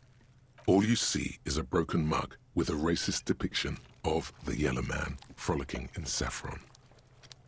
An antique? Only in its social sensibility. Take the mug. Mm-hmm. The lieutenant briefly glances at the mug, then returns his sight to the trash. The container sounds a muffled gong. That's one thing off the list. I think we got it all. I thought we were gonna... I almost had 12,000. I was like, what? We're in the clear. Hold on. Oh, the mug. Okay, hold on. This is the ledger you found in the trash. It's full of notes written in man's dense cursive. Have a closer look. Maybe it can be salvaged to start keeping notes on the case. It's the ledger you found in the trash. A pitiful cabbage of white and yellow papers hanging from plastic board, barely held together by a metal clip. This sad display is made complete by the faint smell of urinal cleaner. Anything else? There's a piece of toilet paper, or is it cleaning tissue? No, it's toilet paper, desperately sticking to the back of the blue plastic clipboard. It's a metaphor for you. Thanks. Below the pathetics, terror. Do not look into its blue heart. Inspect the toilet paper. It's just toilet paper sticking to the back of the plastic clipboard. You can take it off if you want. Leave it there. It's cool. Sure, we should take it off. Still wet, the toilet paper peels off the plastic easily. All you have to do is shake it off with your finger and voila. The ledger now looks marginally better. I feel like Kim would like that. I don't think he would like us leaving it on. An aluminium block runs the width of the board, biting down on the paperwork. Its crocodile teeth are the only thing keeping the papers together. A regular pencil, the tip worn down to nothing, has been attached to the clip. Run your finger across the aluminum. The surface is interrupted by a silvery sticker. It's rectangular, sparkling with iridescence. You don't know how you didn't notice it before. Lieutenant, is this one of the hologram watermarks you mentioned? What? Yes, halogen watermark used for adding information to RCM property. Interesting. What kind of information? It depends. Aside from an anti-counterfeiting stamp, mine has my station number and address. The information varies by date of issue. How many years you've been on the force, he's thinking. It'll have that. How can I read it? Any capable light with the right wavelength will do. Like, for example... All RCM vehicles have headlights designed to reveal halogen watermarks. Mine too. This means you can read the watermarks if you just turn the lights on. Okay. Okay. While a bunch of sodden papers sag from the clipboard in your hand, it's a sorry sight. Browse the white papers. They're not exactly white. They're yellowed in patches by sunlight and alcohol, and covered in dense blue handwriting. Ink escapes into watercolor patterns, reaching its tendrils across entire pages. The paper itself is checkered, with faint red lines, forming short paragraphs. Once in a while, there's a red stamp that exclaims, "Case files commit to paper." The case files themselves are plenty. You count more than 100 sodden, crumpled up, earmarked pages falling apart in your hands. They appear to be sufficiently organized and extremely dense, if mostly illegible. What is in there? What are they about? Work, strife, poverty, the Jamrock Quarter. These are handwritten logs of investigations dating back to January 51, this year. The exact number is hard to estimate, due to missing pages and an odd naming convention. But there are at least 20, maybe 30 cases, undertaken, not completed, mind you. There was mention of a naming convention? Yes, it appears you employ a, shall we say, robust yet literary system. Each investigation has its case number written on the margins. Yet, still more tellingly, most are accompanied by a name. Oh my, and they're written in capital letters too. Yes, all caps. One is called The Next World Mural. Another, The Square Bullet Hole Murders. Another yet, The Unsolvable Case. More? Others appear more light-hearted. The guys on a couch in an unexpected location, and the murder at the Ukar Parlor. Even the rare article-free collapsing tenement. Murder features prominently throughout. You like this grimy murdering, don't you? I think I do. It's going to take an effort to piece these case files together, but it can be done. Once you're done inspecting them up close. Kim, my cases appear to employ some kind of naming convention. You mean the alphanumeric? Officer, precinct, time of arrival at the scene? No, I mean a non-numeric one with titles. Oh, you mean the titular? Yes, well, so do I. In our defense, almost everyone in the RCM does. Why is that? It's a holdover from the early days of the RCM, right after the revolution, when the organization had little idea how to do things. It persists in an unofficial capacity.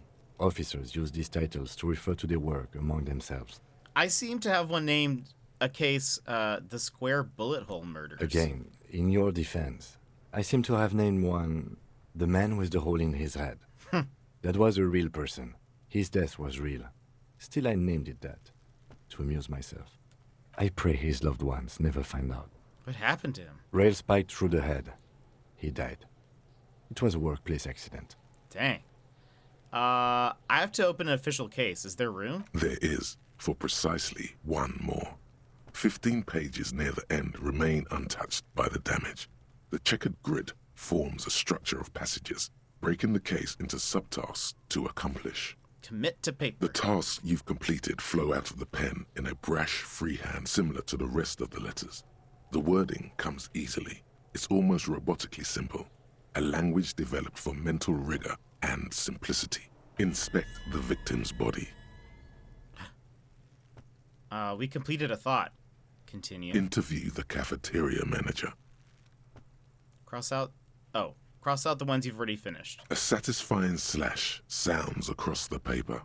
You're done, it seems to say. And you, and you.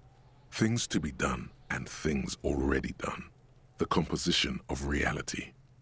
This is an extremely useful tool for a detective of the citizens' militia. Now all that remains is to name the case. Lieutenant, have you by chance named our case? No, actually. Any ideas? The hangman, the Furies are at the home in the mirror. The setting sun, poop on a stick. Actually, I don't have. How about the hangman? That seems... Great. That's great. That's actually what I was thinking too. The Hanged Man. Good, strong name. We have a very good name for the case now. I'm going to start calling it the Hanged Man. It's good we sorted this out. Okay, I'm done inspecting You don't these files. exactly close them, so much as distance yourself from the smelly papers. They're a little further from your nose now.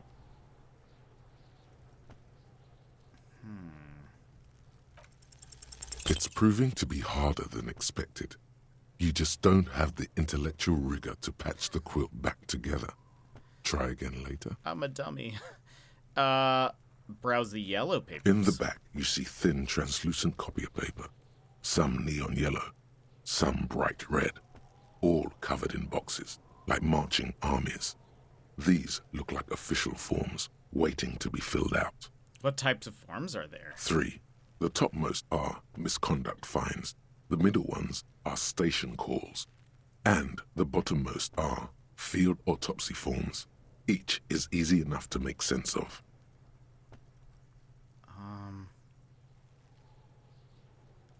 A monetary penalization ranging from 20 to 250 real. Severe cases allow for 1,000 real, but that requires special paperwork. The details of issuing these fines are spread out over the rest of the fields. Station call. These are quite sinister in tone. They give a date and time for the person to appear at the specified precinct police station. Below the call are the criminal charges you risk by not appearing. Field autopsy. A dozen pages of thin copy paper, bright red in color. You see the parameters of a deceased human form waiting to be filled in. Age, sex, condition of internal organs, color of the irises, predation marks, condition of sexual organs. Yes, all that remains now is to fill those forms and hand them to people. Fines for wrongdoers, interview requests for bad guys, and field autopsies to dead guys. What delicious power hid within this pathetic mess. You feel better. We needed that. The rest of the stinking cellulose is much worse for wear. Being sandwiched between the board and the rest of the paperwork must have spared the fragile copier paper.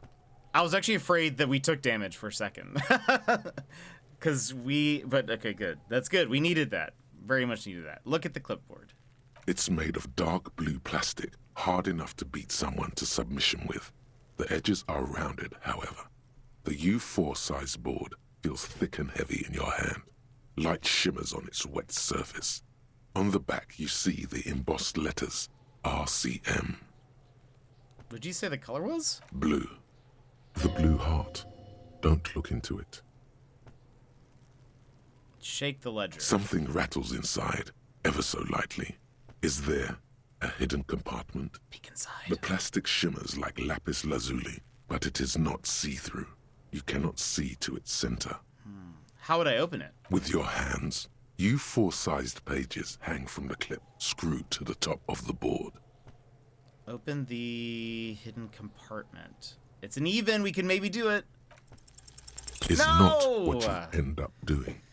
You squeeze the plastic to slide it open, but nothing happens. Then you bend it some. Then crack it. The goddamn thing is stuck. We have failed so many checks recently. I'm sad. A hot flash of rage comes over you. For a moment there, before it recedes, you feel as though you might just squeeze a tear of anger out of your duct. Makes you wonder. It's unjust. That's why. You can't even get to that thing anymore. The ledger quivers in your hand. As it shakes, the pages rustle. This pathetic mess suddenly afraid of you for some reason. Smell the ledger. The acidic stench of rotting food is rubbed off on the cellulose. It now forms the base of the experience. This base surrounded by a faint air of spoiled meat, the stuff of death itself, and then sprinkled liberally with the citrus zest of toilet cleaner. Okay, so that's our ledger. What about this? The broken-eared mug somehow made its way into the Whirling in Rags dumpster. It depicts a person of Samoan descent frolicking in a field of saffron flowers. Buck-toothed and grinning feeble-mindedly. It seems to be a cheap knockoff of some colonial-era antique. It's just a racist mug. What's there to read here? Not much. Okay. I don't know what all that involves, so. Okay, so hold on. Wait.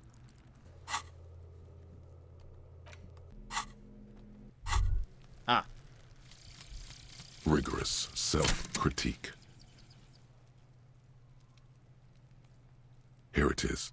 Hard facts from the man you are. You once jerked off in the locker room and were caught. You held a young woman by the arm and kept her in your apartment for 20 minutes against her will. That's right. These are not flights of fancy. These are real deeds, Harry, emerging from the darkness of your past. You tried shooting a fleeing suspect in the foot, but hit him in the pelvis, crippling him for life. And, above all, you let life defeat you. All the gifts your parents gave you, all the love and patience of your friends, you drowned in a neurotoxin. You let misery win, and it will keep on winning till you die, or overcome it. Intelligence and psi red check failures heal +1 morale.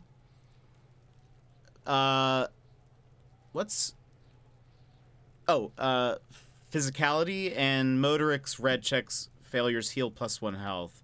Learning cap for pain threshold raised to 6. That doesn't sound so bad.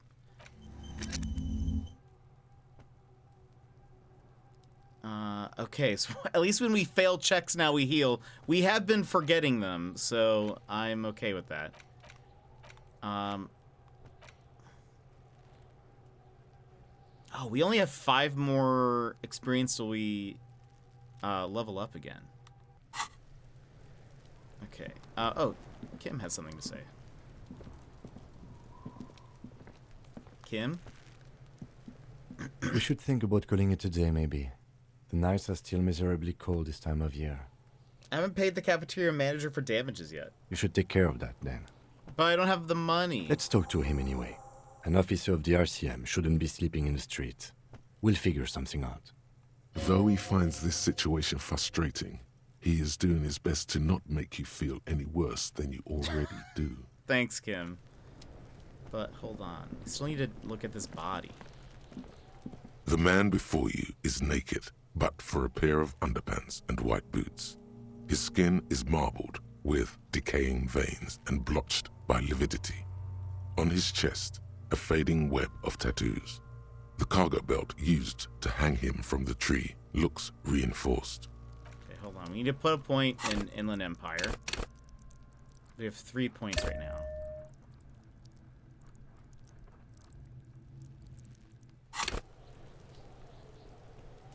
The man before you is naked, but for a pair of underpants. Okay, and we white should have gotten boots. this the first time around. His skin but... is marbled with decay. I'm gone. The Hanged Man? Where have you gone? Into the wild pale yonder. Where's that? In the past. Way out in the west. I can't get the compartment in my ledger open. What is he gonna... The Blue Heart.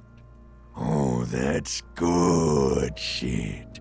You'll love it. Just press down and fuck it open like you always do. Fuck it hard. Corpo the Clown. He means force. It'll work. I can see you're gone, but who are you? I'm a joke. Look at me. There's nothing funny about you. There is nothing funny about jokes either. Who were you when you were alive? A killer. A motherfucker. And a killer. Takes one to know one. I have another question for you. Go ahead, Corpo. What is happening? What do you mean? I'm talking to you. It's the power of your...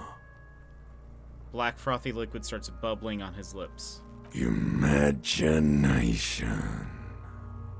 Yeah, man! Don't be crazy! Inanimate objects and dead people can't really talk to you.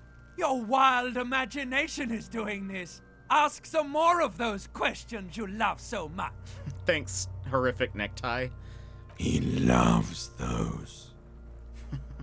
Why do I love questions so much? Because you're a copperoonie. Look at all of them go. Do you want more questions? Give me a comical amount of questions. Coming right up.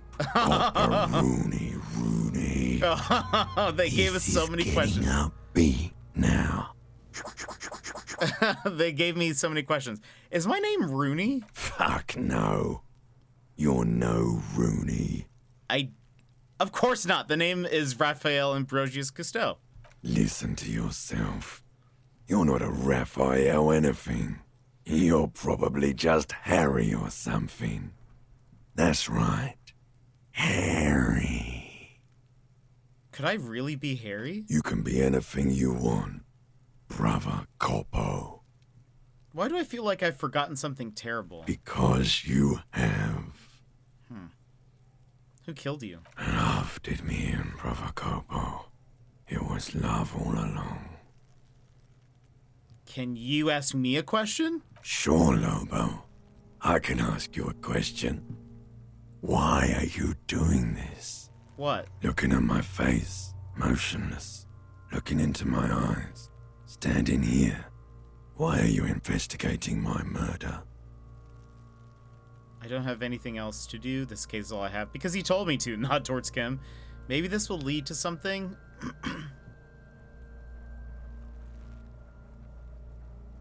This case is all I have. I am all you have.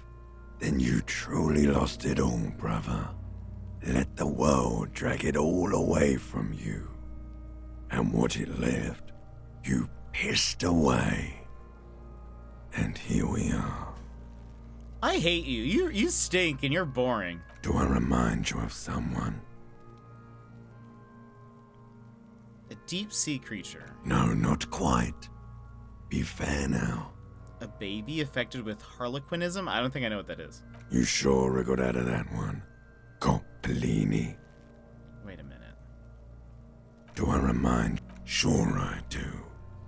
You just don't want to admit it.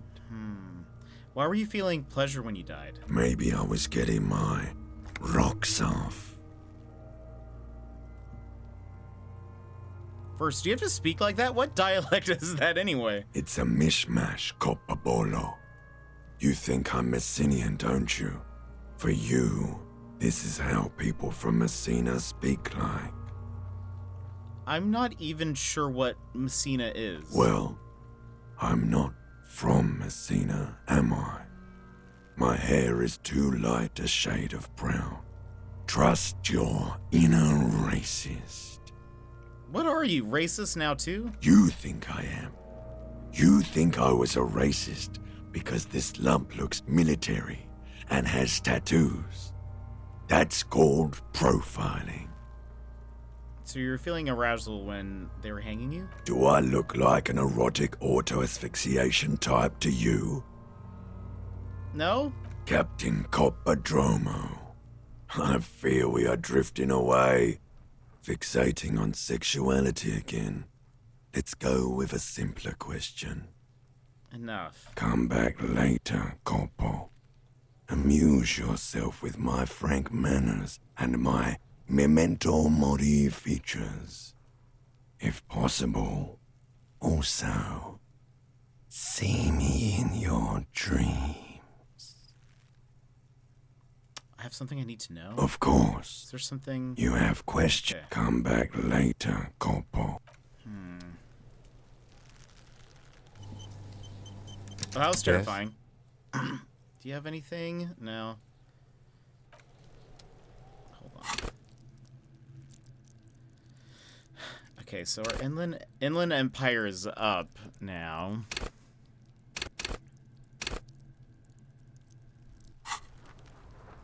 Oh, so we got another. Oh, we got another level up. Kuno, what do you know? Do you know something? Look, see? It's the fucking war pig! Try not... You belittled yourself before the Kuno. Now you must seek his forgiveness. Look, I want to make things right with Kuno. Make amends. Fucking what pig?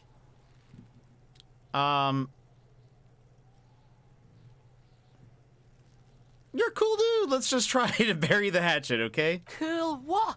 What the fuck is wrong with you? I think you broke his brain when you fucked him up, Kuno. You better come up with a way to make Kuno forget you tried to fucking hit him, piggo. Oh, gosh. I could give him alcohol. I don't think I have anything. Hold on. Hold on. One, pay for damages. What is, You tried to punch Kuno. I did. And I failed catastrophically. Yes, I did. Why can't I say that? Now you need to make a truce with him to gain access to his knowledge. Offer him something he might like. Smokes? A Man from Heimdall book? Would he like that? I could maybe buy a book, but I think it's too late. Is it bad if I offer him alcohol? Is that... I'm not gonna use it. Kim probably wouldn't. He's 12. Kim wouldn't like that, would he? So probably. Huh. Yeah, that does make sense. What can I offer you, Kuno? Please don't waste time on nonsense. The lieutenant does not approve of this at all. Don't listen to the blind fuck, piggo. You're doing the right thing here, trying to get Kuno to like you again. Pauses to think. You can pay tribute to Kuno with drugs, or cigarettes, or some wheels. Kuno could use some wheels. Motorized carriage shit. A car, but video games. I don't know if there are video games. What are you doing? Lieutenant's dark eyes peer into yours over his spectacles. I need to make truce with Kuno, offer him something. No, you really, really don't. That is a 12-year-old boy. His opinion of you doesn't matter. But I feel like I do. You don't fucking matter, buck imp. I'm still going to mark it down as something I need to do. But why? You're turning this into a huge thing. And punching someone always ends up being. Don't you know anything about power structures? Let's see. It's very hard for me to let things go. I know it doesn't matter, but I need to make this right. Okay. If you absolutely need to. But right now, let's move out. Okay. Also, now that... What is that connected to? Wait, zoom out. Oh. We tried this, right? Just... An inconspicuous pile of the roofing material. Okay, hold on.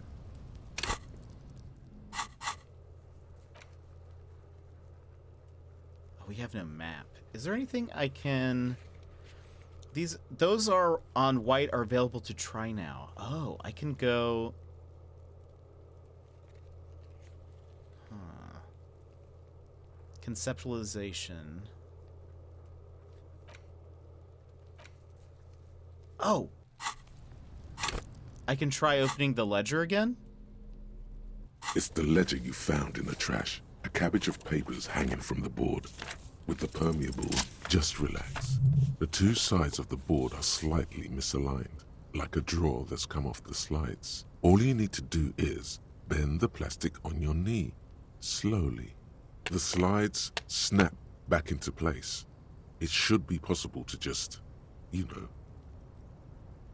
Slide the drawer open. Without resistance or sound, the two panels move against each other. The compartment is now open. What's inside? 2 ticket stubs and a handmade postcard. Pick up the ticket stubs. 2 octopuses are smiling, reaching their tentacles toward each other in the colored pencil drawings. The tickets permit access to the zoo in Revachol East. The aquarium costs extra. These let you go there, too. Pick up the card. Thin wax paper has been glued to a piece of cardboard. Sounds like leaves rustling when you pick it up. You see violet flowers, floral patterns, patches of glue. Smell it first. It smells of chewing gum. Apricot flavored. A touch of cinnamon. The end of summer. You think the label says Tutti Frutti. Open it. Familiar handwriting lines the inside of the card. Looped, round letters in a woman's hand. Harry, it begins. You're already reading. I wanted to write you a letter so you can read it when you wake up. Maybe it will make you happy. Is my name Harry? Your hand shakes, holding the card. Every morning when I step out and you're asleep behind me, it says, I find a little piece of sadness in me. I carry it in my chest, down Voyager Road. Every step I take, it grows. By the time I reach the fuel station, it has filled me entirely. I step onto the light rail and look back. Sparks fall from the bow collector. I know it will be like this until late afternoon, when I get off the 42 and walk back to you. You. Every step I take will get lighter. It almost makes me run. Sometimes I do. I can't believe I met you. I can't believe the happiness I feel with you. You have a vast, vast soul, and I will always, always, always come back to it. Kisses, kisses, kisses. You feel the air sucked out of your lungs and the blood sucked out of your head. Everything around you gets dark. Small white dots appear. You feel the ledger slip from your hand. No, hold on.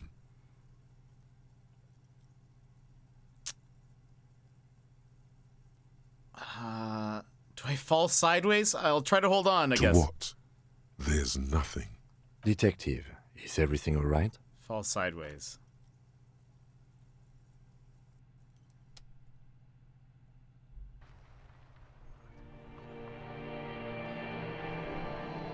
Did I die? Is that a game over? What is this?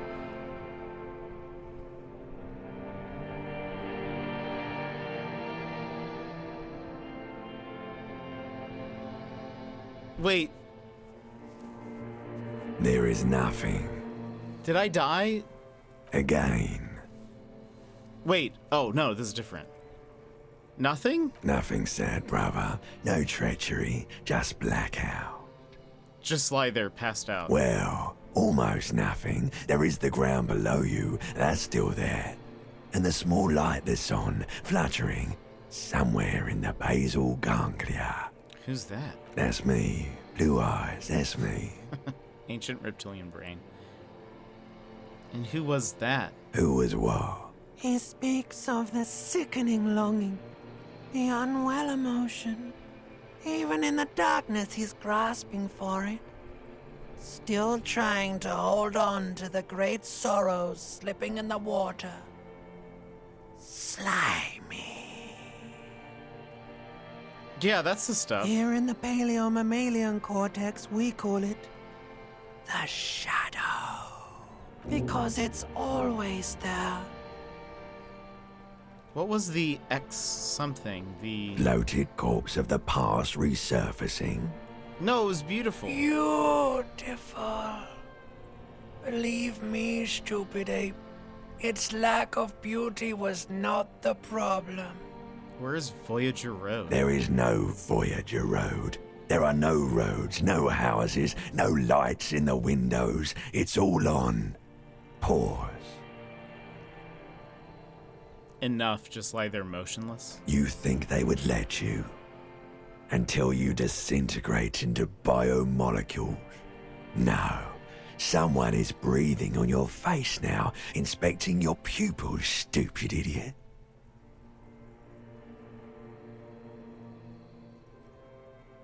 I'm not coming back. Oh, but you are. They're pouring something on you. Something in you. It's delicious. Glowing lights on a dashboard emerge out of nothingness. Where am I? In the upholstered cabin of Lieutenant Kitsuragi's motor carriage, seated in the driver's basket. The air is thick with leatherworks and heavy fuel oil. Cold water runs down your chin. Drink. Water. We'll drink. The water is cold, silvery, the stuff of life itself as it pours down your parched throat. The pounding in your head recedes. The darkness parts. Drink. You haven't drunk water in 2 days. Did you know the human body is not made to survive on alcohol alone? You need a secondary form of hydration. With greedy gulps, you down half a liter of cold water. Some of it spills on the driver's seat. The lieutenant pays no heed to it. What happened?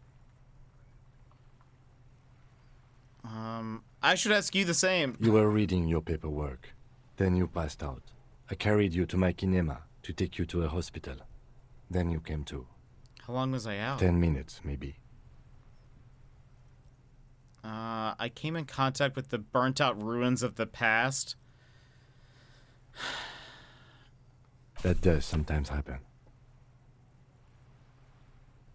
Item gained. Ledger of failure and hatred. That does happen. He hands you the remains of your ledger. You dropped these. Are you okay to proceed? Yeah, let's solve the case. Good. Goodness. We healed, so that's good. Yeah, we're back up to full physical health. Our mental health is still low, but we got stuff. Hold on.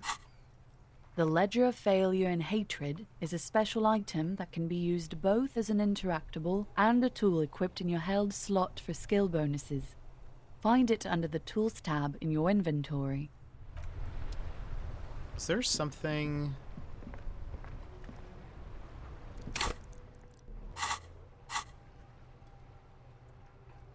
White Morning, that's what it is. Temporary research bonus minus authority. You see yourself from above. You're passed out on the blue tiles of the hostel room floor. Even from this distance, you can see your eyelids flutter. The mention of what? A great white object, letting out its sweet smell like a lily of the valley. The little man's forgotten its name, but he's still remembering the feeling. And look, he moves. The feeling animates him. He's instinctively reaches out the feeling's best friend, a bottle of Commodore Red. He puts on his disco clothes and gets smaller and smaller.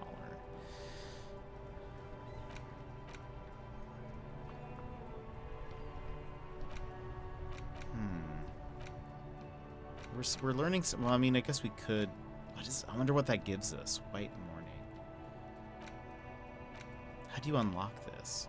Oh, you have to use skill points. That's something.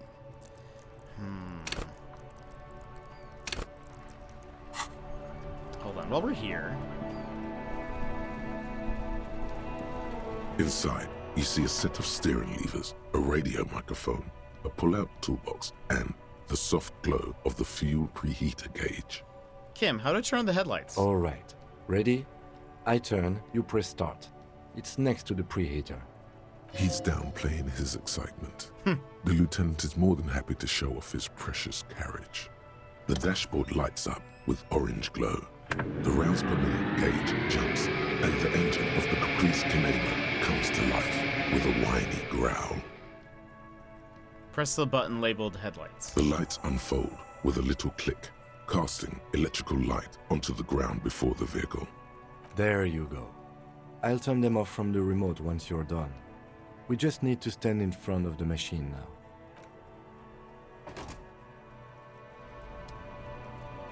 Do we need to have it equipped? As you hold your ledger's clip under the headlamp, a shimmering iridescent pattern appears. One you've definitely seen before.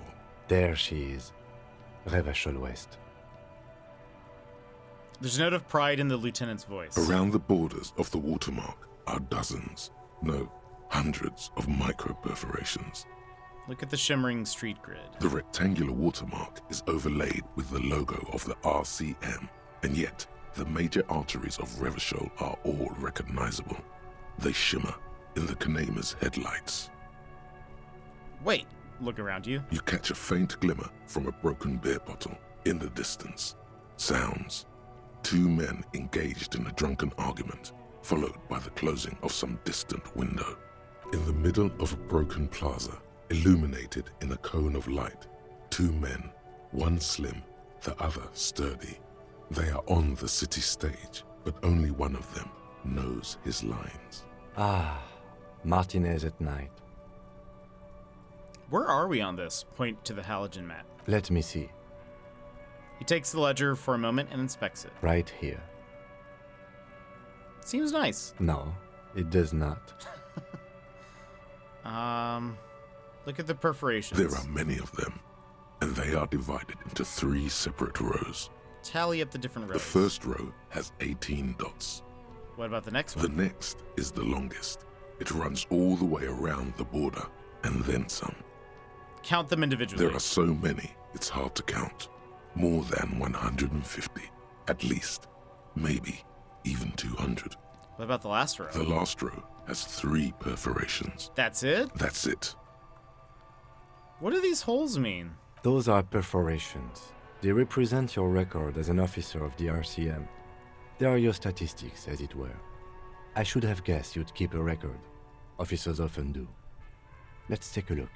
Son, here is where we score your life performance. You better hope it's good. Oh boy. The first row represents your years of service. 18 years. Wow. Okay, not bad at all. What did you do before you volunteered? Wait, 18 years? I've done this? That's what it says. I might have guessed even longer based on your age. What did you do all those blissful years of your youth? Got drunk like a megastar. I walked the land telling people liars of the end to come. There are 9,855 days remaining. I was a hobo, and I lived under a boat. Probably some boring office job. I feel like I just went around apologizing all the time. Maybe you were a diplomat. Or in PR. Doesn't matter, I suppose. Let's move on, shall we? This next row, the one that wraps all the way around, is your number of closed cases. Wow. Closed is good. It means finished. You've got, let's see, Wow, more than 200. Is that a lot? It's quite a lot, even for someone who's been on the force for nearly 2 decades. Usually, clearing more than 10 cases a year puts you in the 90th percentile of all RCM officers. So you're saying I used to be a super cop? Call it what you want. You were a valuable member of your precinct. Now, let's look at the last row. Right. Those are your confirmed kills. You've got precisely 3 perforations there. Confirmed kills? That sounds pretty evil. A drink would soften that feeling.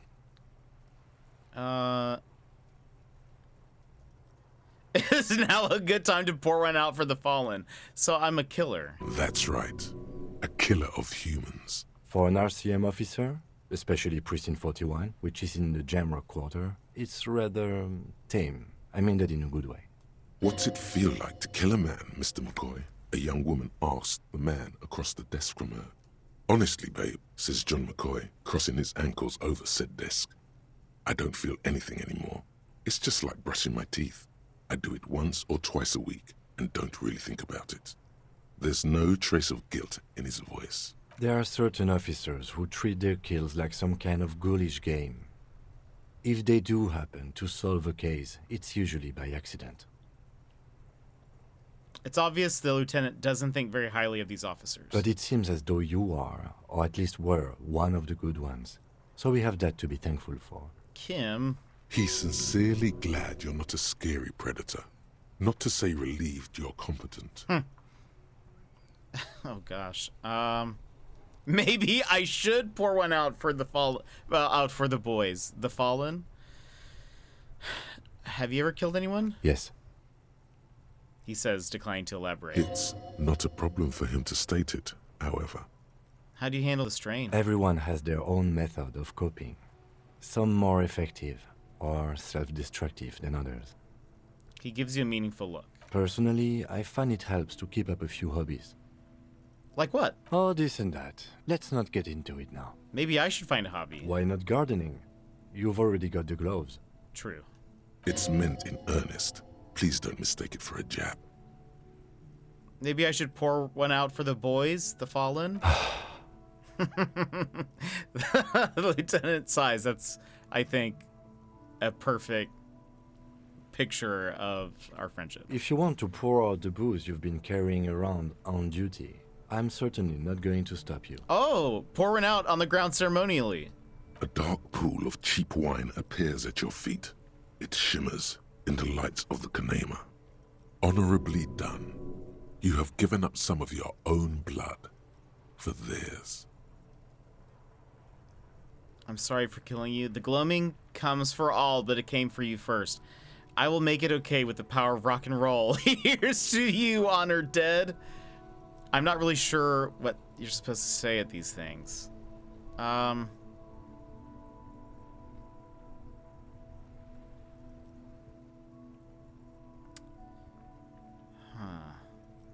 What would I say? I'm a sensitive, sorry cop.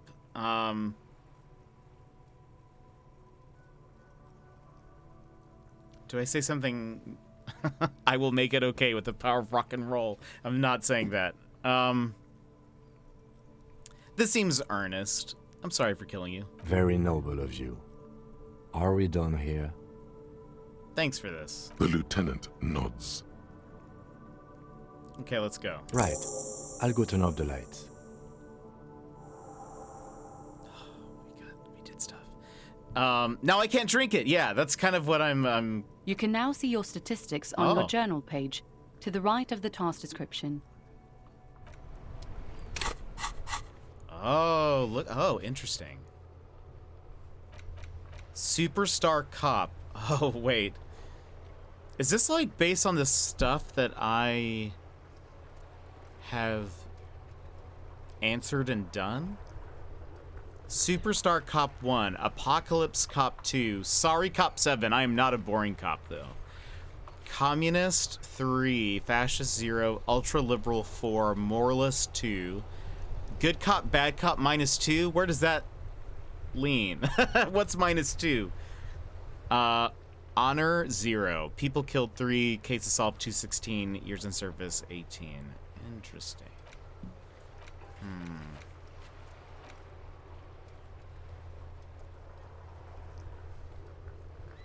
So, conceptualization.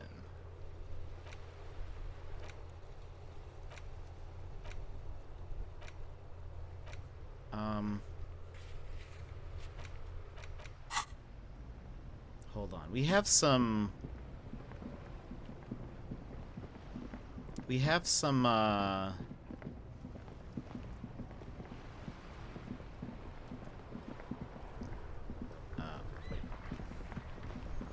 some skill points. I kind of want to... I can't remember what I needed to use to try to see if I can get money again from Joyce.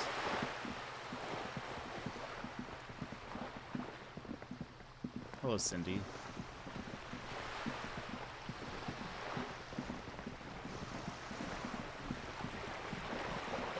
You're back. Good.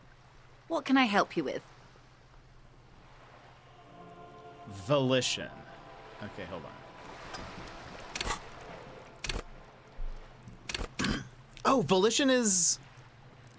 Oh, it's, this is not bad. Because this is like one of the... This is on Psyche, so that's... I'm fine with that. Right? Double checking. Hold on, before I spend a point. You're back. Good. What can I help you with? Yeah. Okay, so if I put a point in Volition, I can try again. You're back. I am Good. back. What can I help It's you still with? low at 28%, but that's like...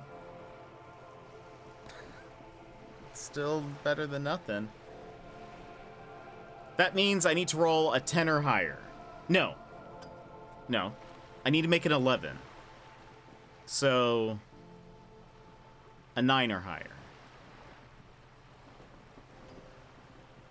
Oh, yeah. Right. And that's zeroed out. Okay, hold on. I am sorry. It just doesn't come out of your mouth.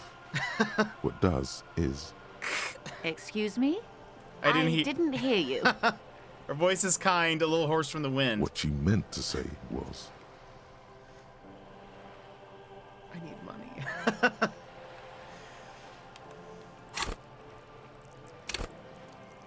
I shouldn't keep putting points in this. What is... At high levels, Volition makes you hyper sane.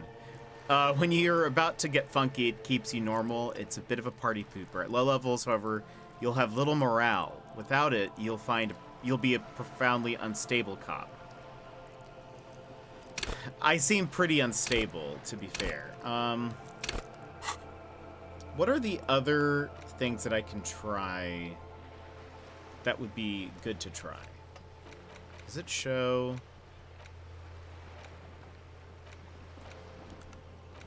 Hold on. I wish I could, like, read what this is. The mirror... Pile of... I don't remember what this is. Horseback monument. I'm not going to do encyclopedia. Measurehead that's fighting him. Oh, empathy. Formidable. Composure. Interfacing. Conceptualization. I think that was the, like, you'd be a racist, I think. Will there be enough skill points to upgrade everything to max? I don't think so. I think you have to choose. That's why I'm being very selective on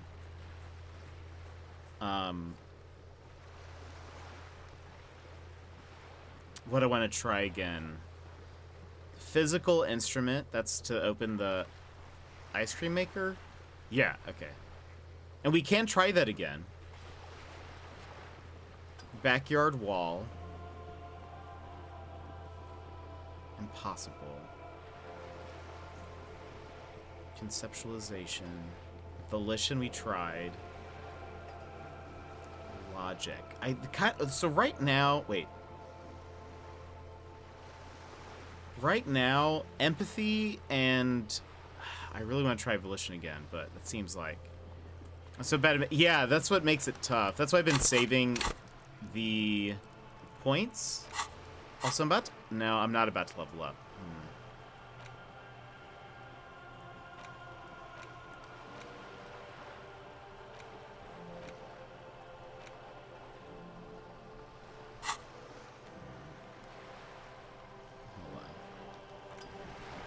Really want to try. Money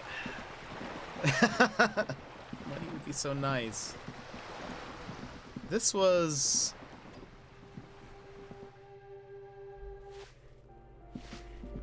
the basement.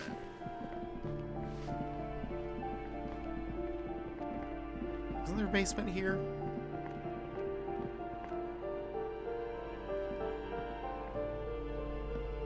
Where is...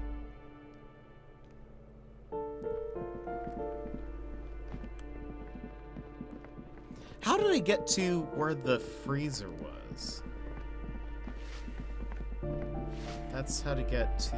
Oh, what's this?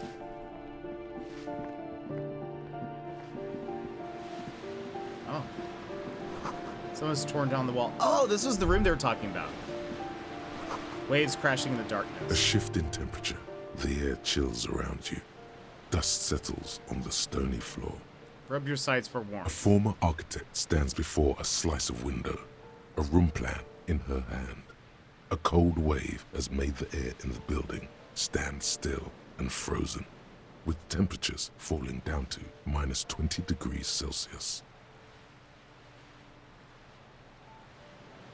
Her face is red from the cold. She's breathing on her fingers, clasping the plan. Traces of sadness are visible in her expression. The plan. Faint pencil lines on paper depict the same place, but a missing eastern wall connects the room with the neighboring apartment. Ideas for arranging the furniture have been jotted down. Look around yourself. It's clean and empty, with new tapestry embellishing the walls. A standard HB graphite pencil has fallen off a three-legged stool in the middle of the room. Shiver.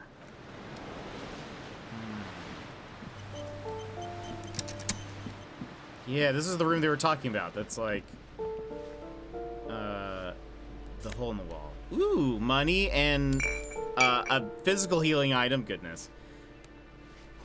An old grocery list on the table and checks.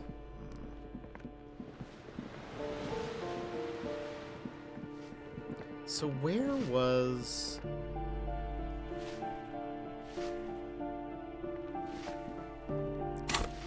I wish I bought that map. Where is... the ice cream maker?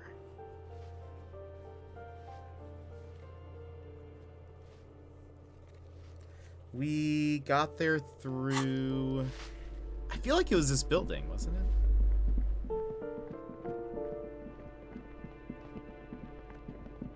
What's this?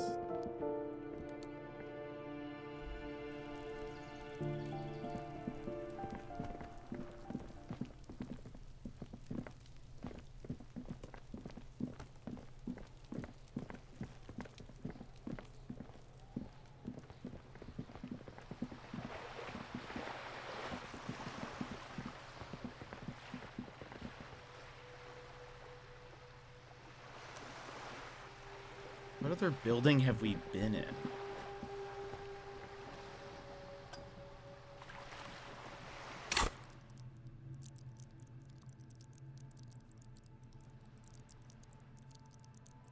Oh, is it the... Oh, it's tied... Oh, right. It's tied to the bookstore. That's what it is.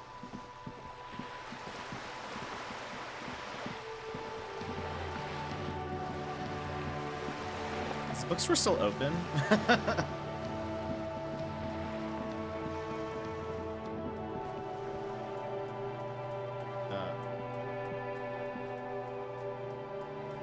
That doesn't look like it. But... I love this music. Yeah, there we go.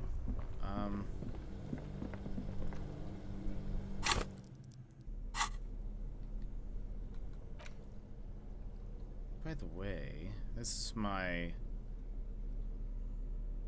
Oh, okay, I'm holding the crowbar already. This orange machine is buzzing like an old submarine. It has a hand-cranked ice cream churner on top and an electric freezer that appears to be frozen shut. We need a 15. Our physical instrument is 4. Oh, wait, minus 20, though. So doesn't that make it impossible?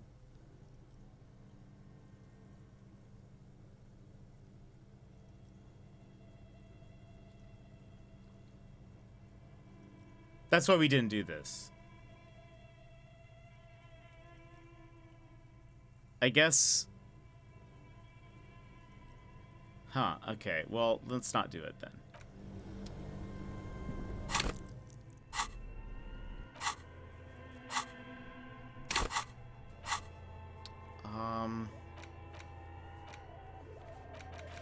I really want to do this end of debrief.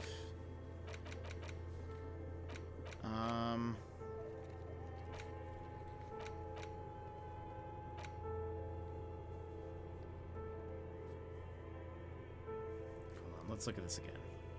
So it looks like purple stuff is all psyche things. So empathy for Tommy. A spirit decor, that's our cop sense. It's practically impossible. Volition.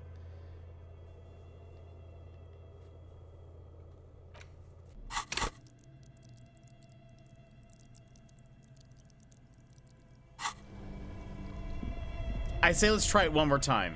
I'm not gonna use... How do you remember all of this? I don't know. It's easier, I'm sure, having, like, playing it, you know?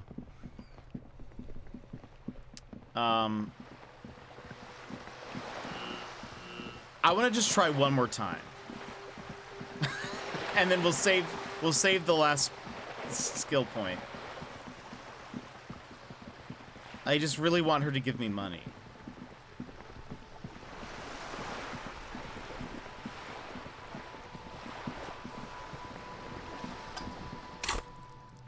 Is this a waste of points? Probably.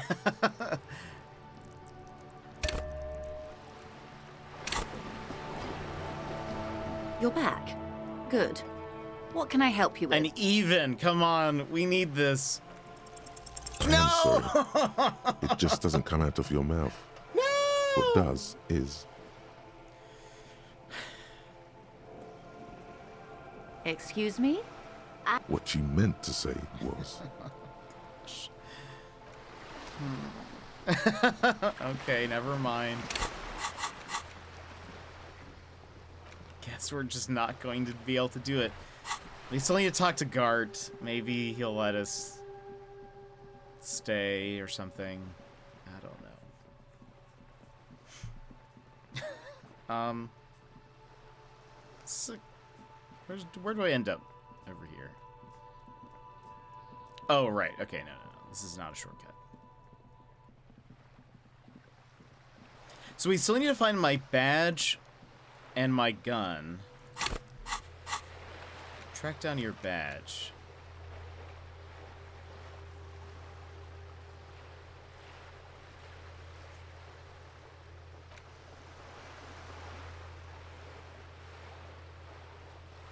Okay. We don't know.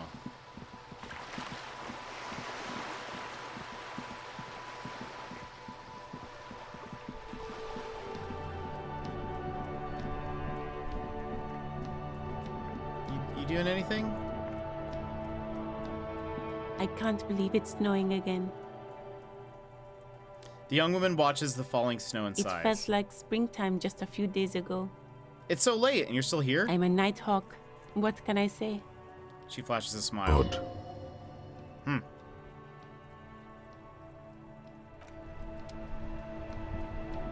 We either don't believe that or our imagination does not perceive her to be so.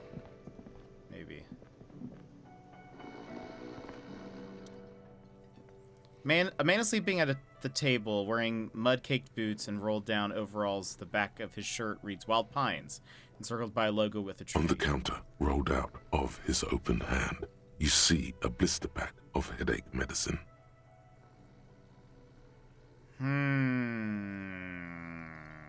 Pick up the pills? The man does not mind. Oh, it's You health. probably need them more than he does. You've just picked up some magnesium. This item is stored in the bottom I left wonder if I was corner of supposed the to pick this screen up way above your earlier. character portrait. Use magnesium to 'Cause I've heal picked your up morale magnesium since if then. you have morale damage. Maybe similar to knowing how to get somewhere IRL by driving there first. Yeah, I think so. Like, wake him up. There is only one way to awake this bone idol from his slumber. Roar like a hurricane. Rip the buildings from the earth. Oh gosh, I didn't mean to heal. Wake up, wake up. This isn't an order. I am the law. Or no words, just a primordial scream. Let's do that, because that sounds fun. Why the yelling, man? The 30-something man slowly lifts his head and gives you a pensive look. You're alive? You looked out there for the long count there. Wait, what? I was just sleeping. What do you want, officer? Officer, even after a rude awakening, this dock worker respects the police. More than they usually do, at least. See anything interesting in your dreams? Thank God, no. Was it a fathomless darkness into which we ought to be deferred like corpses to a mausoleum? Was it pure nothing, your consciousness no longer than a single grain of malt? Tell me, was it a bliss free of X some things? Why do we keep bringing that up? The worker stares at you, his eyes dry from sleep. A web of wrinkles covers his tanned forehead. I don't know what you're talking about, kind sir. But when I'm out, then I'm really out. No X anything. Just quality time. A little me time in the abyssal pelagic zone. You can never return to it now. Only detective work remains. Wakefulness and detection. Tell me about Wild Pines. That's the name of my employer. I work in logistics. He doesn't sound too enthusiastic about this. How's that going? How's it going?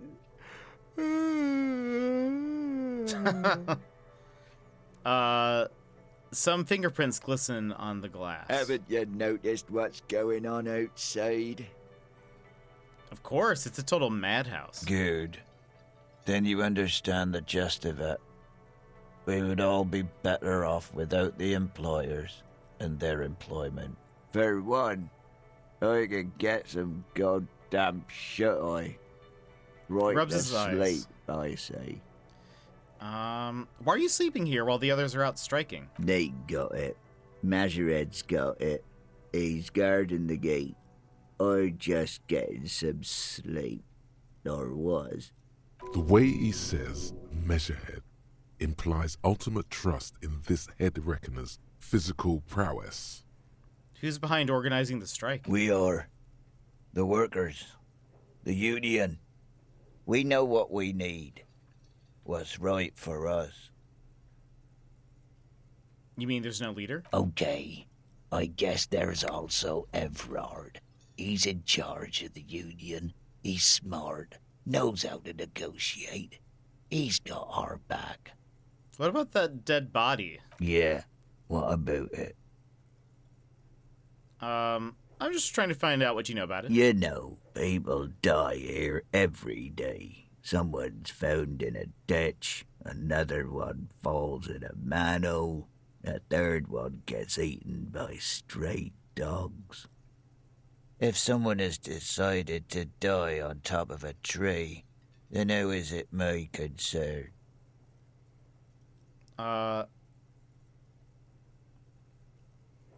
Someone has to look into it. Looks like I'm that someone. Tell me what you know. I can tell you this. Trouble's ahead. Oh. You have a pretty solid feeling that the man's not just mouthing off. He's strong, but even he has reasons to be cautious here. What trouble? You heard what I said. Draw your own conclusions. That's all I know, and I prefer to keep it this way. The lieutenant gives you a little nod, then makes a note in his blue notebook. So Union people think he was a killer, he thinks. Even Sleepyhair. This doesn't help a lot, but it's something. Good work, detective. Yours? Point at the bottle and the spilt rum. Indeed. Help yourself to some. Wait. No. Oh, it's empty. Sorry about that, pal. It's okay. Alright, I'll let you sleep. The dock worker doesn't answer. His head is already back down on the table, in sweet sleep. He's been sleeping there all day. Where are we in terms of... Okay, experience. We're at 35. Hey, babe. Wait.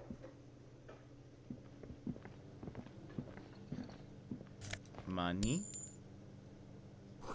Photos of men in overalls toting guns and Union placards. We need to talk to Evrart. What happens if we go up? Is this up? Oh. You should pick that fat, juicy cigarette butt from the tray, light it up, and smoke the living shit out of it. The what now? The living shit. Your mesolimbic reward pathway does not mince words. It wants smokes. Nah, I'm trying to stay clean, electrochemistry. I'm trying to be clean. There's something on the table. What is it? Just, by the way, can I go back into my room? I can't. Anything up here? I'm trying to see before we end the day. Oh, nothing.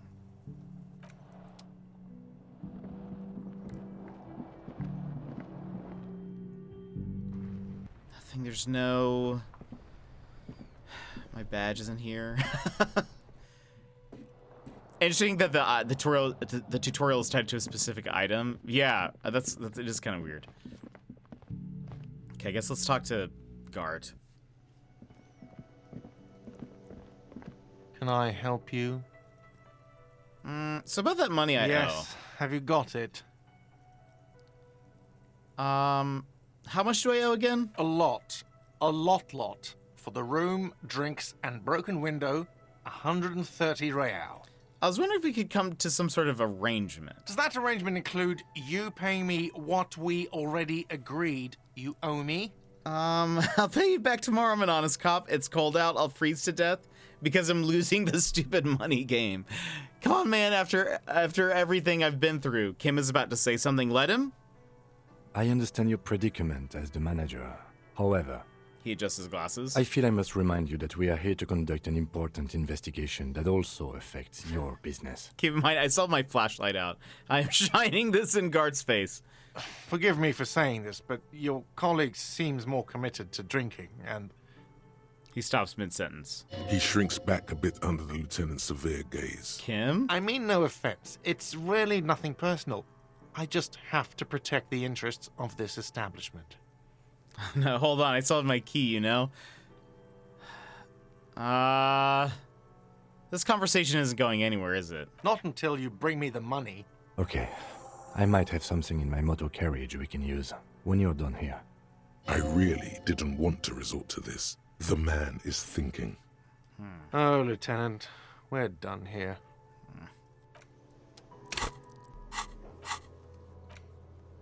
Kim has offered to help go to his motor carriage in front of the whirling. I guess they just assumed you'd find that particular one a lot earlier in the game. Yeah, I guess so. I mean, we actually talked... I tried to talk to the guy, I think, at the beginning. I think I just picked up his bottle instead. Inside, you see a set of steering levers, a radio microphone. I have something here we could sell.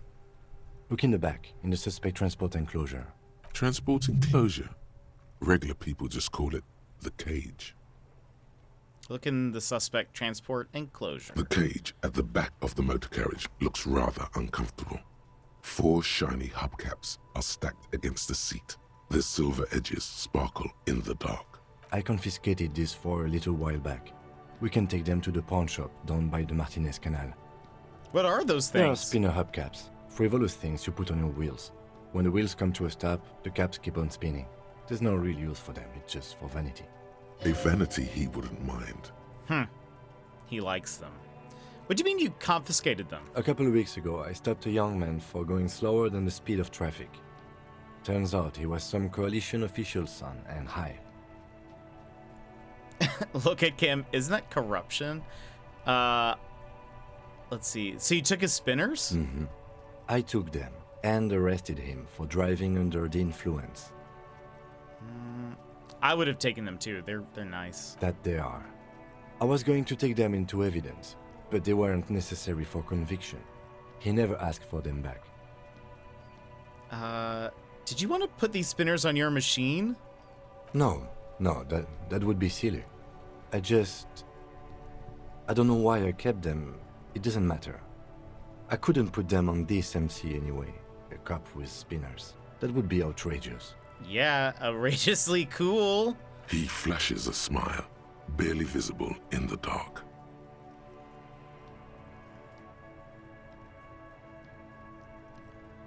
Sorry you have to sell them because of me. As I said, they are useless anyway. I should have remembered I have these earlier. But thank you.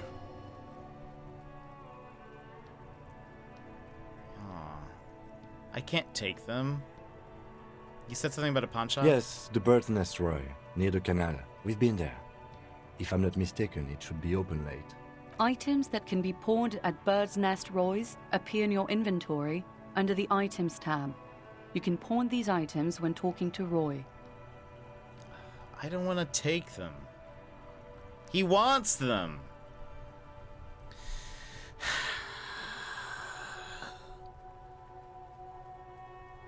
Kim.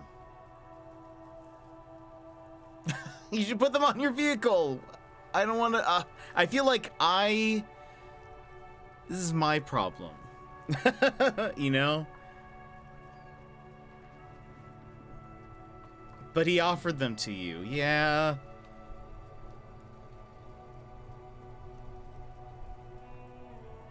But I feel bad.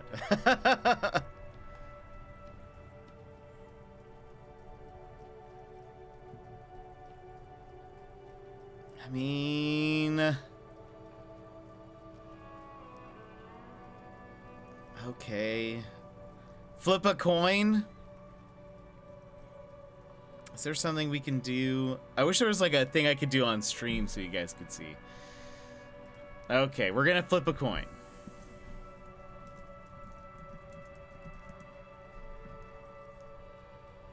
Preparing to flip. Okay, wait, we gotta say... hold on, it's flipping now, but we're gonna let it go. Okay. We'll say... Heads, we take the spinners. Tails, we don't take the spinners. It's tails. We don't take the spinners. Sorry, I can't take them. All right. Let's not take them now. Then come back once we realize we have to. Have this conversation again, and then take them. Fine, Kim. Let me see what I have to sell. Because I could still sell some things. By the way, is there anything... What's this? A couple of indicator lights are missing from this control panel. Loose wires dangle from the now vacant holes. In the middle is a lever. Beneath it, a small metal plaque. This panel usually closes the waterlock, turning it into a bridge that lets you cross the canal. But there's a crashed salmon and butter sign in the way. Pulling the lever probably won't do anything. A crumpled billboard reading, Samaran butter soaks in the canal. 2 ugly lines mar the bright countenance of the blonde boy depicted. What is Samaran butter? Whatever it is, The boy on the billboard seems very happy about it. Attempt to reconstruct what happened here. +1 ominous daredevil feeling. Just some tasteless critical advertising at fail. the bottom of a canal. No use rubbernecking now. Nothing more to see here. Oh. A helpline to the company that controls the drawbridge.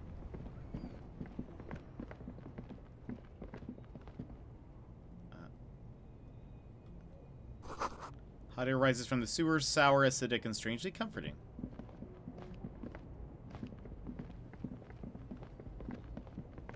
Okay, let's go.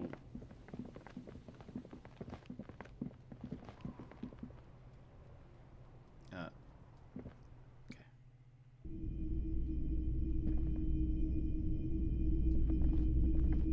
Officer, the flashlight, please. Oh, right. I'm so sorry. He complained about it last time. Oh, gosh. My bad. My bad, my bad. Greetings on this fine night. What brings you here? How come you're still open? The pawn shop is always open. Electrochemistry. Is Roy high? And if yes, then what is he on?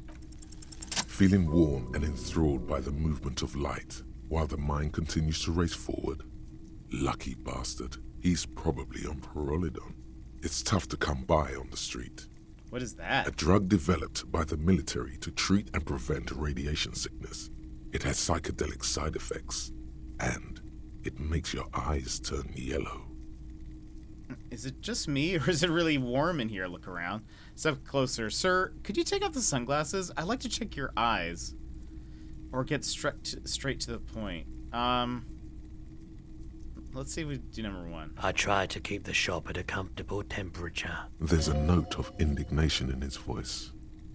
Interesting. Those triangle patches on his vest, you have a feeling they mean something, like they're similar to the halogen rectangle on your jacket. Points at his clothes. Say, what's with the triangles? I was with the emergency relief brigade. You know, after the People's Pile disaster. He coughs as if to mark his words. Had to take Pyrrolidon for radiation sickness. That's what you were hinting at just now, wasn't it? He's taken it for mental and emotional, not physical pain these days. The People's Pile? What's that? A bad idea. Some poor leftist built a particle decay generator in hopes of bringing affordable electricity to underserved communities. It malfunctioned. Radioactive waste everywhere. Probably some of it in you, too.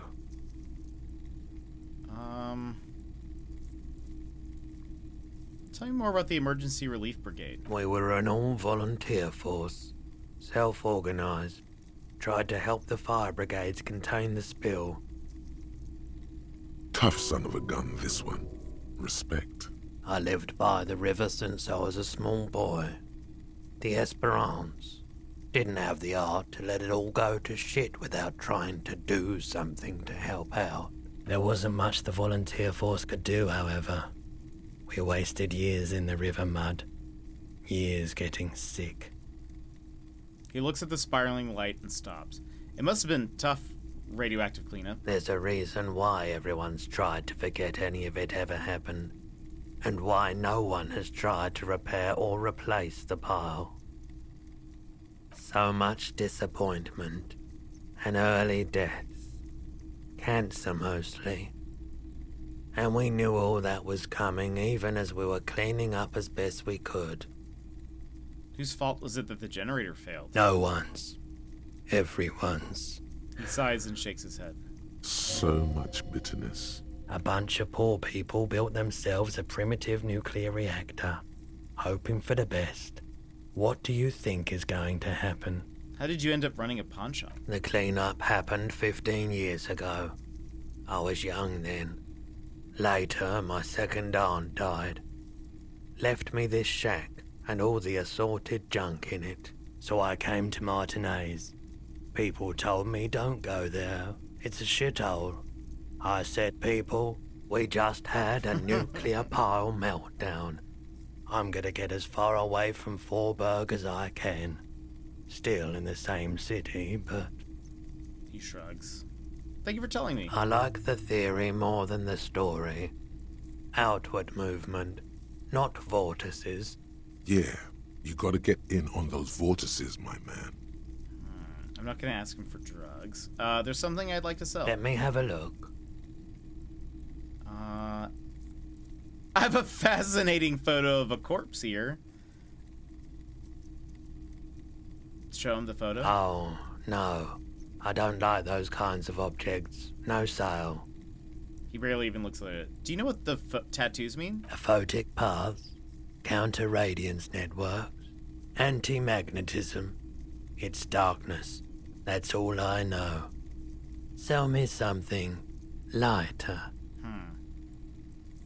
Check my pockets. Anything else you're thinking of selling? I bet I could sell... So this is only... I mean... What is the point? This is not going to get me to... I don't want to pawn that. Regardless, so I have like $12 or something, 14, 15. If I sell this, it's still not anywhere enough. I don't have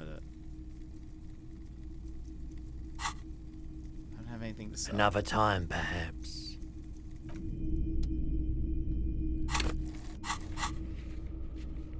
What's new here?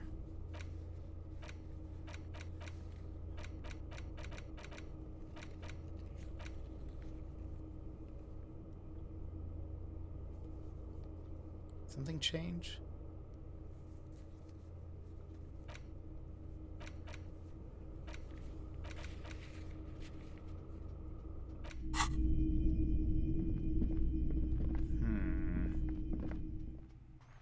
I mean, maybe with selling that stuff, and maybe I do need to sell the rims. But before we do, I'm gonna run back to... This is a corpse. I didn't think about checking after we had... Oh, have we seen this? What's this? An old call box with a matrix of push buttons lists all the companies in the East Delta Commerce Center. An off-key melody starts playing after you ring the doorbell. Then a woman picks up the receiver. Kuno, please stop calling here. Grown-ups don't have time for your stupid games. Oh, I can open the door? Or ask her to open the door? This is the police, please open the door. No, I'm sorry, officer. I thought you were... There's a spot of static that overrides her words. But the doorbell is broken, and the bookstore shouldn't even be on the list anymore. So I can't help you. Please don't call here again. Thanks. A single beep indicates that the line has gone dead. Andrew Orlando Hare. You ring the doorbell, but no one answers. Just seeing the words, Andrew Orlando, gets your hackles up. Its very existence is a threat to your masculinity. But why? To say nothing of your hair. Artemiteps. Oh, am I self-conscious about my hair, maybe? Artemiteps boxing for young athletes in gym. All you hear is static, but no one answers the call. 24-hour window? You ring the doorbell, but nothing happens. Emma's Fashion Atelier? You wait for a minute or two, but all you get from the call box is silence. No one answers the call. Looks like someone has melted half the plastic off with a lighter. The doorbell doesn't work anymore. Slipstream SEA. You hear static from the intercom speaker. It sounds as if someone has picked up the receiver, but isn't saying anything. Hello? Yes, hello. This is Tricentennial Electric. This is a woman's voice, crackling and fragile through the static. Have you come to place an order? Hold on, Tricentennial Electrics. I thought I was calling Slipstream. Who is this? I've been inside the building, but I didn't see anyone. My God. The lieutenant exchanges a look with you. Sorry? It's you. My God. I didn't think I would hear your voice here. It's a woman, and she knows you. Your heart beats faster. No, something's wrong here. Are you sure she's talking to you? Do we know each other? Michelle, just please.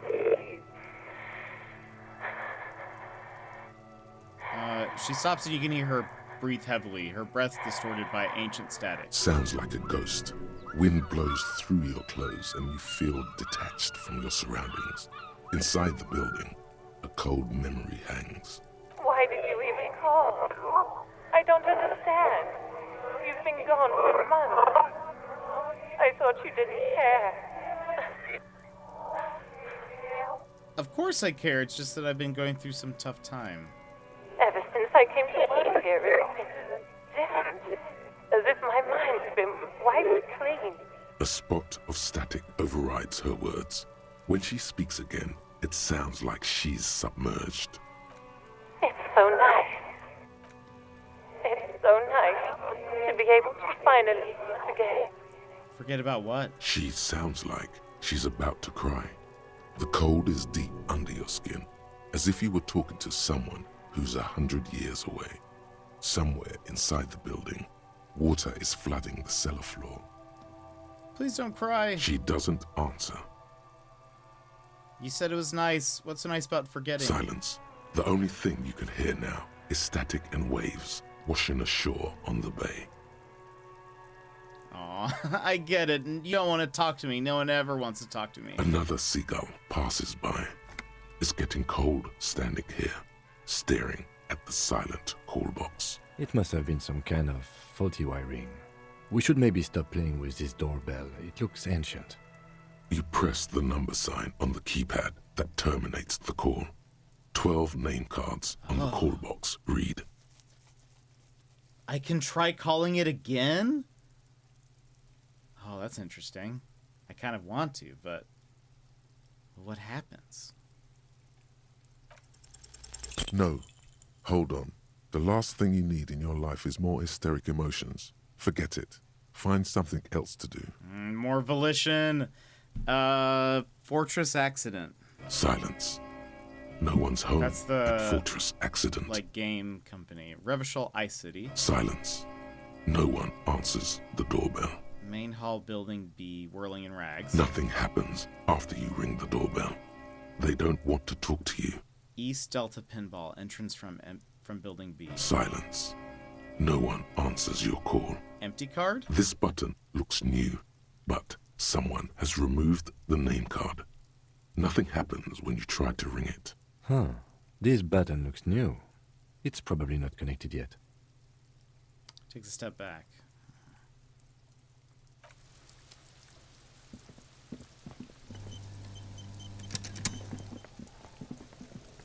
The kids are still out here, goodness. The man before you is naked, but for a pair of underpants and white boots. His skin is marbled with decaying veins and blotched by lividity. On his... Of course. You have questions. Come back later, Corpo. Character's been up Amuse yeah, it's yourself with midnight my frank 3. manners and my memento mori feature. The steel reinforced belt presents a unique challenge. I brought chain cutters, but I don't see a good angle of approach to the belt. The cadaver is a good 1.2 meters up. Neither one of us can reach the belt without assistance. And even if we do, there's the question of cutting it. Can't someone else do it? Someone else? You mean like the police? Yeah, exactly. Call the police. Someone already did. You know who came? We did. Because we have made bad life decisions. Kim. I know it's hard, but I assure you, the others won't come to help us. And we have a growing sanitary concern here. We need to get him down, fast. We could saw the Climb branch. up there and saw the branch? Yeah, either of us could do it. We could use the kids' ladder on the side. Seems dangerous. There has to be a less risky way, with less falling down of trees. Seems like a lot of hassle. Let's just not do it. We are not getting him down already. Not getting him down is a task that's already accomplished. Sadly, it's not our job to keep him up there, but to get him down. I'd really want to pull his head off. How do you plan to get him down, then? with social sensibility? Are you going to educate him down? Maybe we could shoot him down. Yeah! Bang bang time, pig! Shoot his head off! How? I don't know. Just, shoot up there maybe. Points towards the branch. Shoot the belt. The bullet will break it. That probably seems better. It absolutely will not, officer. That's not how physics work. It will maybe cut one thread loose. Yeah, now we're talking. Entertain a Kuno with some shit. They'll miss! The pigs will miss Kuno! The lieutenant is undecided. On one hand, he wants to shoot some gun. On the other, it's an awfully stupid He idea. could shoot. Take the shot, Lieutenant. What's the worst that could happen? Actually, don't. That's a bad idea. Wait, let me try.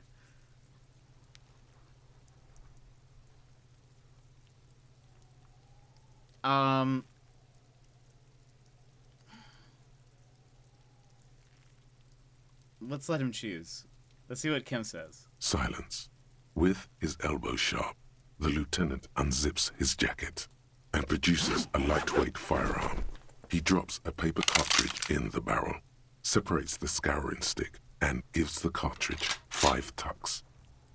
He then steps back and assumes the fellow's desk position, taking aim. The corner of his eye twitches. His finger is on the trigger. I'm not gonna say anything. I'm just amazed that he's doing it. He's gonna fucking miss! The kid's voice is drowned in a shrill blast that echoes off the walls of the surrounding tenements. A cloud of smoke slowly parts in the air as the lieutenant steps back and says to himself, God damn it. He feels bad about it. About his eyes mostly. Just having bad eyesight. Probably from a young age. Whatever you do, do not console him. Fucking idiot! Mookabat asshole! Kuno could have hit it easy, but then Kuno's not fucking handicapped, is he?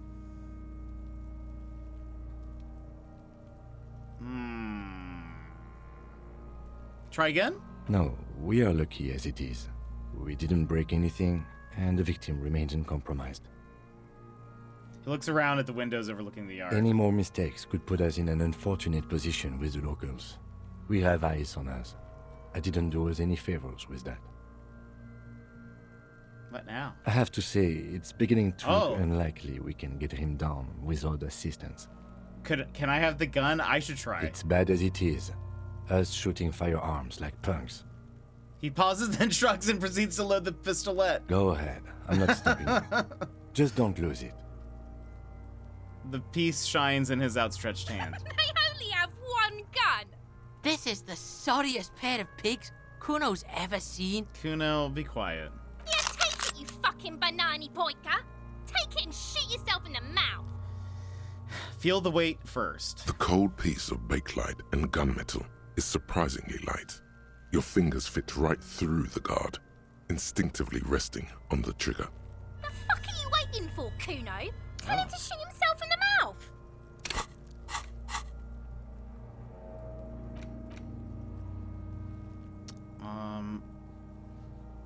Okay, so that's done. Kuno is silent. Aggression gathers in the air. The trigger feels delicate and ready to break under your finger. This is it. Hold on, I feel like am I in the way a little bit? Hold on, let me just scooch away. I don't want to block this. Point the gun at the belt. The buckle comes into focus in now your I'm sights. blocking the way. You stand with your feet planted firmly in the ground and your left hand supporting your gun arm. Why don't you just shoot yourself in your mouth? At least you won't miss. Shut up. Close your left eye first. Point the gun at Kuno S. Oh my gosh. A 17% chance. Pointing the gun at a child, that is not recommended. Should I? I won't say shut up. Come on. This would be so cool.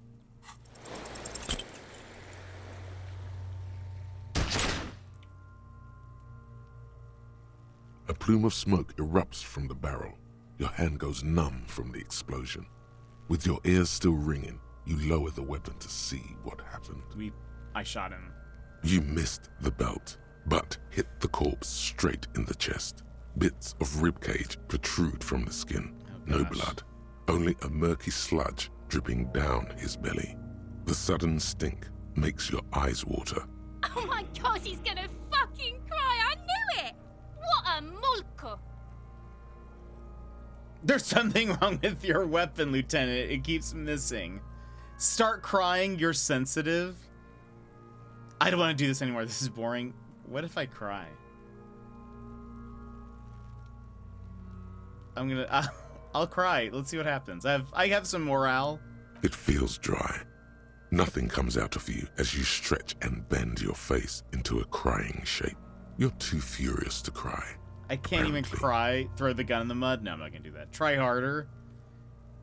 The lieutenant watches you jerk some tears, your shoulders shaking and your eyes dry. The gun begins to slip from your fingers. You malolda! The can't even cry! The lieutenant gently picks his gun from your hand and holsters it. We still need to get him down somehow. But The how? bad way. The way I didn't want us to. By asking the harbor for help. They have the tools and the men. If they put him up there, they can take him down too. But won't it be dangerous? To ask the suspect for help with the victim's body? To be indebted to Everard Clare?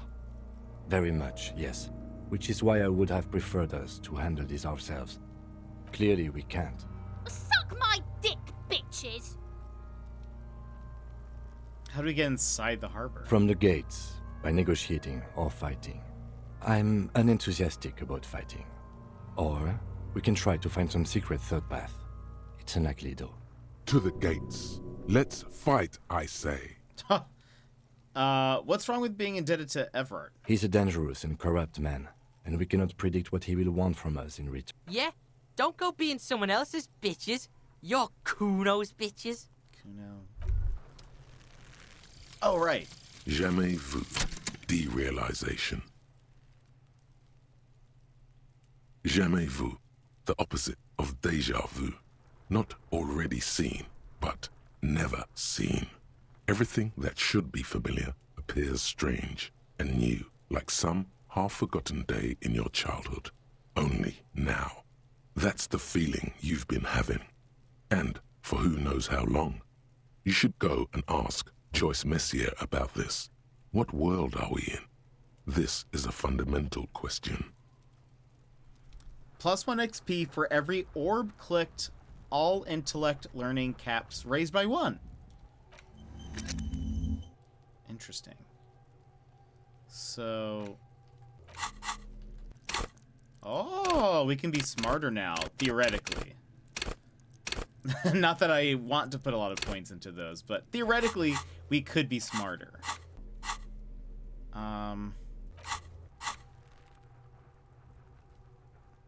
Smarts be good, right?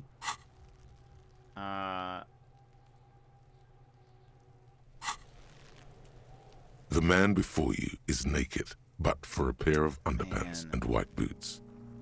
I was kind of hoping it would let us maybe, like, try climbing up, but no, now we're just, like, stuck. Can I talk to you, Kunos, or something? Have you come to make your offering to... I have nothing.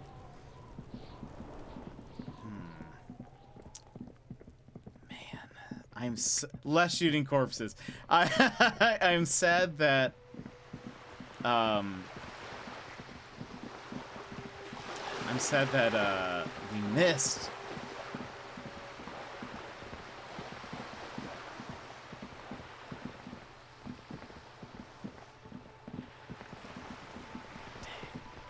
Those are some bad rolls. We've had some really bad rolls today, I think, as a whole.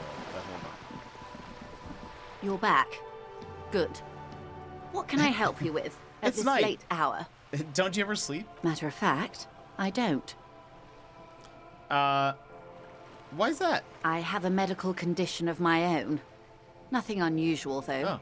I'm old, you see. Old, huh? I think I have that too. No, you're not. You look young. Thank you. I do what I can to remain presentable. Now, Ask me some questions. It'll help us pass the night. I've got some questions about reality. More lessons in basic reality? My favorite part of the day. Go ahead, ask me anything. Oh.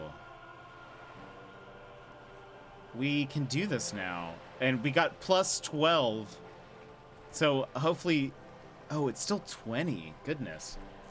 So I need to at least roll an 8 or higher? We did compromise some evidence there.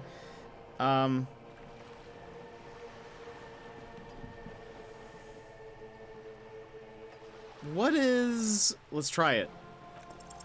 A strange coldness comes over you as you look at the world. The waves Man, sway I the want sea to do slowly. so much. The doubt is fully formed in your head. The alien feeling persists. Even Yet with something's still missing. plus You 12. have finished mulling over the jamais vu thought, but your conceptualization skills are not nuanced enough to make sense of it. They really are. I think you need new dice. I really think so too. That's all for now. Glad to have been of assistance. The little that I know. Anything else? Conceptualization. That's, you see, that's intellect. I really don't want to have to put a ton into that, so I probably won't.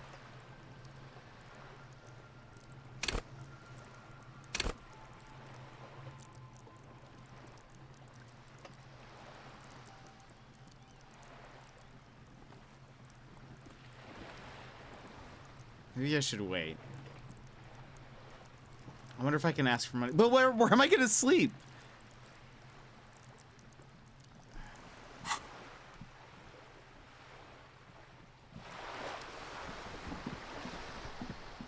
Kim, what am I going to do?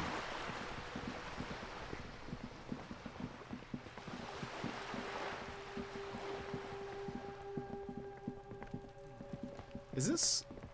Just an ordinary wall. Nothing to see here.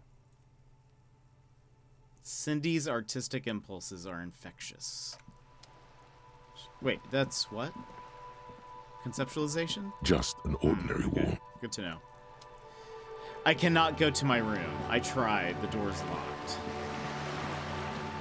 Or I tried to walk in and it...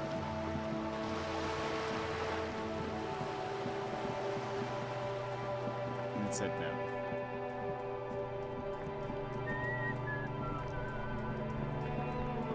What is, hold on.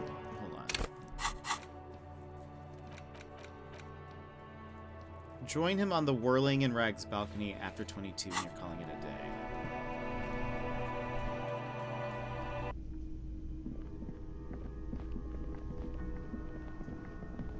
It's so dark.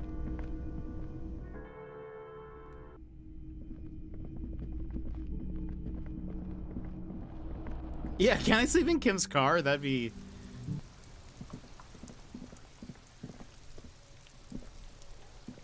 Yes?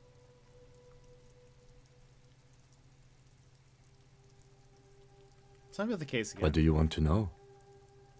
Oh, interesting. Now that we've inspected the scene, I want to know more about this peeing competition you mentioned. What's there to say? It's just stupidity. What kind of stupidity? The cop kind. Our precincts can't decide if Martinez is part of Jamrock or the Industrial Harbor. Yours or mine, as if we somehow own parts of the city. Typical street gang mentality. So we've let the Union make a mockery of law enforcement here.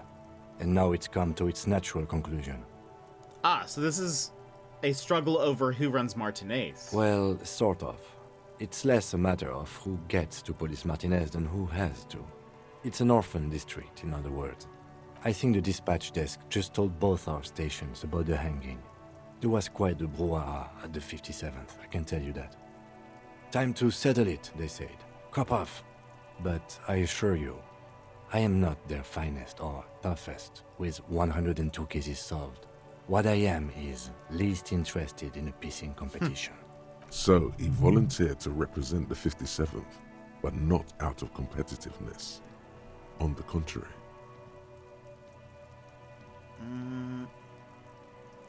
What's so special about Martinez? Martinez?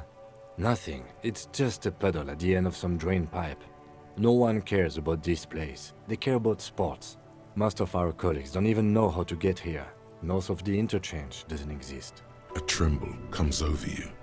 Another after effect of ethanol poisoning, perhaps. Feels like leaves do when they rustle in the breeze, somewhere far away, below the turbine. The 41st and the 57th. The lieutenant was right. It's not about who gets what's north. It's about who doesn't. I wonder what this says about me, that I was sent by my station. He raises an eyebrow, thinking it best to let you make the next move. Tell him why it's you. I was sent to teach you a lesson in style. There can only be one conclusion. I am the finest we have, a hero cop, sent to outperform you in every way imaginable. I must be an augury, an apocalyptic omen sent by my people. Can you guess my message? Don't be scared. I think I might have supernatural abilities. I probably have an unbelievable kill count. No, we know that's not true. I'm gonna leave why I was sent unspecified. Let's say we were a hero cop. A good joke. Kim, that's not funny. He does not actually think it was a good joke. Okay, it was a poor joke, but we could use a good-mannered cop-off, don't you think? Yeah, a joke. In truth, I will only moderately humiliate and outperform you. A joke, of course. Rest assured, I have no intention to compete. Of course it's a joke. Look at me. How could I compete with you? You probably have... No. He just said 102. We know that we have more. So that doesn't make sense.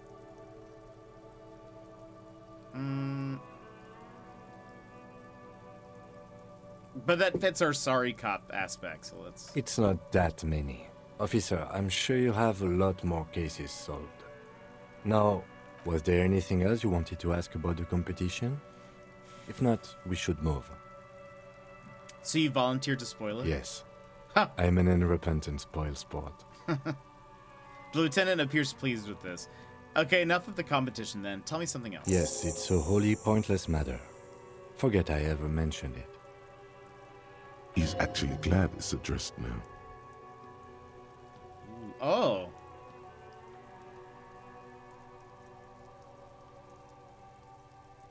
A logic roll. I get +1 because I'm a sorry cop, and a +1 Roy mentioned suicide. Because you're the best qualified. No, that doesn't seem right. Dumb brain, I'm good for nothing. You look dumb if you keep the lieutenant waiting for too long. Oh gosh, I took another morale hit. So how do we say goodnight? Yes?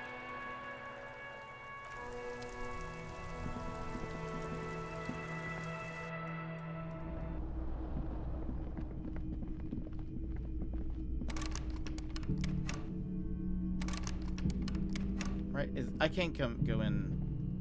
Right, does it let me?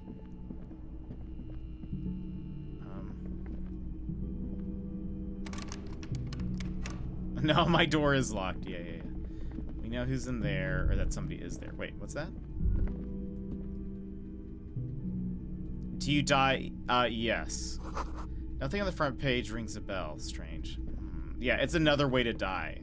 Or I guess it's like you give up. I don't know if you die, but it essentially is that.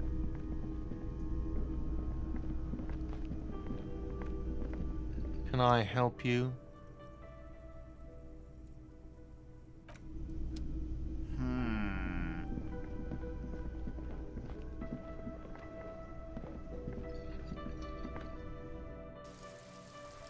Healing wood. It does allow you to heal when you, like, take your last hit. Like, because we almost died beaten before. wooden planks of the bench do not look overly comforting. And it said you need a heal, and so I did. We can sit on benches after we've solved the murder. What if I sleep here? You can revisit the bench if you ever need to pass the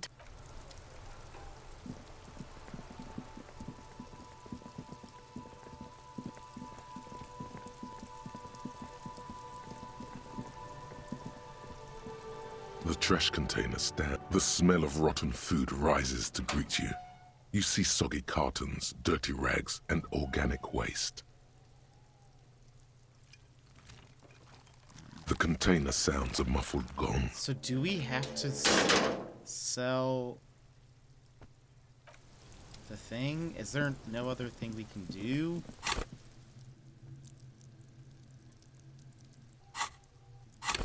I could try Volition again. Should I try Volition again? What if I have a +5, +2, so I get a +7 right now. And I need to do... What is it? Does it tell me? It doesn't.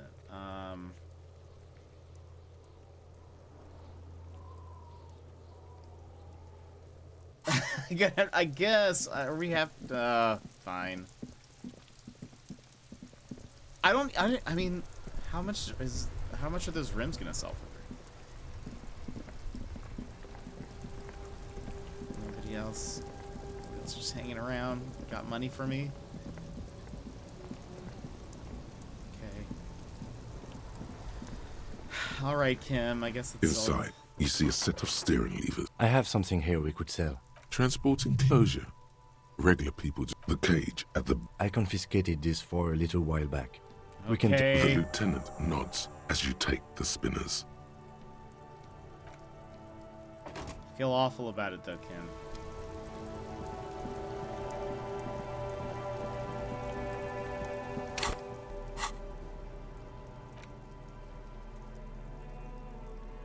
It's the ledger you found in the trash. A cabbage of papers hanging from the board. Wait, slide the hidden drawer. Drawer. Without resistance or sound, the two panels move against each other. The compartment is now open. Inside, you see it's slightly, ever so slightly, difficult to breathe once you've done so. The drawer is locked. Blue ink. Your hand shakes. You're flushed with adrenaline. The rims. They sell for 200? The magnificent hubcap spinners that Lieutenant Kitsuragi has donated to you so you can pay for your room at the Whirling. They are slate blue and shimmer haughtily in the light. Goodness. Okay, well, I guess...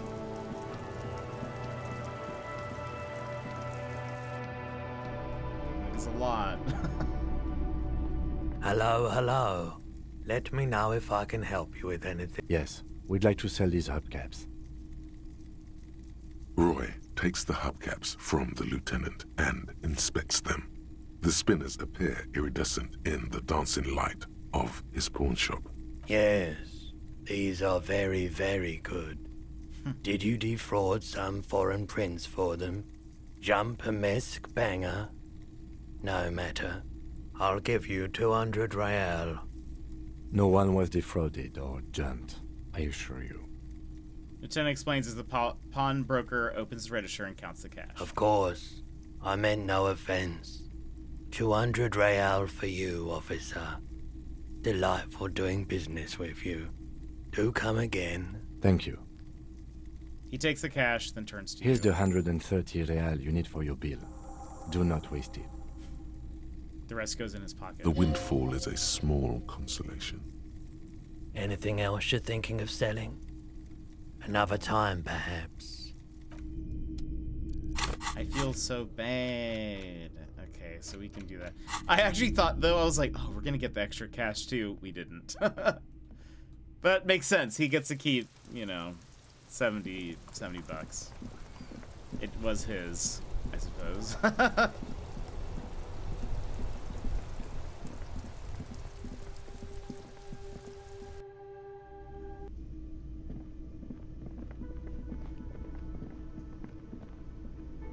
Can I help you?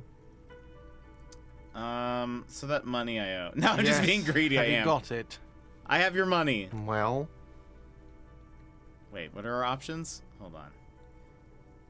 Here's 130.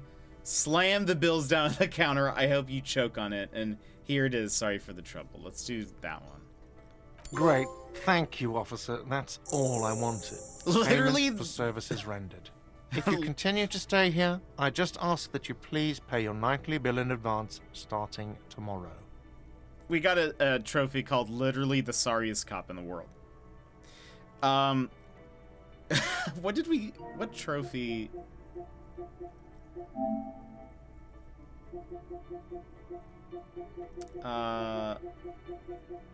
Where is it? Wait. We've only earned 2? I want to know.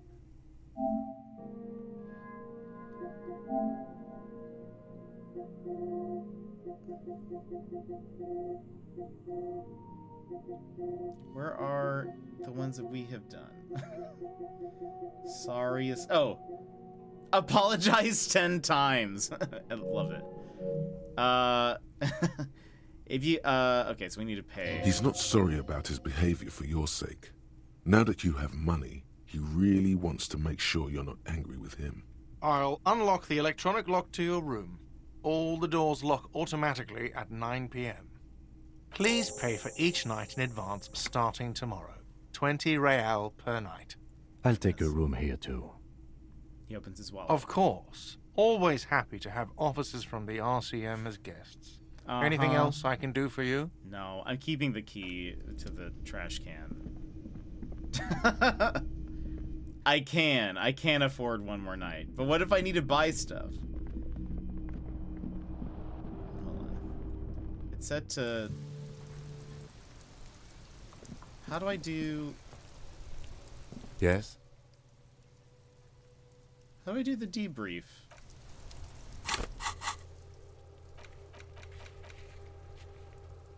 Okay, so we need 20. Wait, end of day.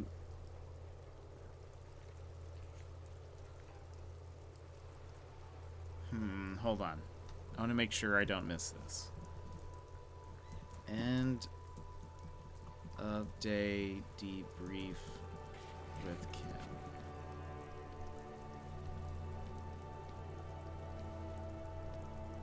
Okay, so I need to try to enter my room. That's what it is. Save game. Wait, quick save. There we go. This is the door to the room you redecorated. Good night, Lieutenant. Just a moment. You had some questions earlier, I believe. And besides, we should discuss our progress on the investigation. Let's go out to the balcony. All right, let's go.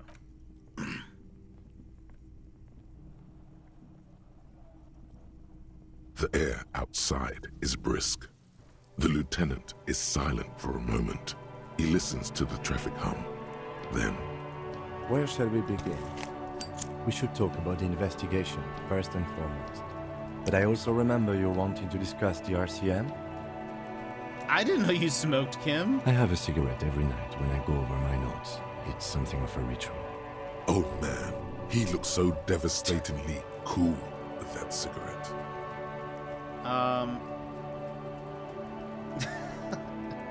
How'd you get so cool? You mean this? This isn't cool. It's an unnecessary trial of will and unhealthy. Right. Then debrief. Yes. It's been a long and eventful day. How do you think today went? Well, we inspected the victim's body, so that's good. It was not easily approachable in that state, but we did it. Our inspection could have been more thorough, as it always can, but we have some leads we can follow up on. Then you shot him in the chest, which wasn't ideal, and we still have to get him down from the tree. I just wanted to make sure he was really dead. Right. As for the interviews, we weren't able to find the union leader, Evrat Claire, much less interview him. So that's on the to-do list for tomorrow. We tried to interview the Wild Palms rep, but she asked us to do something for her first. Fine, so be it. I have a feeling Joyce knows how dangerous the situation really is. We have to get her to talk to us. He purses his lips. Above all, though, today was exhausting. What's with all the running? You run a lot. Is that a standard Precinct 41 practice?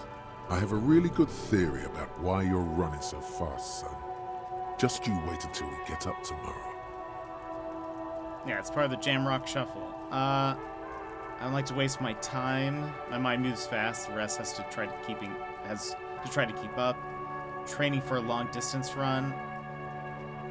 That's how we roll. I don't know why I do the things I do. It's impressive, especially for a man your age. And in those hills. He nods thoughtfully, tapping his finger on the cigarette. Nice shoes, by the way. I like the green. Goes with the orange.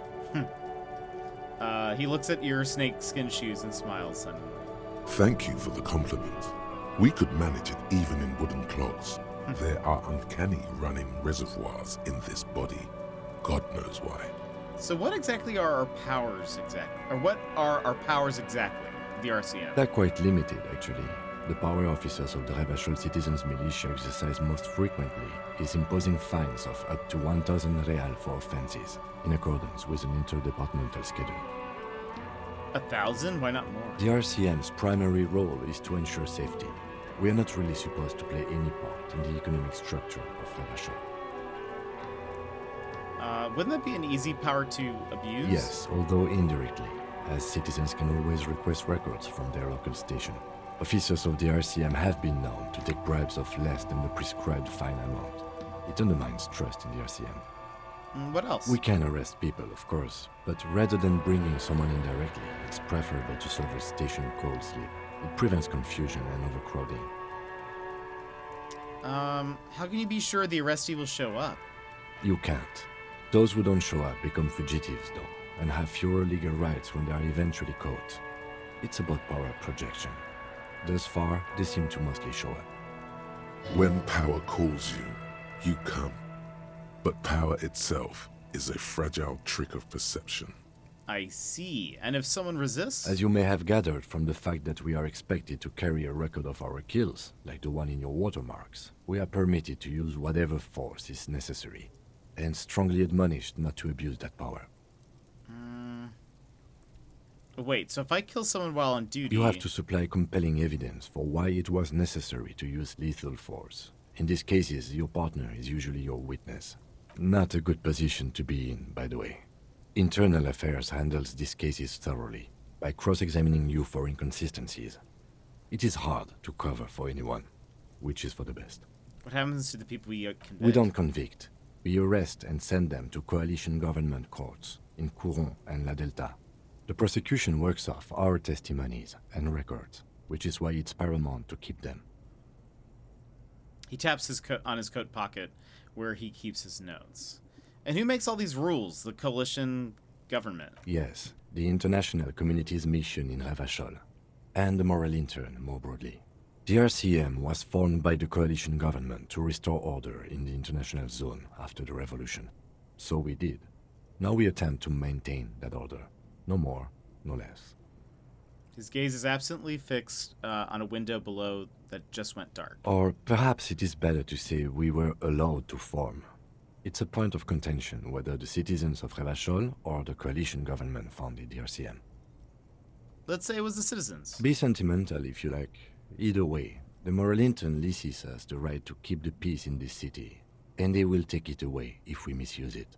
The moral intern, what is that? The Moralists International are the world's largest political organization. You know who they are. They have been running this place after the revolution failed. I really don't. That's how bad it is in here, points to your head. Okay. They're a union of center-left and center-right parties across the Real Belt. Our coalition government is just one of its many projects. They also run the ICP, EPIS, most intergovernmental organizations in the world. What do you believe in? What do they believe in? They are what do Dolorians. They believe they continue the humanist project set forth by Her Innocence Dolores Day 4 centuries ago. Others say they are just technocrats. What is their symbol? Interesting question. It's a blue forget-me-not. Their motto is love, compassion, self-discipline. I think you can gauge what they want you to think of them from that. Something ominous. Something even a little feminine, but in a strict manner. Who was Dolores Day? The historic figure? The author of the modern age? You will have to look elsewhere for opinions. The subject of humanism is too abstract for me. For you, she is something painful, though it's hard to say why. What do you think of them? The moral intern are a fact. I try not to have opinions on facts until they change. And it doesn't look like that's about to happen. It is more than that. There's some kind of affection in him. You like the Moral Intern? Yes, I did, when I was younger. In my 20s, I considered myself a moralist. A blue forget-me-not, a piece of the sky. They're not all that bad. But the years have changed that. I don't know what I believe in now. No, I believe in the RCM. That's enough for me. I have an opinion. Do you? Lieutenant arches his brow, then pulls onto the cigarette. It's a slim white thing in his fingers. Things are bad out there, points to the city. We need them here, giving us the right to police Revachol. They've done an awful job here. Have you seen the place? This isn't humanism. We are stooges of the world's biggest bourgeoisie organization. Mutter silently something racist. On second thought, I don't have an opinion. Let's just say they've done an awful job. We are in what is called the twilight of international law. The laws we claim to enforce come from the MI. Without them, we are simply vigilantes. Actually, vigilantes is okay with me. Then you will adore Martinez. For many of these people, the Union especially, vigilantes is precisely what we are. Personally, I don't enjoy it much. Looks at the roundabout. The lights of the orphan district are reflected in his glasses. The red and golden orbs of the motorway sliding like pearls on a string from east to west as Revachol commutes back to the suburbs. Tomorrow is Tuesday.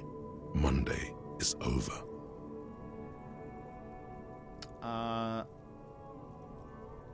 Thank you for this. Yeah, it's getting very cold now. Let's go. Skill point.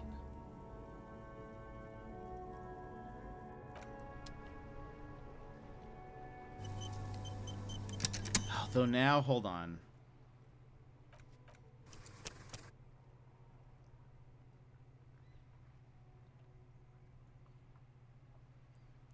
Wait a minute.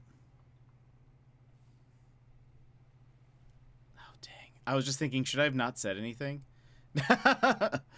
This is this quick save. What if I missed something just then? Hold on. I'm going to run through that whole thing again real fast. I'm just going to press through. I want to know if we missed something. Okay, so we go here. This is the... Good Just night. a moment. Yeah, let's go. I thought that was... oh no. All right, hold on. Sorry. The air outside is brisk. For a second, I just realized that I Where shall was we saying begin? goodbye and not that there We was should another talk about option the there. investigation. Yeah, first and we should foremost. talk about it. But I also remember you wanting Let's to... see, I I didn't have know a you cigarette. Oh smoked. man, he looks so devastated. You mean this? Yes. It's been a long and... Well, our inspection... Then you shot him in the chest, which... I really want to make sure he's dead. We weren't I'm going able to choose find- everything We tried the same. to... I have a... Above all... I have a really good theory about why you're running so fast, son. Just you wait until we get up tomorrow. It's impressive. Nice shoes. Thank you for the compliment. We could... They're quite limited, actually. The power officers of the Revachol Citizens Militia. The RCM's primary... Yes, although officers of the RCM... We can arrest people, of course. But rather than bringing someone in directly, it's You can't. When power calls... As you may have gathered from the fact that we are expected to carry... You have to... Not a good position. We don't convict. We arrest and... Yes. The RCM... Or perhaps it is better to say we were... Be sentimental if you like. The Moralist International are the world's largest political organization. Okay. What do they believe in? Interesting question. Something something even a little feminine. A historic... For you, she is something painful. Though it's... The moral intern are a fact. It is more than that. Yes, but the years have changed that. Do you? We are in what is called the new... The lights of the orphan Okay, district say nothing, are just look into reflected the night. in his glasses. I'm curious The if there's red something and else gold, here. The dying lights of the city shimmer below. Slowly, like luminous clouds, they pass on his lenses. The lieutenant looks at his slim cigarette, contemplating the next drag. This soldier is the highlight of the day for me, he thinks. This little stick right here. They really don't like us here. And the mouth on that kid, Kuno. It's different in land, in Jamrock and the GRIH. He pulls on the cigarette. You see, that's why I'm glad we went back. Why are they like this? It's our fault for leaving this place to the dogs, to the Union, to the company, not daring to come here more often. It's like I told you, this place is an orphan, fallen between the cracks. And in Jamrock and the GRIH? We run this city. West of the river is RCM land. He looks at the dark silhouette of the equestrian monument cutting into the night sky. It's incredibly hard. Human beings are... But we are in control, and it's worth it. The organization works. Our systems work. If they didn't, the city would disintegrate. Night. Captain Ptolemy Price steps into the yard. A piebald horse waits by the motor carriage, chewing oats out of an oat bag. Seagulls fly overhead. The sky is black. Captain Price wears a black suit and a standard patrol coat as he mounts the horse to head home. Rows of houses on either side, hunching over the sidewalks, and Precinct 41 with its dome roof growing distant. Around him, the streets are silent. A kid on the corner waves at the captain as he takes the turn on Petition and Main. The horse neighs.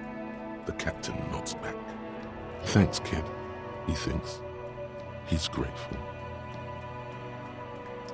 I hope our investigation will help improve the situation here, at least do some good. Me too. But I wouldn't count on any drastic changes in our lifetimes. Thank you for this. Yeah, it's getting very cold now. Let's go. There we go. I feel better about that. I'm glad we didn't miss that. So we have an extra skill point now.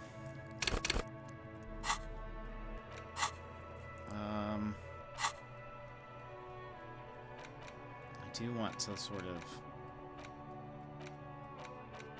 Here. Let's unlock a new thing. I'm gonna put the White Morning in here. That seems important. Though the White Morning came from when we were looking at the book, and it makes me feel like... So wait, hold on. Do I talk to him? No. Yes? Oh, that's it. See you in the morning. Bye, Kim.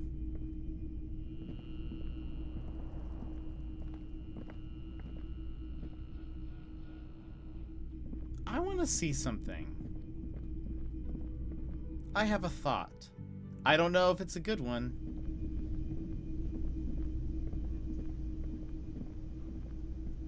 Oh.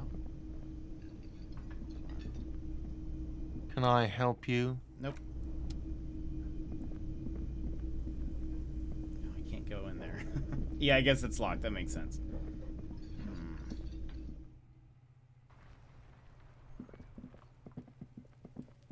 It's foggy.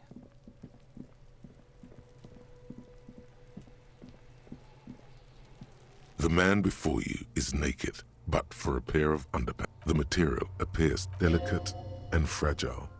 They feel alien to... The cadaver slowly twists on the cargo belt, his torso covered in tattoos. And of course. You have questions, don't come back later, cop. I was wondering if we could take off the boots, but maybe we'd have to wait for the body to come down, maybe? Okay. That's all I wanted to check. Do I even need to sleep? I think so. I imagine so. It seems like everyone is sort of... A lot of people are gone. We've chatted with just about everyone. Unless you do... Well, true. I want to see if it would give me the option to, like, try to, you know... Nothing I can do with the mirror, right? a mirror hangs on the bathroom wall. In it, your face, adorned with the expression. Challenging using the chain cutters to fix the faucet. Oh.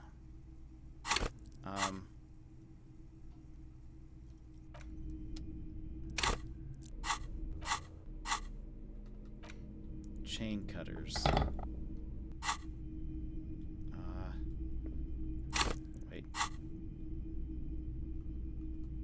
A mirror hangs on the bathroom wall. In it, Low. your face. What do I need? I need a adorned 12. With the expression. And I have a 3. Come on, 9 or higher. The chain cutters slip out of your hands as you When did attempt to twist the faucet into place. Well, you know one thing for sure. You've probably never been a plumber. I just want some of these rolls. I wonder if I get like a second chance for some of these for it being a new day, or do I have to actually put points in all of these The things? bed is cold and not particularly inviting, but it's yours. The sheets look awful. The option to go to sleep becomes available every night after 9 p.m. That voice is always so, like, surprising to me. Yeah, maybe I need sleep because I'll roll better. That's a good point. The sheets feel at once coarse and clammy against your skin. The bed sags beneath your weight as you stretch out and finally close your eyes. And then sleep. And then sleep doesn't come. Why? Maybe it's the bed's fault. Check the pillow. Its synthetic filling has separated into hard lumps. The pillowcase smells oddly. Check the blanket. It barely covers your toes, stretching over your soft belly. This is your body here, intimate and warm, breathing. Under your thrumming eyelids, you see a dizzying array of colors. You won't get off this carousel quite so easily. Roll over to the other side. It's a little better. Colors, scenes, and half-formed phrases still litter your mind. Part of you is still trying to solve the case, isn't it? Who killed him? Who? Something to do with, what was it that the lieutenant said? Union? And it's gone again. Your thoughts lost between the slowing brain waves. No more thoughts. Fall asleep now. Your breathing steadies. A great silence washes over you until your eyelids twitch in your sleep and images start forming.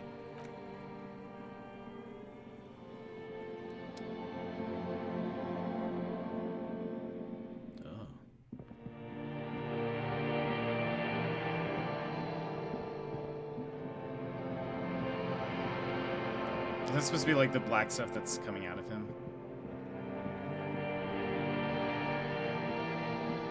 Disco ball. Oh. Do you remember the scent of your childhood? What is this? What it says on the can, Harry. Answer the question. I remember nothing. Wait. Do you remember the scent of your childhood? You're not kidding anyone, Harry. You don't remember shit.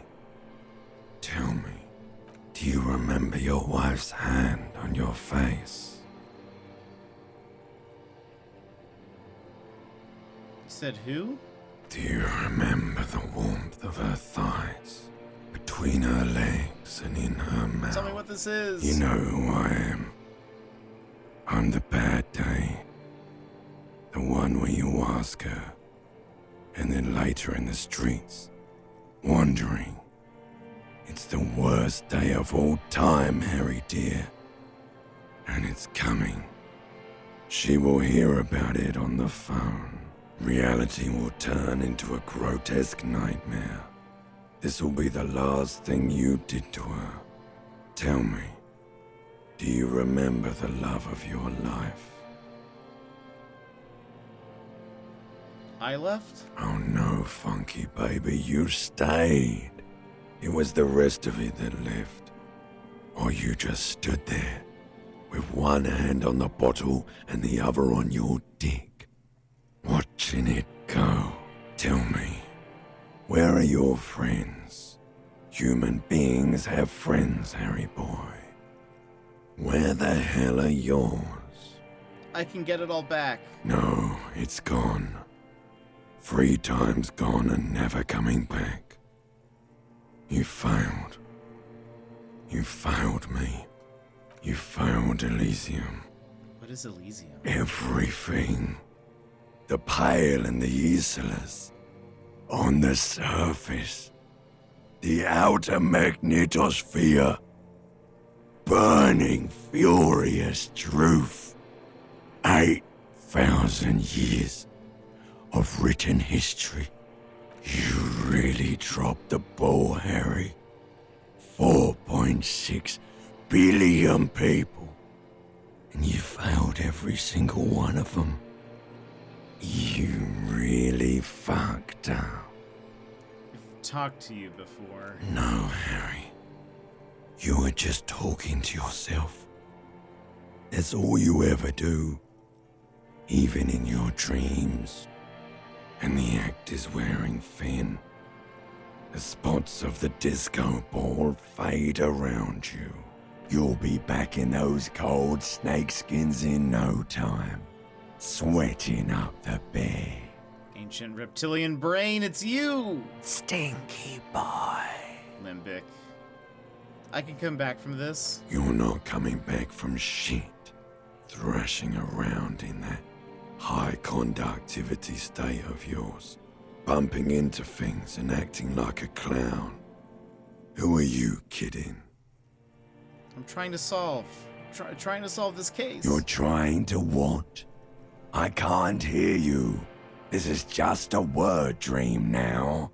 Jumbled up garbage. The pictures are gone. The bed rises to meet you. A thin, sleep-like state. More glass than velvet. Grinding in your head. So something is wrong. Sleep shouldn't be this bad, this dry, this unnourishing. There's something wrong with your thoughts. Some kind of new type of hangover. There's another type? Oh yes, party boy. And it's worse than the one before. Just think of the shit you saw. Here it comes too. So soon already. A silent alarm goes off in your head like clockwork. Barely let you sleep at all. Time to get those clothes on, Harry. Time to go to work in the shit factory. Nick! This game is very raw. I'm loving this. It's like so I think it's so interesting. It's like an insight and breakdown of the character. I just love it. The voice acting is great, and I think it's actually the narrator. That's the same guy. Like the guy with the deep voice is also the guy doing the like very high pitched limbic system voice. And this was his first voice acting job. It is very Dobby-esque. Good going, buddy. I just had the most beautiful dream. Uplifting. Rejuvenating. Is that how it's gonna be now when I close my eyes? Yes. Wait till you see the one with the chick in it. It's gonna be a good one. You feel even worse this morning than you did last night. What is going on with You me? mean, why are you so tired? Too tired and down to even think? It is worrying, isn't it? You can't be a detective like this. Detectives need to be able to think. Why is this happening? It's just that your heart has finally pumped all the speed out of your system, Buster. Time to get some more. Electrochemistry, no. No drugs. Don't do that. Stay strong. Yeah, The hangover will wear off. You don't need to keep doing this to yourself. see, Volition has my back. Wait, what is speed? Speed is a potent central nervous system stimulant. It kept you propped up all day yesterday, despite your debilitating hangover. How else did you think you even got up from this floor? You got up from this floor because of a holy vow you made 16 years ago. With me. To wake up exactly 7:30 every morning until the day you die. Don't be silly. There was no vow. You were high on speed. That was the only reason you got up. You can't detect without it. It's that simple. I'm not gonna do the drug route.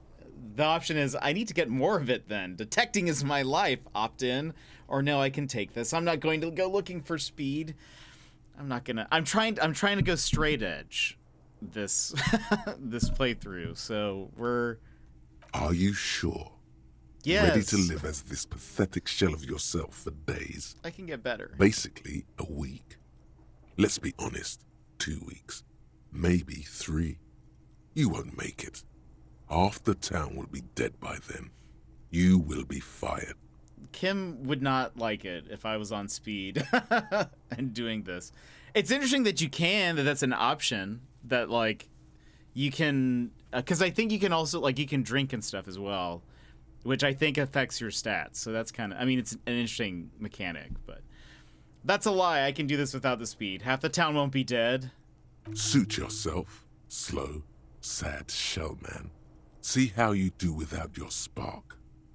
Replayability. There is, because it's like, so, where is electrochemistry? Like, I wonder if I chose, well, I don't know. It doesn't tell us. I wonder if I chose physique as being like my main thing. If electrochemistry or physical instrument would have been like the one that I hear from the most. I hear from them a lot, but I think it's because we still have a lot of points in there. But like, had I chosen like intellect, I wonder if, because I think intellect has really low physique. So I wonder if we would have been like, if we would even have this trouble, like if we would just be like thinking through all of this stuff. So it's like, I don't know, there is a lot of replayability. I'm kind of for it. So hold on, let me check. Does it give me, no, there's still like, so I still have to put points into things to get them to level up. Anything I can do with the mirror? A mirror hangs on the bathroom wall. No, unless I put points. Should I turn off the fan? The fan is spinning. The blades come squeaking to a halt. The lights are on. See, it didn't hurt me. Because I'm getting better. I'm getting better, Kim. Anything on the balcony? We'll probably only go for like an hour more, and then we will stop. Kind of want to get this day started, and then we'll stop. That's someone's room. Man, I want to know. Oh, there are people in the room. You can tell Jet likes the game when he puts a full 8-hour shift. It's true, though. It's true, though. Good morning, Kim. We need to figure out what song we're going to play. For karaoke. I want karaoke. Or a 12-hour. It's true. But it's... Morning. Gosh, it's just so good. I was actually thinking, this reminds me of, like... just like an indie film or something like that. Just the amount of... This is so different than any other game I've played. Like the introspection and whatever. It's just very fascinating. Looks like we can get to work at once. The union muscle turned up. They look rowdy. We should talk to them. Why do we need to talk to them? Everything points to the dock workers union. The belt used for hanging him, tracks in the mud, the circumstances in Martinez, my preliminary information. Which may, of course, all be wrong. But we still need to talk to them, and it won't be easy. What do you mean, rowdy? I mean ungovernable. Martinez isn't exactly enthusiastic about the RCM being here. They prefer to be policed by the Union. These men here, men who drink beer for breakfast, there's talk of an armed wing of the Union called the Hardy Boys, who are responsible for state policing. I think it's them. Are these the men Gart told us about yesterday? I completely forgot. Sorry, I had a rough night's sleep. It's them by the looks of it. Tell me Loud and nasty, just like the manager said. One loose thread less to worry about, and one big problem to replace it. There's so many of them. Maybe we should call in reinforcements? That would just escalate tensions. No captain would sign off on it. Solving one murder isn't worth a conflict between the RCM and the Debarders Union. In fact, even the death of 2 detectives might not warrant an all-out war. Yeesh. So let's keep a cool head, okay? He's not exaggerating about that mortal danger, just calmly factoring it in. Your fists clench and your pulse rises uncomfortably. Let's roll. One more thing before we do. Okay. We don't have to talk to them immediately. We can walk right past them, continue with our business. Good. A power move. Purposefully concentrate on something else first. Yeah, streetwise. Zoom right past. Do it on your own terms. They're in no hurry to leave. They think they own the place.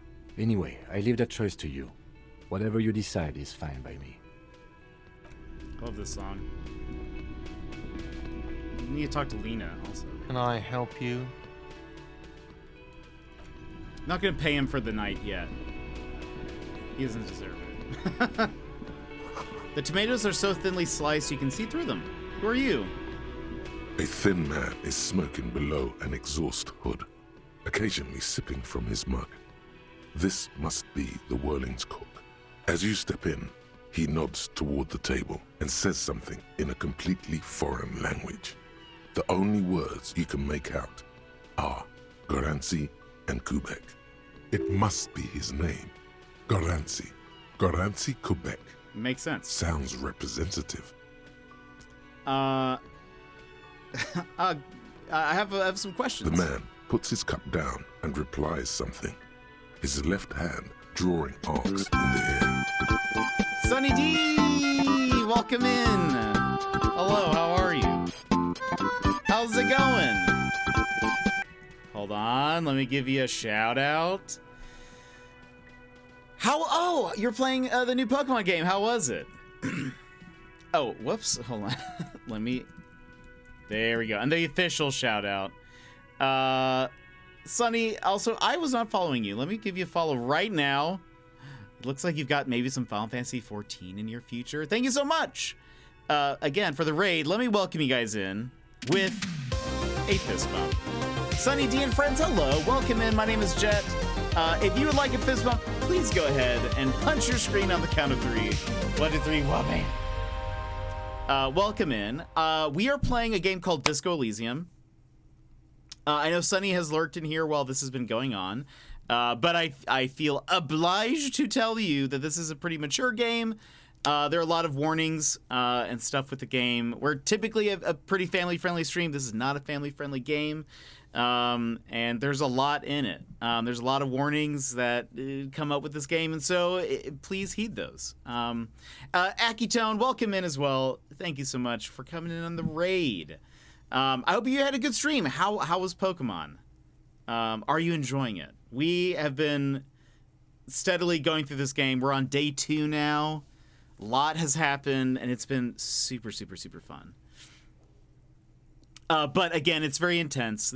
We call this Jet After Dark. It's where we play a game that is a little bit more intense than usual. But I finally caught you because you normally stream out of my stream days. Yeah, we're doing a special longer stream yesterday and today, and so yeah, I'm glad that I could be here for the raid. But thank you so much. We're currently talking to a chef. We don't know his name. We think we know it, but I think we got it wrong. I'm pretty sure. We're just a big dum-dum soft boy cop, very sensitive. We tried shooting a body down, and we're like trying to get it back on the ground, and we missed, and we started crying. So it's just that. Has bugs here and there, but I'm enjoying the game regardless. Oh, that's good. That's good to hear. That's very good to hear. We're gonna hop into the game. We're only going for a little bit longer, but I want to at least kind of start this day. We just woke up on this day, and so we're gonna continue. But again, just fair warning, everybody, it's a little intense if you're not prepared for it. All right, so it says the man puts his cup down and replies something, his left hand drawing arcs in the air. Do you know what's behind that door? He looks up at you, then looks away quickly, shrugging and muttering something to himself. Shrugging is an international sign for, no, I don't know what's behind that door. You've got some impressive pots there. He smiles and bangs his ladle against each of his pots in turn. I don't think I need to say anything else. Stay masculine. I don't know what that means. Okay. Hey, Lena. Good morning. Just a moment. The old woman turns back to the cafeteria manager. It's Lena, the cryptozoologist's wife. Her husband is Morel. And there's no public phones nearby? The closest phone booth is down the coast. Sorry for the inconvenience, ma'am. The cafeteria manager appears genuinely apologetic. It's fine, I understand. Thank you anyway. She turns back I'm to glad to see you again, dear. The lady is distressed. Perhaps something more upbeat might cheer her up. Howdy, Lena. What's up? We think she needs something to cheer her up. What's kicking? Please don't trouble yourself about me, sweetie. I was just hoping to make a call, but the Whirling's phone line isn't working. A faint smile tells you she appreciates the effort, but at the moment her mind is on more serious matters. The union office probably has a phone, but I can't really get there. Or to the phone booth down the coast. And Gary's phone is dead too. Gary? Thank you for the lurk. Haven't eaten dinner yet. Oh, yes. Please go take care of yourself. Go rest, relax. Thank you so much for the lurk. And the raid. Thanks for bringing your people here. I'll see you later. Wait, what's wrong with the phone line? The manager was vague about it. She frowns. Why would he be vague about phone problems? This is something to look into later. Ask God, maybe. Why did you need to use the phone? To let the young woman who's house sitting for us know that we may be delayed. Morel, my husband, and our friend Gary were supposed to get back by Monday night, but they're still missing, and I haven't heard from them. I was also hoping she'd heard from Morel. Okay, I'll bite. Has your husband gone missing before? This sounds more like a side thing. I need to take care of my main thing. No, let's... That's just it. This isn't like him at all. He always plans his expeditions so carefully. A cold breeze hisses through dense thickets of reeds. Something sweet in it, somnolent. A damp chill goes down your spine. When you look around, you're still in the whirling in rags. Shivers is so cool. I kind of wonder what it would be like to have him as like a main deal. But you have more important things to worry about. She glances out the window toward the bay. What is this expedition your husband was on? Just some field work, sweetie. Morel is a highly trained scientist. He and his assistant Gary are studying an extremely rare species of insect. But they should have returned by now. They were just going down the coast across the waterlock to set a few traps. He said they'd be back on Monday. What could be keeping them? The waterlock. That was broken. Could this be it? Wait, this Gary person, do you trust him? Oh, sweetie, it's nothing like that. Gary's as loyal as they come. I trust him with my husband's life any day. The waterlock to the other side of the coast is broken. They're probably just stuck over there. Oh my. What happened to the waterlock? Wouldn't you know, it's blocked by a big butter billboard. It fell right into the water. We do know that. Oh, sweetie. If it weren't for you, I'd be looking forward to another sleepless night. Thank you from the bottom of my heart. You're welcome, ma'am. I hate to ask, but if your investigation takes you to the other side of the coast, please do keep an eye out for my husband. Will do. This will surely lead to a cryptozoological mystery with that extremely rare insect. Our imagination loves this. And if you see him, let him know Lena is waiting for him here at the Whirling. He gets so tangled up in his work that he may not know the waterlock's been repaired. And it's cold out there. If I see him, I'll let him know. You're here. When or if I get there, except to ask. Oh, you're such a dear. Thank you, sweetie. So your husband is some kind of scientist? Oh, yes. A zoologist. A cryptozoologist, to be more precise. What's cryptozoology? It's a pseudoscience that attempts to legitimize research into mythological beasts and urban legends. Lieutenant sounds unimpressed. That's one opinion, yes. And people are entitled to their opinions. I'm just like... having my eyes go back and forth between them. My apologies, ma'am. I did not mean to undermine your hobby. It's not a hobby, dear. It's a subfield of zoology, one specializing in animal species that are so exceedingly rare that many assume them to be extinct or even fictitious. Searching for such species called cryptids is difficult and often thankless, and frankly, many scientists are too lazy to do it.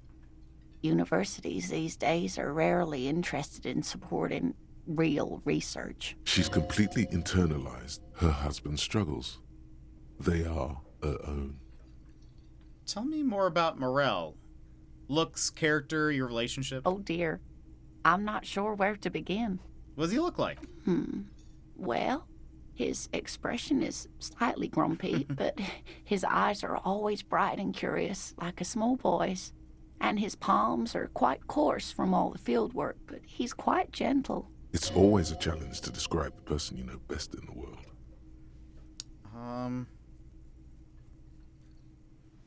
If I were trying to meet him on the street, what would I look for? Oh, well, he's a bit shorter than you, but with a larger frame, and he has longish white hair, usually a bit uncombed. You might say wild, even. The lieutenant pulls out his notebook and begins jotting down the woman's description. One other thing, he'll likely have all kinds of field gear on him, even if he's not out in the reeds, you know, just in case. How long have you guys been married? We'll be celebrating our 16th anniversary this autumn. Not the most numerically satisfying anniversary, but I like the less obvious milestones even more somehow.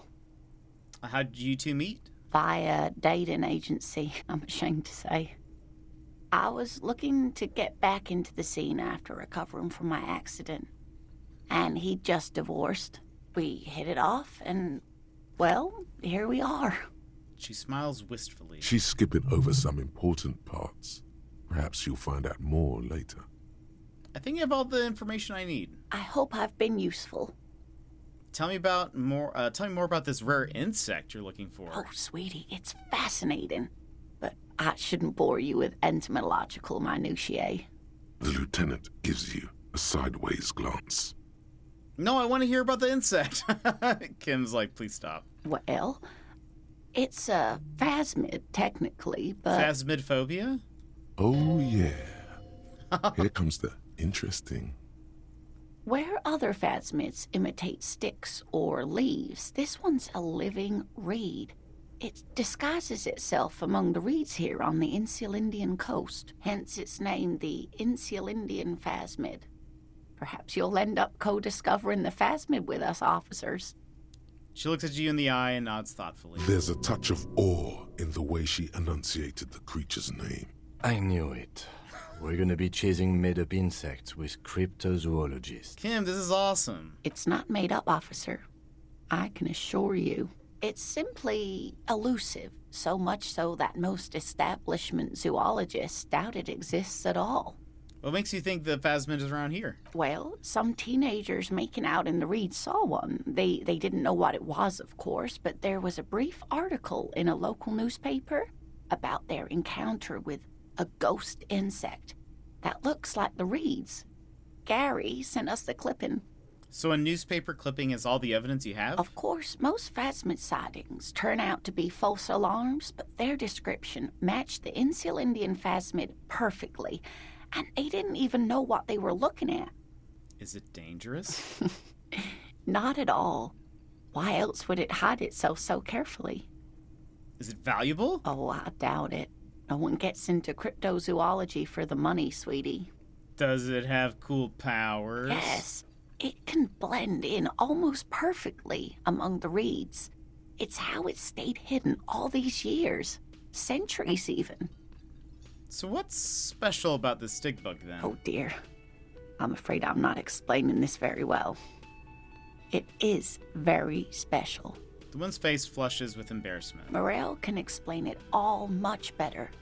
I wish you could hear him describe it. Then you'd understand, I'm sure. Woo! Suggestion. I need to make a check of 11. Maybe you could convince her to tell you about some cool cryptids? I need a... I guess I have a 5, right? Or is it is it 3? Hold on. Suggestion is at 4. Okay, so suggestion is at 4, and we get +1. So we have a 5. So I just need a 6 or higher, please. 6 or higher. There's really no point in manipulating anyone.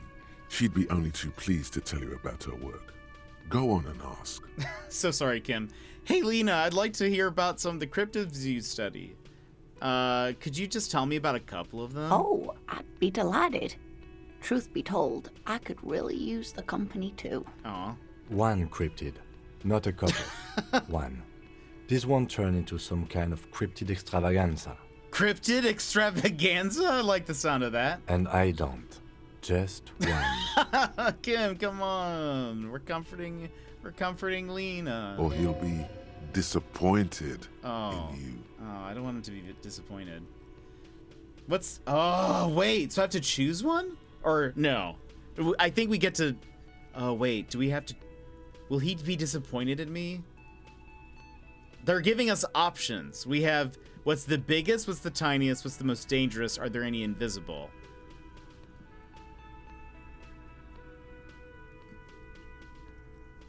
But will he... Like, if we ask more than one, will he be disappointed?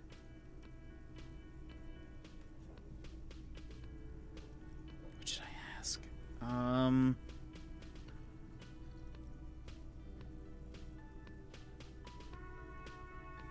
What's the most dangerous The cryptid? gnome of Jeroma.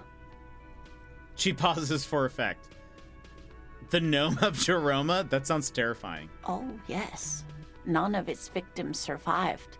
Grieving relatives never even found their bodies because the gnome's venom dissolved organic tissue. What did this cryptid look like? It was reportedly a small creature with webbed fingers and a protruding forehead and an ungainly little thing. Quite scary to look at. A couple of campers found it when it was already dying. They heard an odd wailing in the woods and followed the sound. They were scared and wrapped it in tarpaulin to suffocate it. It still took the gnome of Jeroma an entire day to die. Oh my gosh. I feel like at some point you would put it out of its misery, maybe. If the body of the creature was found, why aren't there detailed illustrations of it in science textbooks, confirming the existence of this very little species? Alas, the first scientist who got his hands on the creature's corpse put it in a jar of formaldehyde, thinking that would detoxify the gnome's venom. Instead, all the venom leaked out of the creature's teeth and into the surrounding liquid, dissolving the creature itself. A poetic end, perhaps, but a real loss for science. Gnome of Jeroma is fun to say. It is, actually. It is very fun to say. So wait, is he gonna be mad? Is there any way he can check? Is he gonna be mad? Find Morel.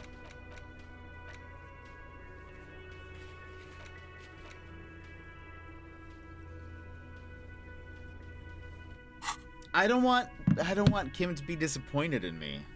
But Volition says he would be if we ask about more than one.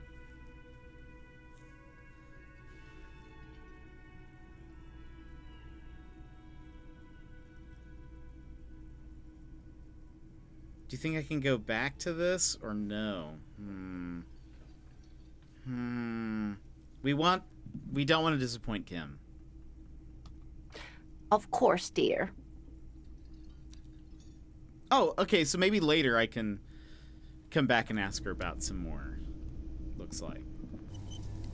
I just wanted to double check. Okay, hold on. We're not gonna talk to them, even though it looks like the gardener's there. You gotta spend money to make money. They say that. Okay, let's go.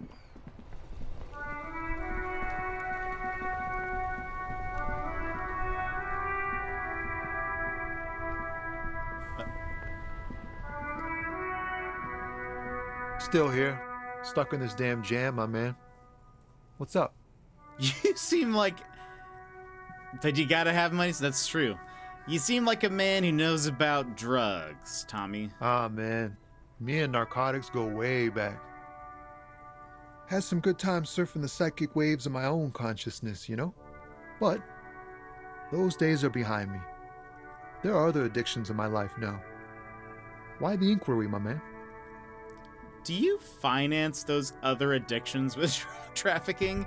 I need to get high and I'm looking for a dealer. Let me be straight with you. I'm trying to figure out who's smuggling drugs out of Terminal B. Let's be... I don't think he's smuggling. We have a credible lead, sir. Someone on this roundabout is waiting for a bulk shipment from the harbor to load it on their lorry and drive it to Jamrock. Not me, man. No way. I don't need any trouble. Shit's bad enough anyway. This jam's got folks up in arms, and I'm afraid it's headed toward a conflagration. Why are you still hanging around? Gotta guard the stuff. Bosses don't look kindly on missing cargo, and it gives me time to work on my rhymes. Who do you think could be conducting the drug trade? Look, man, I try to stay away from the criminal underbelly of Revachol. I'm a guest here. You really need to find another man to probe with those questions. Okay.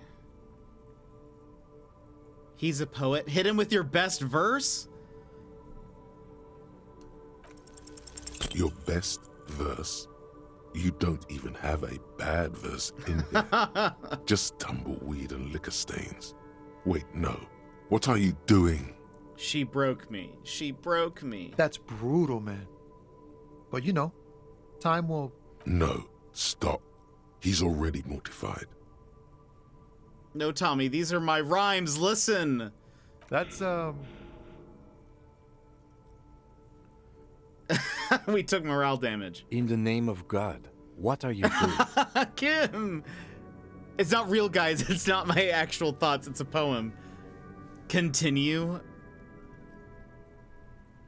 I will never be the same again. She's always there. Total doom. Yeah. Yeah, I get it. These are your rhymes. They're from your life. Doesn't matter if they're robust, they're honest. So, thanks, man. Yes, and I also thank you for stopping. We have a drug investigation to return Kim. to. How about we do that?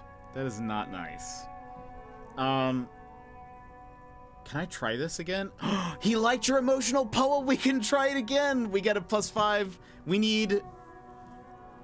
Oh, so we have a 6. So we would need... What's... So we need 7.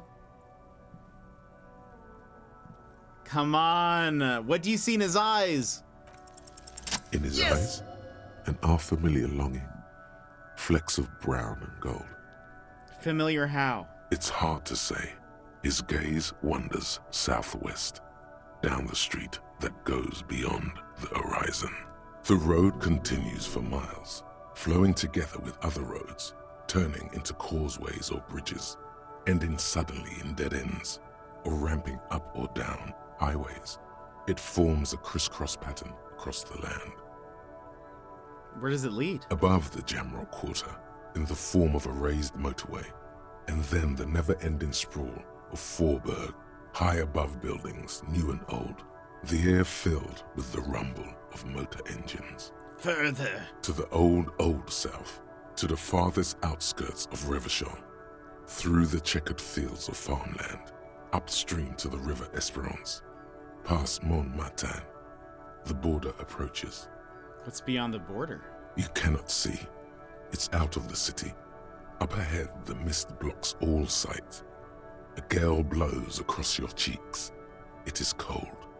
Before you stands a tall lorry driver with sad eyes. What's in the southwest? Excuse me? He emerges from the reverie. I'm a cop. I can fix anything. You can tell me. I get longing. I felt something similar since I woke up. Man, I don't know what to say. Not much anyone can do. There's no helping in absence, you know? I miss my family. They're all I have. My wife, second kid on the way, waiting all the way in Diora. And here I am stuck in this shit, so far from home. Diora? Diora of the Seven Seas. It's on the other end of Le Caillou, pretty much, on another island called Laurentide, off mainland. We've got a little place there. Can almost hear my kid laugh when it snows. What's it like to miss someone? What's it like? Good. And bad. An ache that brings you joy. I think of them a lot. I dream up these silly scenarios in great detail of living with them. It comforts me. What about you, Cop Man? You missing someone? Is that what it is? This feeling? No, it's scarier than that. You're pursued by a hunter, smelling of apricots and sorrow, and the past. Half-Light, calm down. Don't be Secret! Welcome in. French on your How are you? How's your weekend going? I'm a cop, I can fix anything. I miss my gun, I lost it. No, I'm not, that's not the same thing. I'm fine, man, I don't miss anyone. I miss someone, but I don't know who it is. I feel for you, my friend. It's bad enough to know who you miss. Missing like that doesn't feel like it has much of an upside. But, thanks for this. It's nice to talk to someone, and I know it wasn't easy to ask. I hope you find your way through your own troubles. Thanks, Tommy. I like this guy. He's really nice. Secret, hello. I hope you're having a good day. We're just trucking on with Disco Elysium. Turnip in the driver's seat. I love that every time you go into a stream, it's just me acting like an idiot. I love it. It's so good. What did we get here?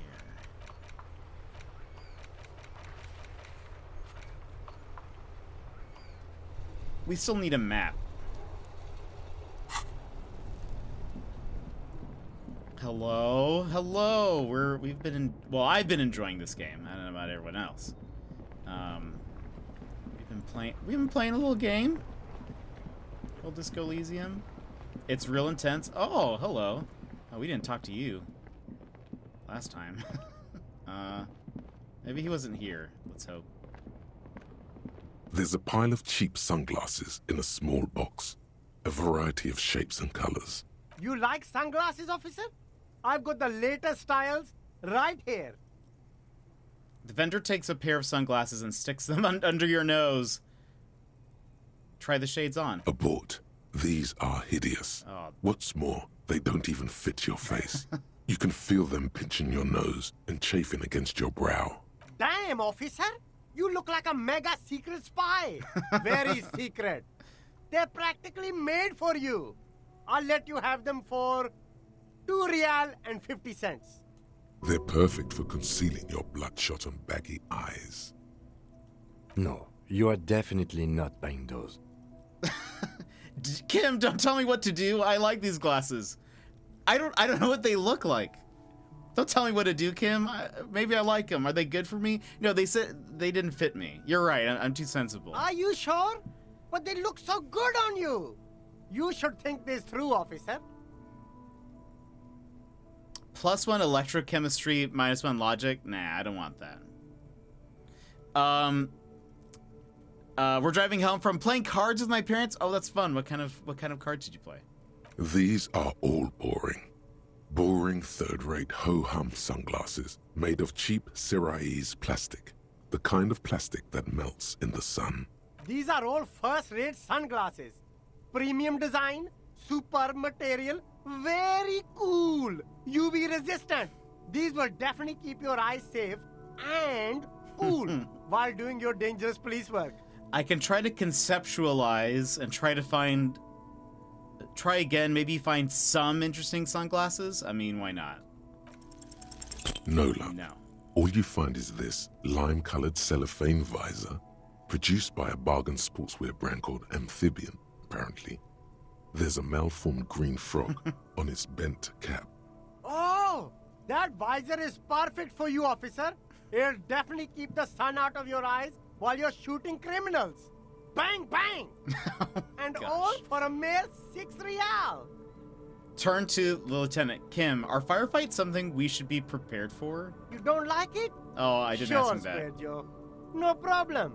Let's get you some real shades. Oh, +1 perception? And we have a frog visor? Oh, man. What's this? There are clothes inside. Cheap second-hand clothes, smelling of strangers' body odors. Don't be shy. These are premium class clothes. Good quality fabrics, best retro design. Save the economy with your style, officer. Browse through the box. You find your hands deep in tattered and faded garments made from weird polyester blends that make your body itch and sweat in all the wrong places. Economical, but also trendy. Look firsthand. Buy secondhand. Keep the economy moving. Let's browse. You find your hands deep in tattered and faded garments made from weird... Economical, but also trendy. Composure. Look firsthand. Buy secondhand. Find Keep something the worth economy salvaging. moving. We need a 7 or up. No good. All you can come up with are some treated wool pants. You can tell they're too tight around your one thighs short. and too loose around the waist. Touch them. They itch like hell. Like an itch pit in hell. The itch is so bad you want to smash someone's face in. Half-Light, calm down. All natural materials, see? Real wool, 100% skin friendly, and they're yours for only 2 real. +2 to Half-Light? No. No. Gosh. Okay. Our rolls are really bad. You see 2 lowly, defeated speakers, thralls, slaves basically, perched atop them like conquerors surveying the land. A pair of found, durable wear sneakers, ultra series. I can see you've a taste for luxury, officer. Can't keep your eyes off those sneakers? Maybe. A pair of found ultras. The design is impossibly sleek and simple. A futuristic silhouette with a sleek monochrome colorway, a jet black upper, and a silver-lined midsole. Those sneakers, mister. Those sneakers are the latest found sneakers. Super air, super fine, super cool. Only 50 real. 50? +1 reaction speed, +1 hand-eye coordination, -1 encyclopedia. What's the These once speakers? respectable speakers have been conquered, reduced to a mere prop by the indomitable found ultras atop them. No, don't look at the speakers, officer. Look at the sneakers. What about the sneakers are the speakers, stars though? here. Poor little speakers. No, don't pity them, officer. These are old Samaran garbage. Don't even look at them. Can't I just Check buy the out these sad, super cool conquered fall Samaran Ultras speakers? instead. No way, officer. These aren't for sale. They're bad speakers. Low-fi socialist junk. But I need some. That's why I want them. I think I might be lo-fi socialist junk myself. No, officer. You're a high-class policeman who accepts nothing less than the best. Lucky for you, I've got the best on sale. Wait, what if I do deserve... Wait, no. I'll say I want the speakers. Well, if you want them... He pauses for a moment, calculating. But see, they are the pedestal for my sneakers. If I let go of the speakers, where will the sneakers go? I can't leave premium lifestyle sneakers on the ground. If, on the other hand, you wanted to buy the sneakers too, I could maybe throw in the speakers for little extra. 50 cents? Oh my gosh. Okay, well, let's leave. What's this? Hey. Psst. Look around. Hey, you. Who, me? Yes, you. Word on the street is you're ready to start building communism again. Again? Yes, you're ready to start building communism again. You've built it before. They've built it before. Hasn't really worked out yet. But neither has love. Should we just stop building love, too? Yes, we should all stop building love. Can't argue with that. So, what about all that communism you've promised to build?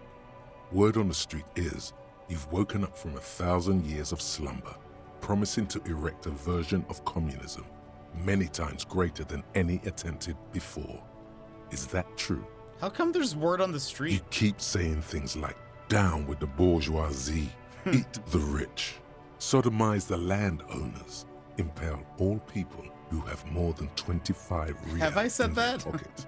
Literally murder all human beings, regardless of their political beliefs. That kind of stuff. I said some mildly left-wing things, but none of those. All right, that sounds like me. Funky style. Very funky. So tell me, do you have any questions before we fire up the big communism builder? Or do we get right down to it? Wait, first, what's this communism even about? Failure. It's about failure. Failure? Yes. Abject failure. Total, irreversible defeat on all fronts. Absolutely vanquished. Beaten. Curb stomped and pissed on.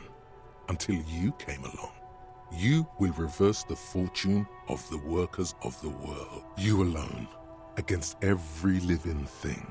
Against every human alive. 800 trillion real in the hands of an impossibly well-organized ruling class. Towering city blocks of bankmen who have the ears of prime ministers. Million-headed armies of nations and the love of your own mother. You against the atom, the charm and the spin. Where the whole world failed. Matter failed to bend to human will. Human will fail to get out of bed and tie its laces. You alone, single-handedly, will rebuild the dreams of the working class. You are the last communist. Now get to work, comrade. Roll up your sleeves and start building communism. Oh yeah. Get the firing squads and the animal wagons ready. Wait, firing squads? You didn't say anything about that. Too late to back out now. You can't make an omelet without breaking a few million eggs. Oh my gosh. Roll your sleeves up further and breathe in the pristine air. Finish thought. Mazovian social economics. I figure we might as well collect all these thoughts and then actually choose which ones we want to develop. Huh. Temporary research bonus. -2 visual calculus. I wonder what we get. I wish it told you what you got for completing these things. Okay. We don't have the room for it anyway. Have we just talked to the guy? You see a Samaran street vendor surrounded by a motley assemblage of goods. When he realizes you're looking at him, his face breaks into a wide, welcoming grin. The name Sileng is embroidered over his breast pocket. Happy shopping, officer! Everything's cool here.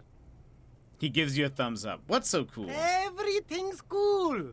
The goods are cool, the customers are cool, the place is cool. And one more thing. From out on the bay, a cool wind gathers.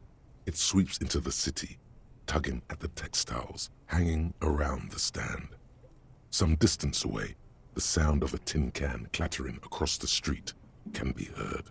You're very cool. Bang, bang, bang, bang! He makes both hands into finger pistols and fires a few finger bullets into the air. Really? You think I'm cool? Oh, yes! You got style. You got personal style. You know what you like. He surveys his consumerist kingdom with an air of satisfaction. You like premium menswear. Look around and browse. Everything looks cool on a guy like you. Take your time. He settles back into the pile of boxes he's sitting. Don't be distracted by the flattery and funny man act. Questions? What kind of stuff are you selling? Only the coolest goods in Revachol. I've got sneakers, speakers, extremely comfy pants too. Try them on right here. No shame, only freedom.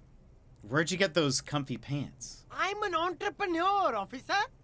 I've got sources, buyers, suppliers, distributors, manufacturers, wholesalers, all extremely cool and above board. Mm-hmm. Do you have a permit to sell all that? Good joke, officer! Here we don't have permits. Just economic freedom. Take a look around.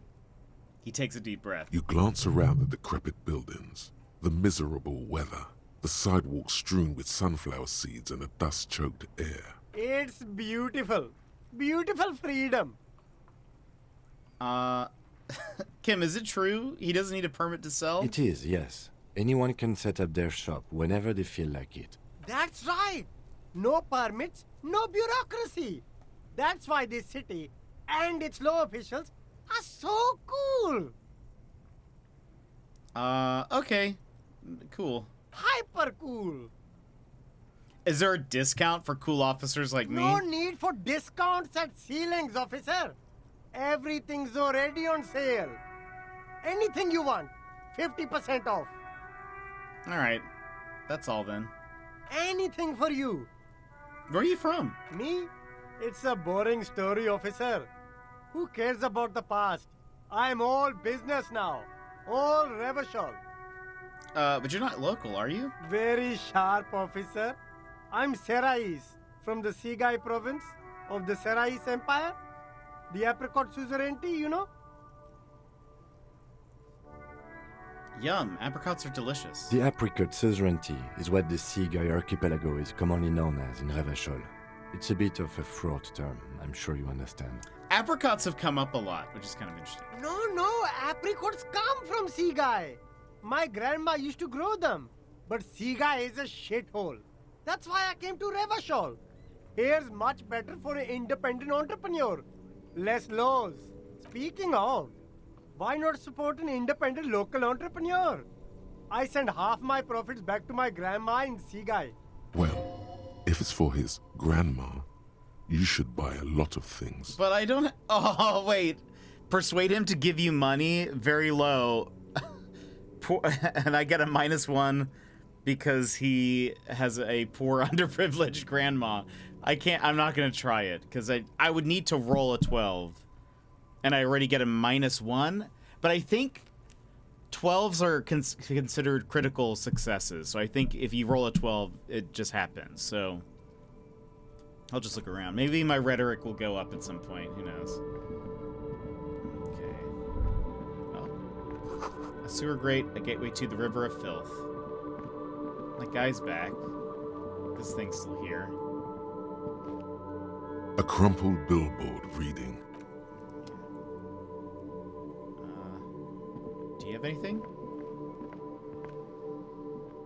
Good morning to you, officers. No.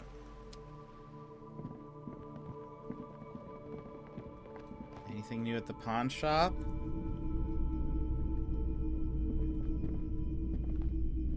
Hello, hello. Let me know if... Nope. I'm not gonna ask about drugs. We don't need drugs, Kim. Whoops. Yes? Sorry. What?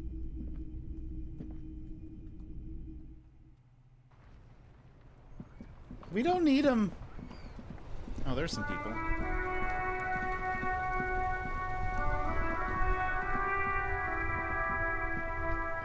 Can I not walk through here? Seekers do not have service on the highway. I'll be back. We'll see you later. The dented yellow mailbox greets you with its graffito and bullet holes in the... Good job, mailbox. Hope you're doing okay today. The box seems happy.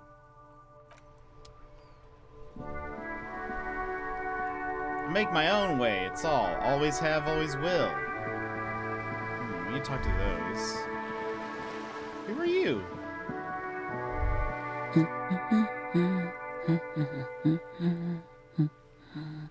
See a sturdy woman humming to herself. She seems to be browsing books. A good one? Yes? Hello? She nods, her attention fully focused on reading. Who are you? Me? No one. I'm just a working class woman. She doesn't really want to be disturbed that much. What are you doing? Looking for something to read. She reverts her attention to a worn-out paperback. Phenomenal. It is. I'm a policeman. I know you are. Do you need the help of a policeman? What with? She tries hard to focus on the book stand. Maybe your husband is missing. My husband? No, he's not. So where could he be? I don't know. At home now? Out drinking with his friends? Working? Where is this going, officer? So what I'm hearing is you don't really know where your husband is. Yes, but I don't really need to know where my husband is. Not all the time. Wouldn't you like to? No. I can totally help you find your missing husband. Suit yourself then. I don't really care if your husband is missing. I can totally help you find him. Why are we still talking about this? I haven't lost my husband. She has, though. The husband is totally lost. You should tell her that it's okay. I'm not gonna say hush, baby. It's okay. What? It's all right to not know where your husband is. Nothing shameful in that. Who said anything about shame? Stop talking down to me. My husband is not missing. Okay. But he is. You can feel it. I know he is. Or maybe it's something else then. We are the worst. Maybe your children are missing? No, absolutely not. Her words come out as quick as gunshots. Okay, so where are they? Are you a policeman or a nanny?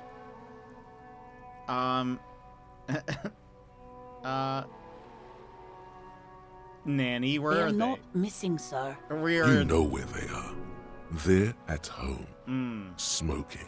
Those kids. Giving the ladder of vices a chance. What if something horrible has happened? What if they're dead? Oh my gosh. That's the bad vibe you got before. They're at home, right? Smoking cigarettes. What if something awful has happened? What if they're in the sewers? What? That's just... My daughters are perfectly fine. They're with their friends down in Shamrock. There's nothing to worry about. They're almost grown up now anyway. They're past the age they need me protecting them from everything now. How old are they? My youngest girl, Jolie, is just shy of 16. Jenny, she is turning 18 next month. But we shouldn't even be talking about them. Can you describe me their appearance? Any features that stand out? Something to make identifying a little easier? Why do you need to know this? Haven't 'Cause they're I missing. repeatedly told you that they're not missing? That they're in Shamrock, safe and well, at some stupid party? Did someone say party? You could use a party. Hunt it down. I could do with a party, a killer party, not a lame-o one. A killer party? What is it with you and Pulp Staples? My God. Please, no more talk about my daughters. They are fine. She picks up a book and tries to concentrate. A flock of seabirds pass by.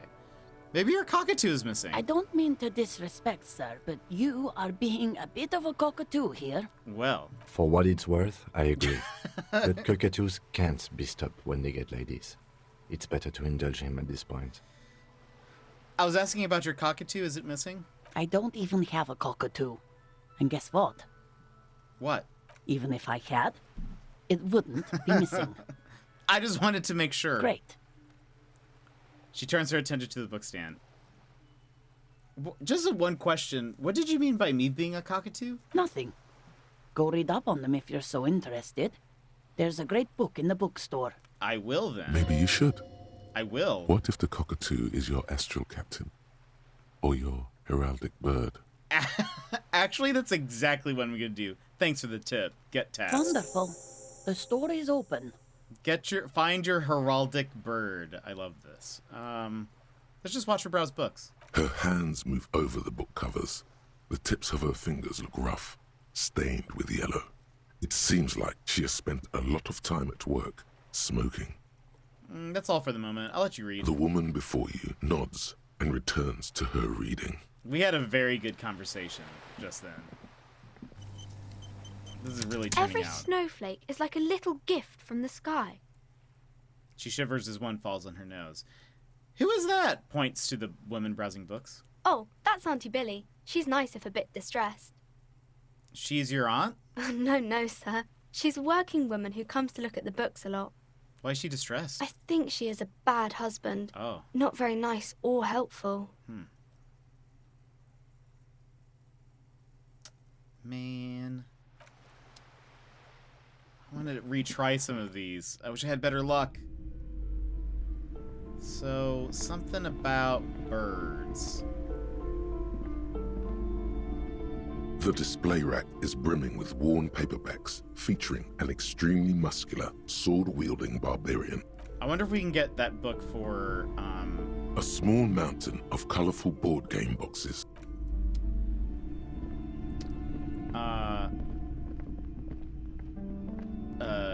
Kuno. I wonder if he will take... Shelves filled to the brim with crime novel. Crime. Where are your bird books? A sulfur-crested cockatoo Aha. sits on the cover, its beak slightly open. It looks as if the bird is calling out the book title. From A to Zurich, a guide to a well-behaved cockatoo. Flip through the pages. Turns out that there are so many different cockatoo species, and they all have behavioral problems. Turns out that there are so many different What about cockatoo this book? species. It's a must-have if you own a cockatoo. I've heard they're quite capricious. Uh-oh. Slowly, you move your hand toward the tome of cockatoos. Before you reach the book, you're interrupted. Do we really need to do this? Yes, Kim! Fine, I'll pay for it. Oh, a nature enthusiast. Good choice. I knew it was a good idea to keep that around.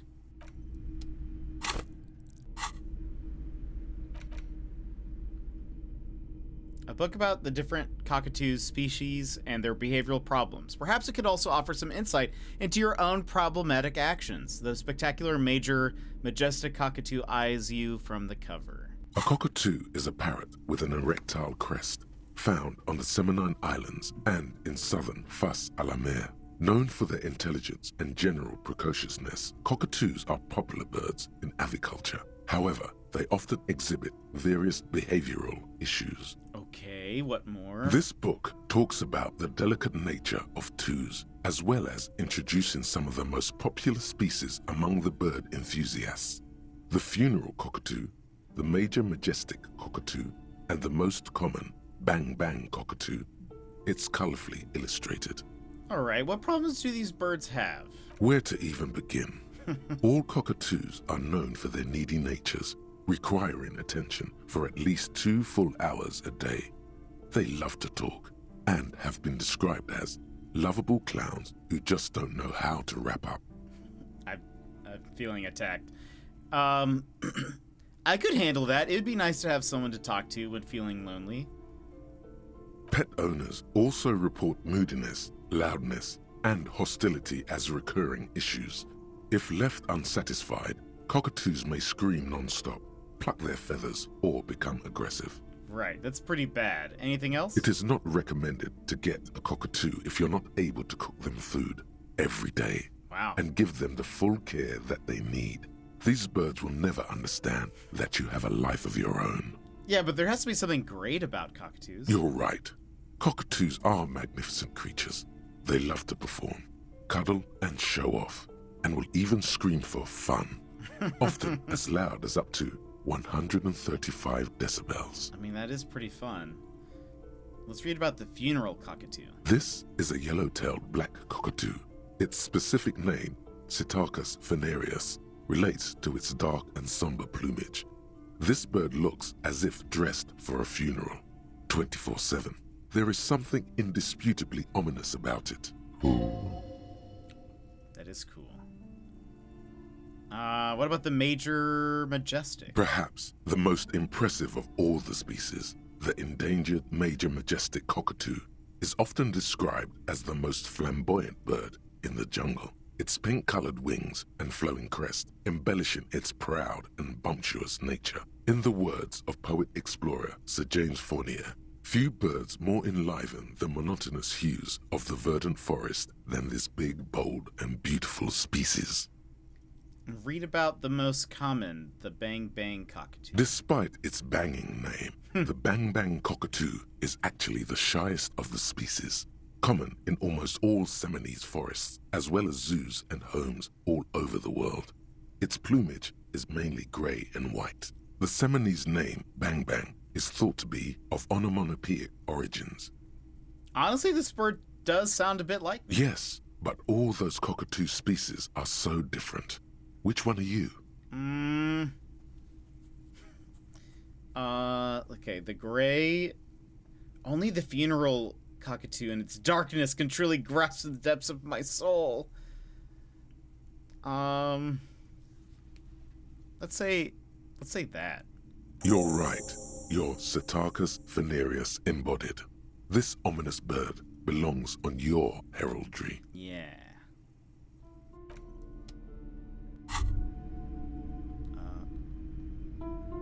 Tremble.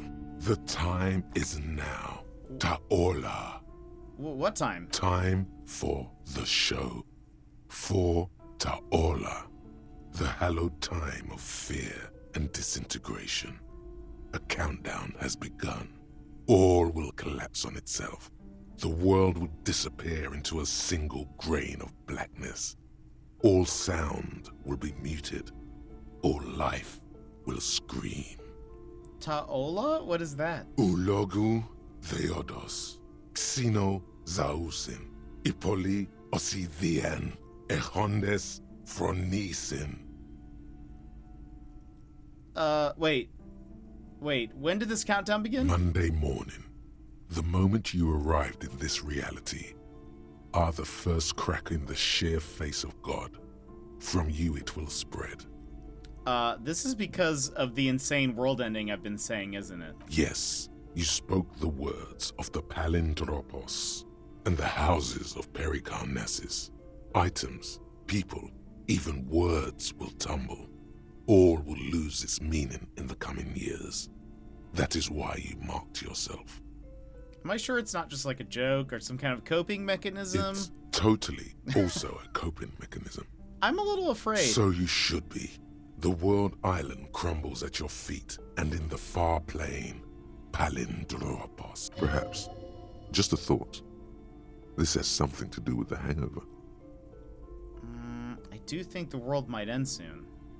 The face of the woman fractures. There will be herd killing. We all become vapor. Cop of the Apocalypse is another thought that I just got. What does that do? Temporary research bonus, -1 rhetoric. What do I get for that? I'll think about it. But we don't have space for it right now. Let's go talk to the lady and tell her that we know what our heraldic bird is now. Oh, wait. Takes willpower to even read the author's name, Jan Kaus from Iguania. Is there? Okay.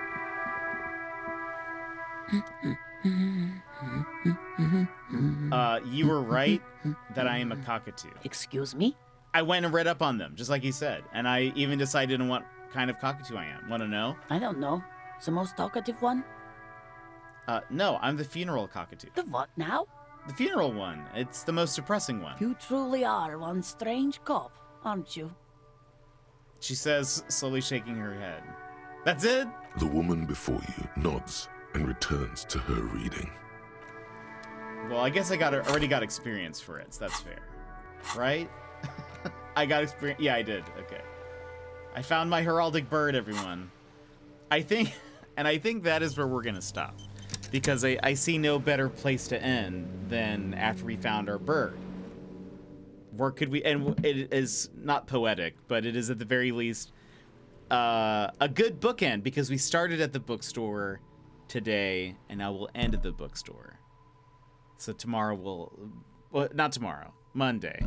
Well, maybe. Who knows? I'm honestly, I'm in love with this game. So maybe something will happen. Maybe I'll change up the schedule so... Who knows? Who knows? We'll figure it out. I might end up... I don't know. I do want to keep playing this, to be honest. It's so much fun. I am absolutely loving this game. If it's not apparent.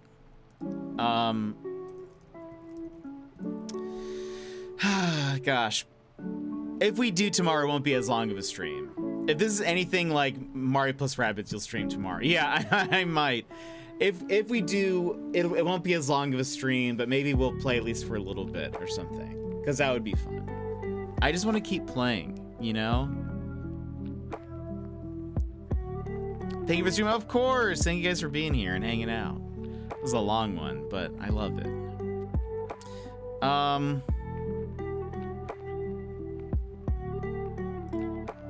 All right, let's go over to...